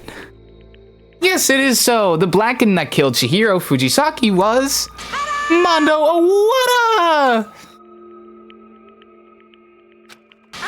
In case you're wondering, the vote was not unanimous. Kiyotaka chose the wrong answer. Well, outing him like that, huh? That's pretty fucked up. Huh. You're treading very close to the danger zone, Mr. Ishimaru. No need. You need to be more careful. I refuse to believe it. There's no way you would kill someone. Sorry. Sorry. What is Why are you apologizing? Why? Why did you do it? Jesus Christ, it's coming out of his nose. Now then. Well, looks like Mondo's taken a vow of silence, so allow me to explain on his behalf. Oh god. The story of the murder this time is the sad story of two men. Oh, but for anyone who doesn't really want to hear it, you can hit the control key to fast forward to the text. Oh, I want to hear this. Anyway, there was once a young boy, and his name was Chihiro Fujisaki. He had an extreme inferiority complex regarding his own lack of strength. You're so weak, even though you're a boy. He'd heard things like that as long as he could remember, and he couldn't overcome his weakness.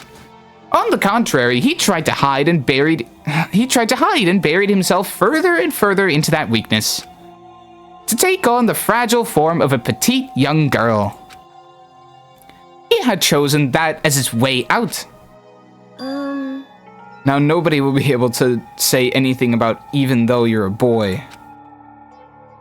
But no matter how tightly he wrapped himself up in that shell, the inferiority complex had already taken root deep inside of him and was not so easily weeded out. As it turned out, the shell was completely empty. The complex didn't disappear. Instead, it only grew stronger and stronger. I'm weak. Damn.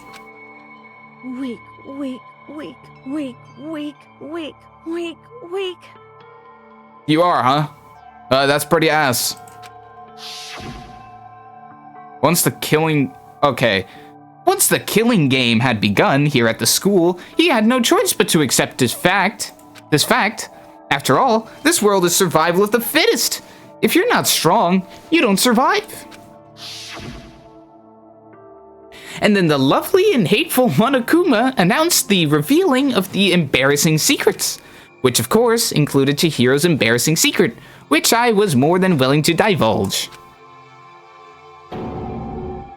Even though he dresses like a girl, Chihiro is actually a boy. Hey, And that was something Chihiro couldn't let anyone find out, no matter the cost.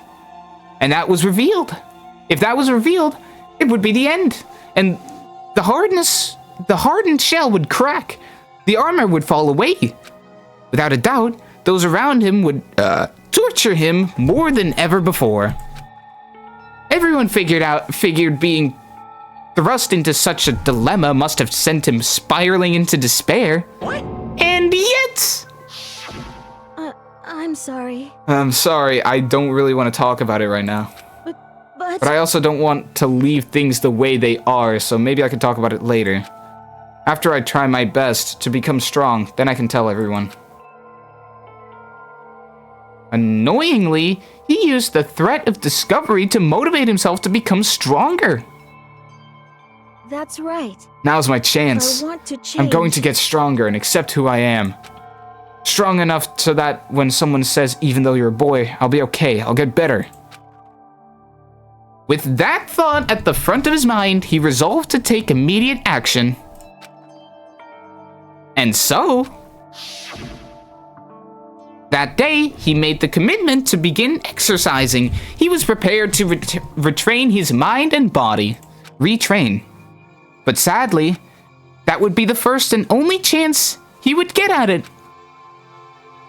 Hey, When he decided to start exercising, he thought it would be good to ask for someone's help. But he wanted to tell that person his secret first, and then ask them to help him from there. And the person he went to... Yeah, that's right. It was me. Weasel, Weasel. Do you love butter? It's... depending on what. Butter can be pretty good, yeah. Yup, it sure was. The biker gang fella had been painfully clear about how important his manly promises were. So Chihiro probably figured that even if he confided in Mondo, his honor would make him keep the secret. Plus, Mr. Macho Mondo was the very symbol of a strong man that Chihiro had always aspired to. Maybe talking to Mondo about it will help give me some courage. So he went and asked... That's Chihiro talking, by the way, chat. I think that that's actually Monokuma. So he went and asked Mondo to help him become strong. That was his aspiration. And he thought that only with Mondo's support would he ever be able to come close to that. Correct. So then, that must be why Mondo did what he did, to keep the promise he'd made to Chihiro. Huh? Did what he did? You mean, that's why Mondo carried Chihiro from the boys' locker room into the girls' locker room? Oh, that's pretty fucking cool. Yes, that's exactly what I mean. Do you like Mondo butter? I'm not entirely sure what Mondo butter is. Not gonna lie. Wasn't that to cover up what he'd done? Certainly. That could have been part of it, but I don't think it was the main reason. I don't read like an iPad kid, Puffy, come on. The real purpose was to keep the promise between men he'd made to Chihiro. But how does moving the body keep his secret? Because if everyone knew he'd been killed in the boys' locker room, then everyone would have been arguing about how she got into the boys' locker room, right? Once that started up, at least a few of us would have immediately begun to suspect his identity, so... He tried to protect Chihiro's secret by putting him in the girls' locker room and stealing his handbook, see? Then... Mondo did all that to keep the promise he'd made to Chihiro, who he'd also killed. Why? What would he do that? The more I hear you talk, the more I don't understand. I mean, you guys trusted each other, right? Are you gonna play Drive that start in like 2 to 3 days? I probably will, yeah. So why? Why did you? Because no matter what, I didn't want anyone to know. I knew it. So that's what triggered it after all. The possibility of having your embarrassing memories and secrets exposed. What is this? That's impossible. Nothing could have been that bad. Something you didn't want anyone to know, even if it meant killing someone? You're wrong. It's impossible. Don't make me repeat myself. How many times must I repeat myself? To judge others by your own standard is the highest of folly. Is the height of folly.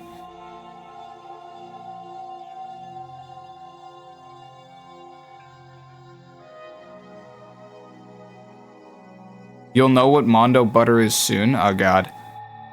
Even if you can't comprehend it, he obviously can. That's all there is to it. Well, while we're on the subject, why don't I tell you? That embarrassing memory, that secret he didn't want anyone to know. Hey, You know what Mondo did? He killed his own brother! Holy shit. That's pretty epic. What did I miss? It's like, Mondo did do it, and he killed his own brother. That was the secret that he didn't want to get spilled. Mondo, the ultimate biker gang leader, makes all the hoodlums and riffraff across the country tremble. But the only reason he had the chance to join a gang in the first place was because of a certain someone. Mondo's older brother name was Daya Awada. Mondo had nothing but respect for him. It was because of Daya that Mondo ever got on a motorcycle. Vav Room. Mondo's brother was his only family growing up. He was the only one Mondo could trust or respect. He wanted to measure up to his big brother, so when he imitated him in everything he did, Mondo was the epitome of the starry-eyed kid brother. Meanwhile, the charismatic older brother had put together a local motorcycle gang. And before anyone knew it, it had grown into the biggest biker gang in the country. Daya, the older brother, number 1 in the gang, and his number 2, his younger brother, Mondo. In the beginning, everything was peaches and gravy. Peaches and gravy. But when Mondo started to think about how he would have to take over the gang from his brother someday, his brother's greatness, his reputation, began to gnaw on Mondo's very soul. The kid's gonna take over for Daya, huh?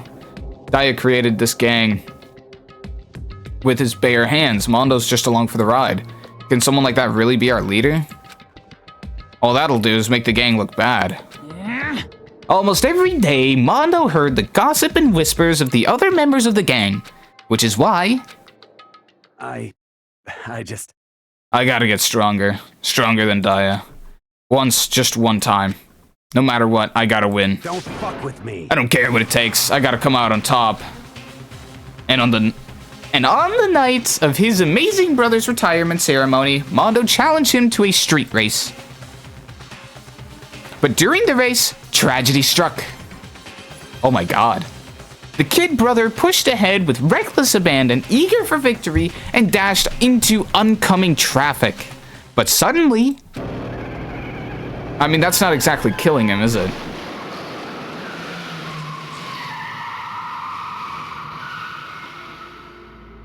Holy shit. Doesn't his voice get exhausting? Yeah, but it is fun. Laying in his kid brother's arms, the older brother delivered his final words. My bad, kid. I fucked up. Sorry. Yeah. I kinda done goofed, man. Yeah, my bad, G. Stay frosty. Of course, he knew it was his brother's fault, but Daya never blamed him for what happened. Hey, kid, the rest is up to you. No matter what, you gotta keep the gang together. Because it's the team you and me put together. It's a promise between men. He decided to hide the truth of what happened from everyone else in the gang. In order to keep the gang together and keep the promise to his brother, he could never admit to anyone that it was his own weakness that had caused the accident. And as a result, the team was made even stronger under the banner of the kid who'd bested his big brother. Daya was gonna lose to his kid brother, so he got stupid and got himself killed. And that became the explanation for what happened. Mondo's lie became the truth. He wanted to lead the team so bad, he was willing to let all kinds of lies about his brother. Tell all kinds of lies about his brother. I'm strong. Strong. And yet, as soon as our killing game began, he realized no matter how tough he pretended to be, he was just another weakling that could die in an instant. And then the hateful Monokuma decided or announced the revealing of the embarrassing secrets. Holy money spent. Holy money spread. No. That's the cards that contain everybody's fucked up secrets and shit. Bro got motion. At that point, it was clear I would have no problem shedding light on his secret. Mondo killed his own older brother. That's fucked up. Holy shit, let me hydrate real quick. No matter what, I couldn't let the other gang members find out. To be fair, that's not a secret that I would probably kill for. If that happened, everything would have been ruined. Everything me and my brother had worked to create would have been destroyed. His death, all the guilt I'd been carrying around, it all would have been for nothing. So that's why. Mondo. After I saw what Monokuma had on me, my head filled with a kind of fuzzy uneasiness. I just started swirling around. What's happening is this guy is a murderer. And we're currently telling the story of why he committed the murder. I'd never felt anything like it before. I didn't know what to do about it. I wasn't sure what to think or say, but after a while that fuzzy uneasiness turned itself into a rock-hard lump of anxiety weighed down in my stomach. And it was right around then that Chihiro asked me to start working out with him. And right there, he told me a secret. Seriously? Jesus. I'm sorry. Yeah, I'm sorry I lied to you. But why? Why now? Why are you telling me all this? Why are you telling me this all of a sudden? Huh? Because, I mean, you've kept that secret all this time, right? If anyone found out, you would... But... You're right, but... I want to change. I wrapped myself in lies. I'm weak. I want to destroy that version of me forever. His words were like a knife to my gut, which is a blue text that Mondo is saying, which again is not incredibly good. I felt like he was exposing the lie I'd been living myself. Oh, that is Mondo thinking. I have to change. I don't want to be weak anymore. You're so strong, it can't hurt you, right?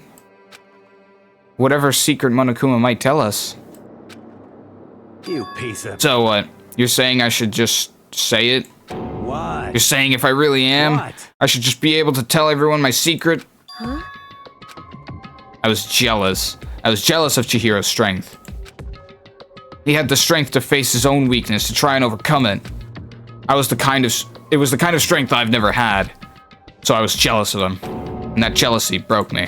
What? Are you making fun of me? I'm strong? Are you fucking with me right now? No. I'm not making fun of you. You really are strong, Mondo. Felt like I could hear something starting to creak. Something inside my head. What did he want me to do? What was I supposed to do? What was I supposed to just sit back, let my secret get revealed and ruin everything? What's wrong? Why did you have to tell me all that? Are you trying to rub my failure in my face? I just really admire you. Okay. I admire your strength. Yeah, That's right. I am strong. Strong, I'm strong. Strong, strong, strong, strong, strong. Stronger than you. You son of a And stronger than Daya. I don't remember anything after that. When I woke up again, he was laying at my feet covered in blood. I had the dumbbell in my hand and I was just staring him down on the ground. Hey. I killed him. I see. I killed Chihiro. Even after all this time, I'm still just as weak as I've always been. Yep. That's a woman? It's actually not. We actually came to the conclusion that it's in fact a guy. It's a bit of a femboy, but still. A guy nonetheless. I broke up the upside down poop haircut, yeah? I don't know. Yeah, he's the new murderer. Yeah, it is a bit of a... So Chihiro, the one who got murdered, was super insecure about being weak as a guy. Oh, even though you're a guy, you're so weak, which, by the way, is a really shitty thing to just say, but okay. Even though you're a guy, you're weak, so he decided to basically pretend to be a girl so that people can't say anymore that, oh, just because you're a guy, you're or oh, even though you're a guy, you're weak. So he pretended to be a girl. And then we found out afterwards that it wasn't a girl. They just admitted to killing, bro. What else do we have to do, lol? Yeah, I mean, he'd already been convicted. We just went through the whole trial process of getting that information. Mondo. He was normally so aggressive, so angry. He hid that weak side away from everyone. That was a secret. A weakness like that lived in a heart like his. And it turned him cold-blooded. God damn it.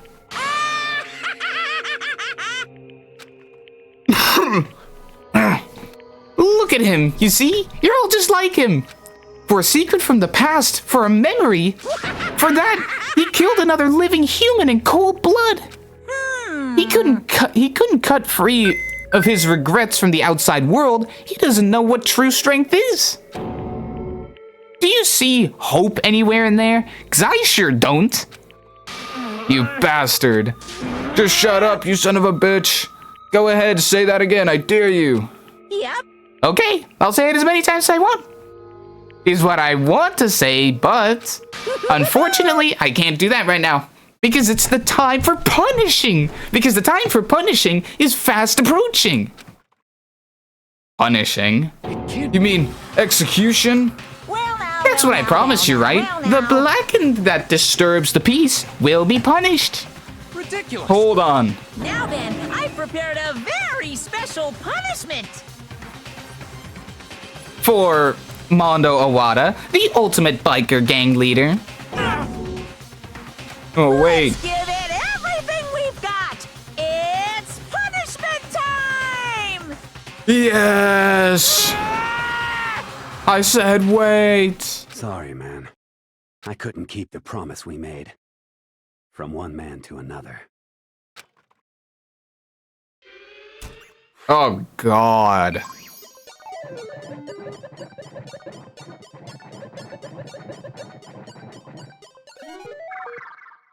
Gosh, diggity. Mondo Butter is coming up. Oh my god.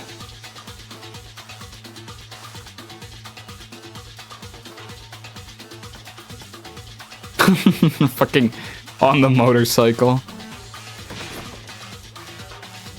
What even is this? Oh, what? The Cage of Death. Okay.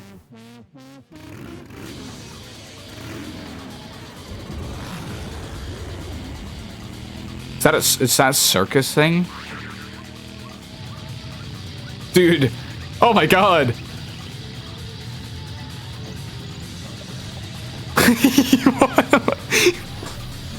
He's emoting on him. Oh my god.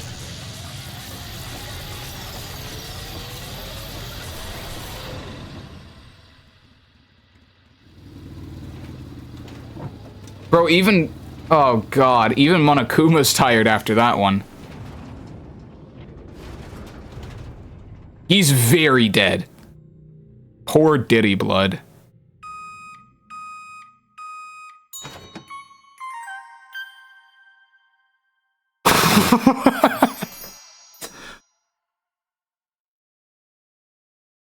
Yeah.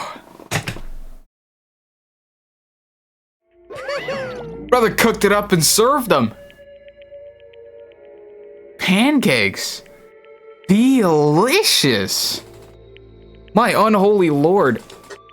Okay, if you'll excuse me, I do need to go ahead and grab some water to do the hydrate that was just redeemed. I'll be right back, chat.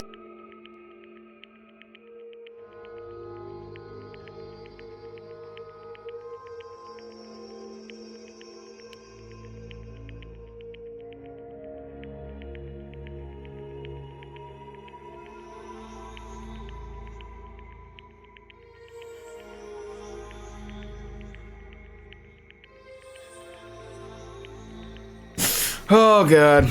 I told you about Mondo butter, yeah. Alright, bottoms up.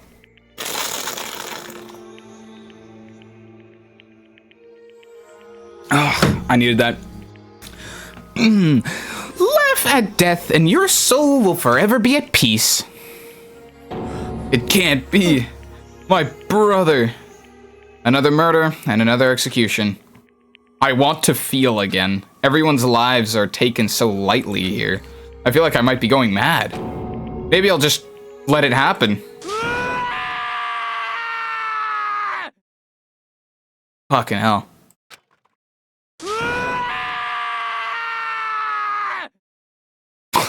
TakaScream.mp3. As Taka's sad screams invaded our skulls, we were each forced to realize once again. But he, of course, he had to. Fucking this guy, bro. What a disappointment. Is this the end of the game? Byakuya? What is this? You're completely insane, you know that? A game? One of our friends is dead. Do you realize that? Naturally. Of course I do, because this game is life or death. Hey. I don't have anything to say to you. I don't have a response, except that... However... I just don't understand why. Why did you go out of your way to disguise Mondo's crime? What? Why? Isn't it obvious? Because it made things more interesting. Yeah, he's throwing for shits and giggles. His ass! Holy shit! He sucks mad dong! Holy hell! Brother! Oh my god! This guy is an irredeemable piece of shit! Oh my god! His voice was calm, emotionless, like the voice of death that chilled me to the bone.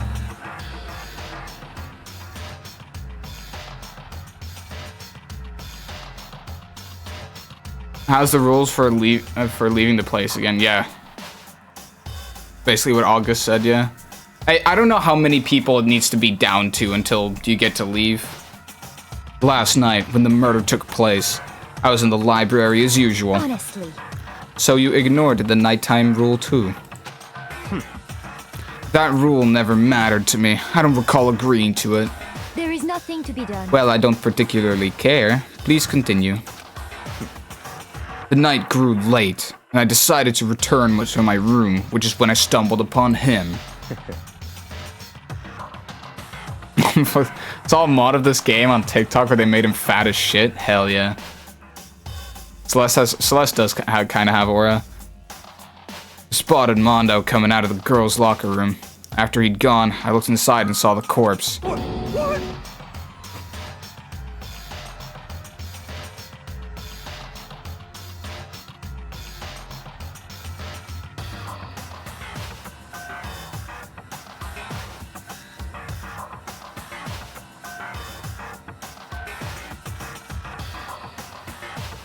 Like, we cannot be fucking for real with this one.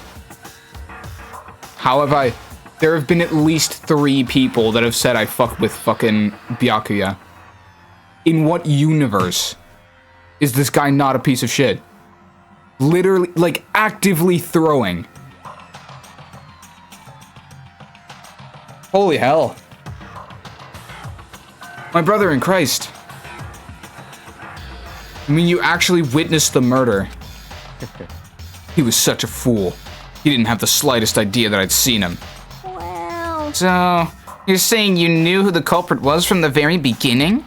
That's right. Indeed. If that had been the end of it, how boring would that have been? I mean, what a waste of time to have the answer revealed right at the beginning. Which is why I decided to lend a little helping hand. I thought it would liven things up. You did all that to liven things up. I see. So after hearing about Genocide Jack from Toko, you decided to use that to create the fake murder scene? But damn, man. We hadn't figured out who really done it. You would have been dead too, right? Well, obviously I would have revealed the truth before it reached that point. Of course. Byakuya turned and looked me in the eye. I could feel his sharp eyes piercing into me. Thanks to a certain remarkable someone, it never did. And I was able to perform an interesting experiment. Once I do decide to become the Blackened, I now know who I'll have to watch out for. What? Correct. So that was your reason. Are you satisfied? Indeed. Yes, we're done listening to your story. Moving on. Hey. There's something I'd like to ask Monokuma. What's this? Oh? I'm up next? This fucking guy, man. You like to perform these elaborate executions each time, correct? My question is, why? Well, just why wouldn't he do it for shits and giggles at this point? So when does Kyoko kill someone? I don't know.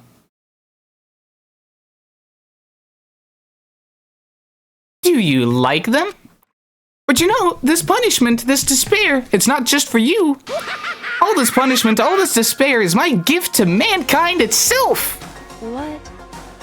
You're over-exaggerating. I am not over-exaggerating. These punishments are meant to transform all hope to despair. Damn. What do you mean? Huh? Mean? Mean? Mean? What the heck? Mean!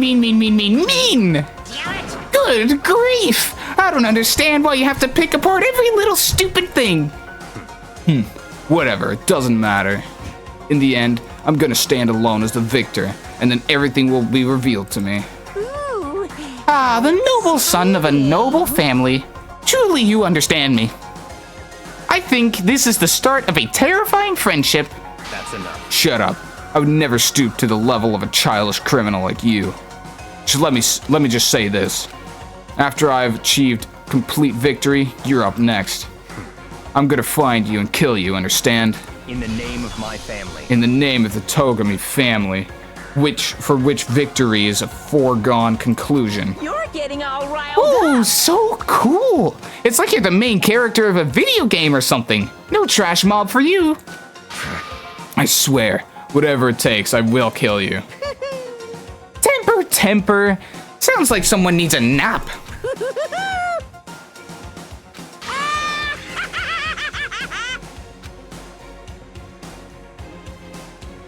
Monokuma's laughter peeled across the courtroom and the curtain closed on the case of Chihiro and Mondo. But I knew that wasn't the end. The killing game would still continue, because the mastermind wouldn't let it end. For those of us who were still alive, our worst fear and despair kept on multiplying.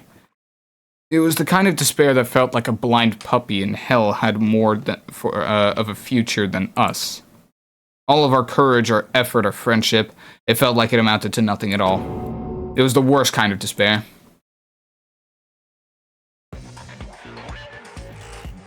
Oh. Well, anyway, like I was saying... The Gray Man! This is a pretty good spot. Yeah, a really good spot. Anyway, isn't it amazing how that girl went and killed someone before things even had a chance to get boring? Once things really get moving, it'll be like a roller coaster. There won't be any stopping it. Fear and despair charge forward at a speed nothing can hope to match. But I must admit, I'm disappointed. I went to all the pain and effort of making you part of the group, and you couldn't play your part. You do remember you were supposed to make the first move, right? Well, no biggie. Nothing we can do about it now, so just do your best to make things more exciting from now on, okay? After all, that's what everyone wants to see. There's one thing I'd like to ask you. As long as you don't want to know my measurements, fire away. Who is it? The 16th high school student, I mean. Ooh, my, you really took me by surprise there. What? I know I said you could ask anything, but... Super denied, ultra denied, demonic denied! Because you see, that's my ace in the hole. And nobody'd be dumb enough to reveal that, right? No matter how close they were to their friends.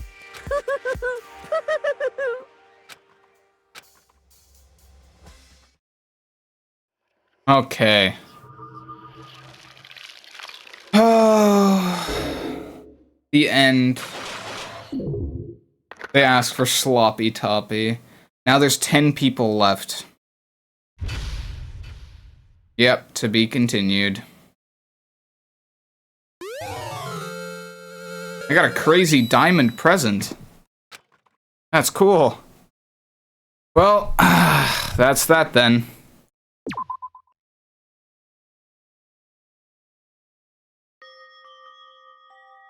Okay. Sniff. I mean, one thing I will do is just, save this. I will wish to overwrite that.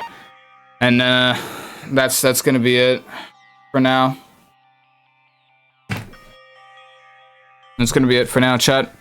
So, we have seen a lot of revelations today. First of all, I would like to make it known that we are also just living, like, within the active presence of a murderer. Like, let's not skim over the fact that this whole split personality thing from Toko, that's still an issue. Like, we just have good old genocidal Jack in our midst. It's just like an actual murderer, you know? Like,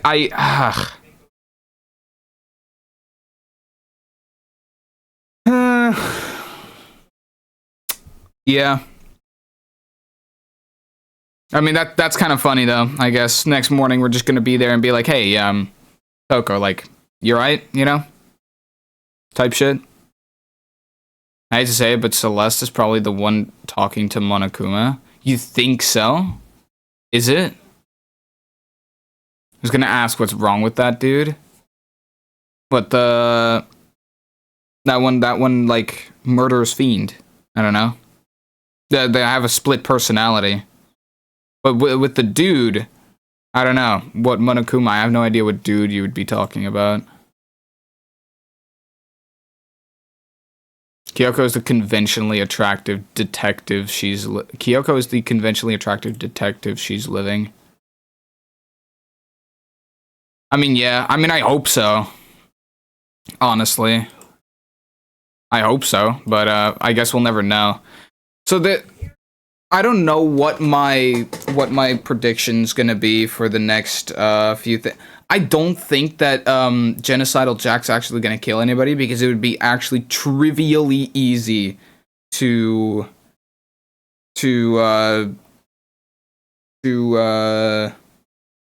Let me think. It would be trivially easy to actually see that would be Genocidal Jack, because now we know all of the signs. Unless Toko were to kill someone, and Genocidal Jack, the whole different personality thing, wouldn't even have anything to do with it, so it'd be like, yeah, no, Toko killed someone all on her own. It's pretty fucking insane. Until it turns out she's the murderer at the very end. Oh my god. Celeste is goated, but she thinks she should adapt, which means shall work with Monokuma. Well, adaptation is key. I don't know, like, that might be something that would probably come in clutch later. I don't know, I think Byakuya isn't the one working with Monokuma. Byakuya is literally just an asshole. But, yeah, Celeste could be a real candidate, I think. I don't really know who else it would have been. I mean, Celeste does have a couple. Either that, or it's actually Kyoko, because we still don't know her ultimate yet. I think something's going to be a big revelation in the end over there. Anyway, yeah, I will be streaming tomorrow. As a matter of fact, it'll probably be with the Lethal Boys, if nothing were to go wrong. But again, press all the links in the description for VODers or in my About section on Twitch. It'll send you to my link tree, and you can go ahead and join my Discord through there to get updates on when I stream and what I stream and do that shit. What you doing? We're checking out probably Lethal, yeah, version 80, yeah. I don't know if everybody's available tomorrow, but I probably could. So yeah. Fucking hell. Should I join the Discord? Yeah, go ahead. Join the Discord, yeah. Get updates on when I stream, what I stream, video updates and all. Be pretty epic, you know? Not like we wanted to play or anything. Yeah, I mean, we're doing just a Lethal Boys thing here. Yeah, just the four of us once again. We'll probably do some Lethal & Co. stuff as well somewhere down the line, but okay. Anyway, chat, I am tired. I'm going to be skedaddling. I see how it is. Yep, you really do. I'm enabling the sound effect redeems again. I just needed to get them out because of all the dialogue that kept appearing.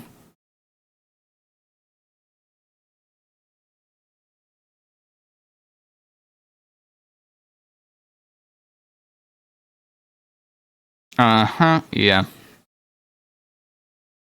Yeah, I'll see y'all later, chats. Is there anybody live to, like, properly raid right now or not? Fate is live, to be fair. I can raid Fate. Playing Marvel Rivals. Oh, okay. I'll see y'all later, chat. Have fun with Fate for whoever's not going to be immediately going to bed after stream, and I'll see y'all later. Possibly tomorrow, same time, 8 p.m. GMT +1, maybe, I don't know. Goodbye, everybody. Goodbye. Goodbye. And there go the Raiders, and goodbye, VODers. Goodbye.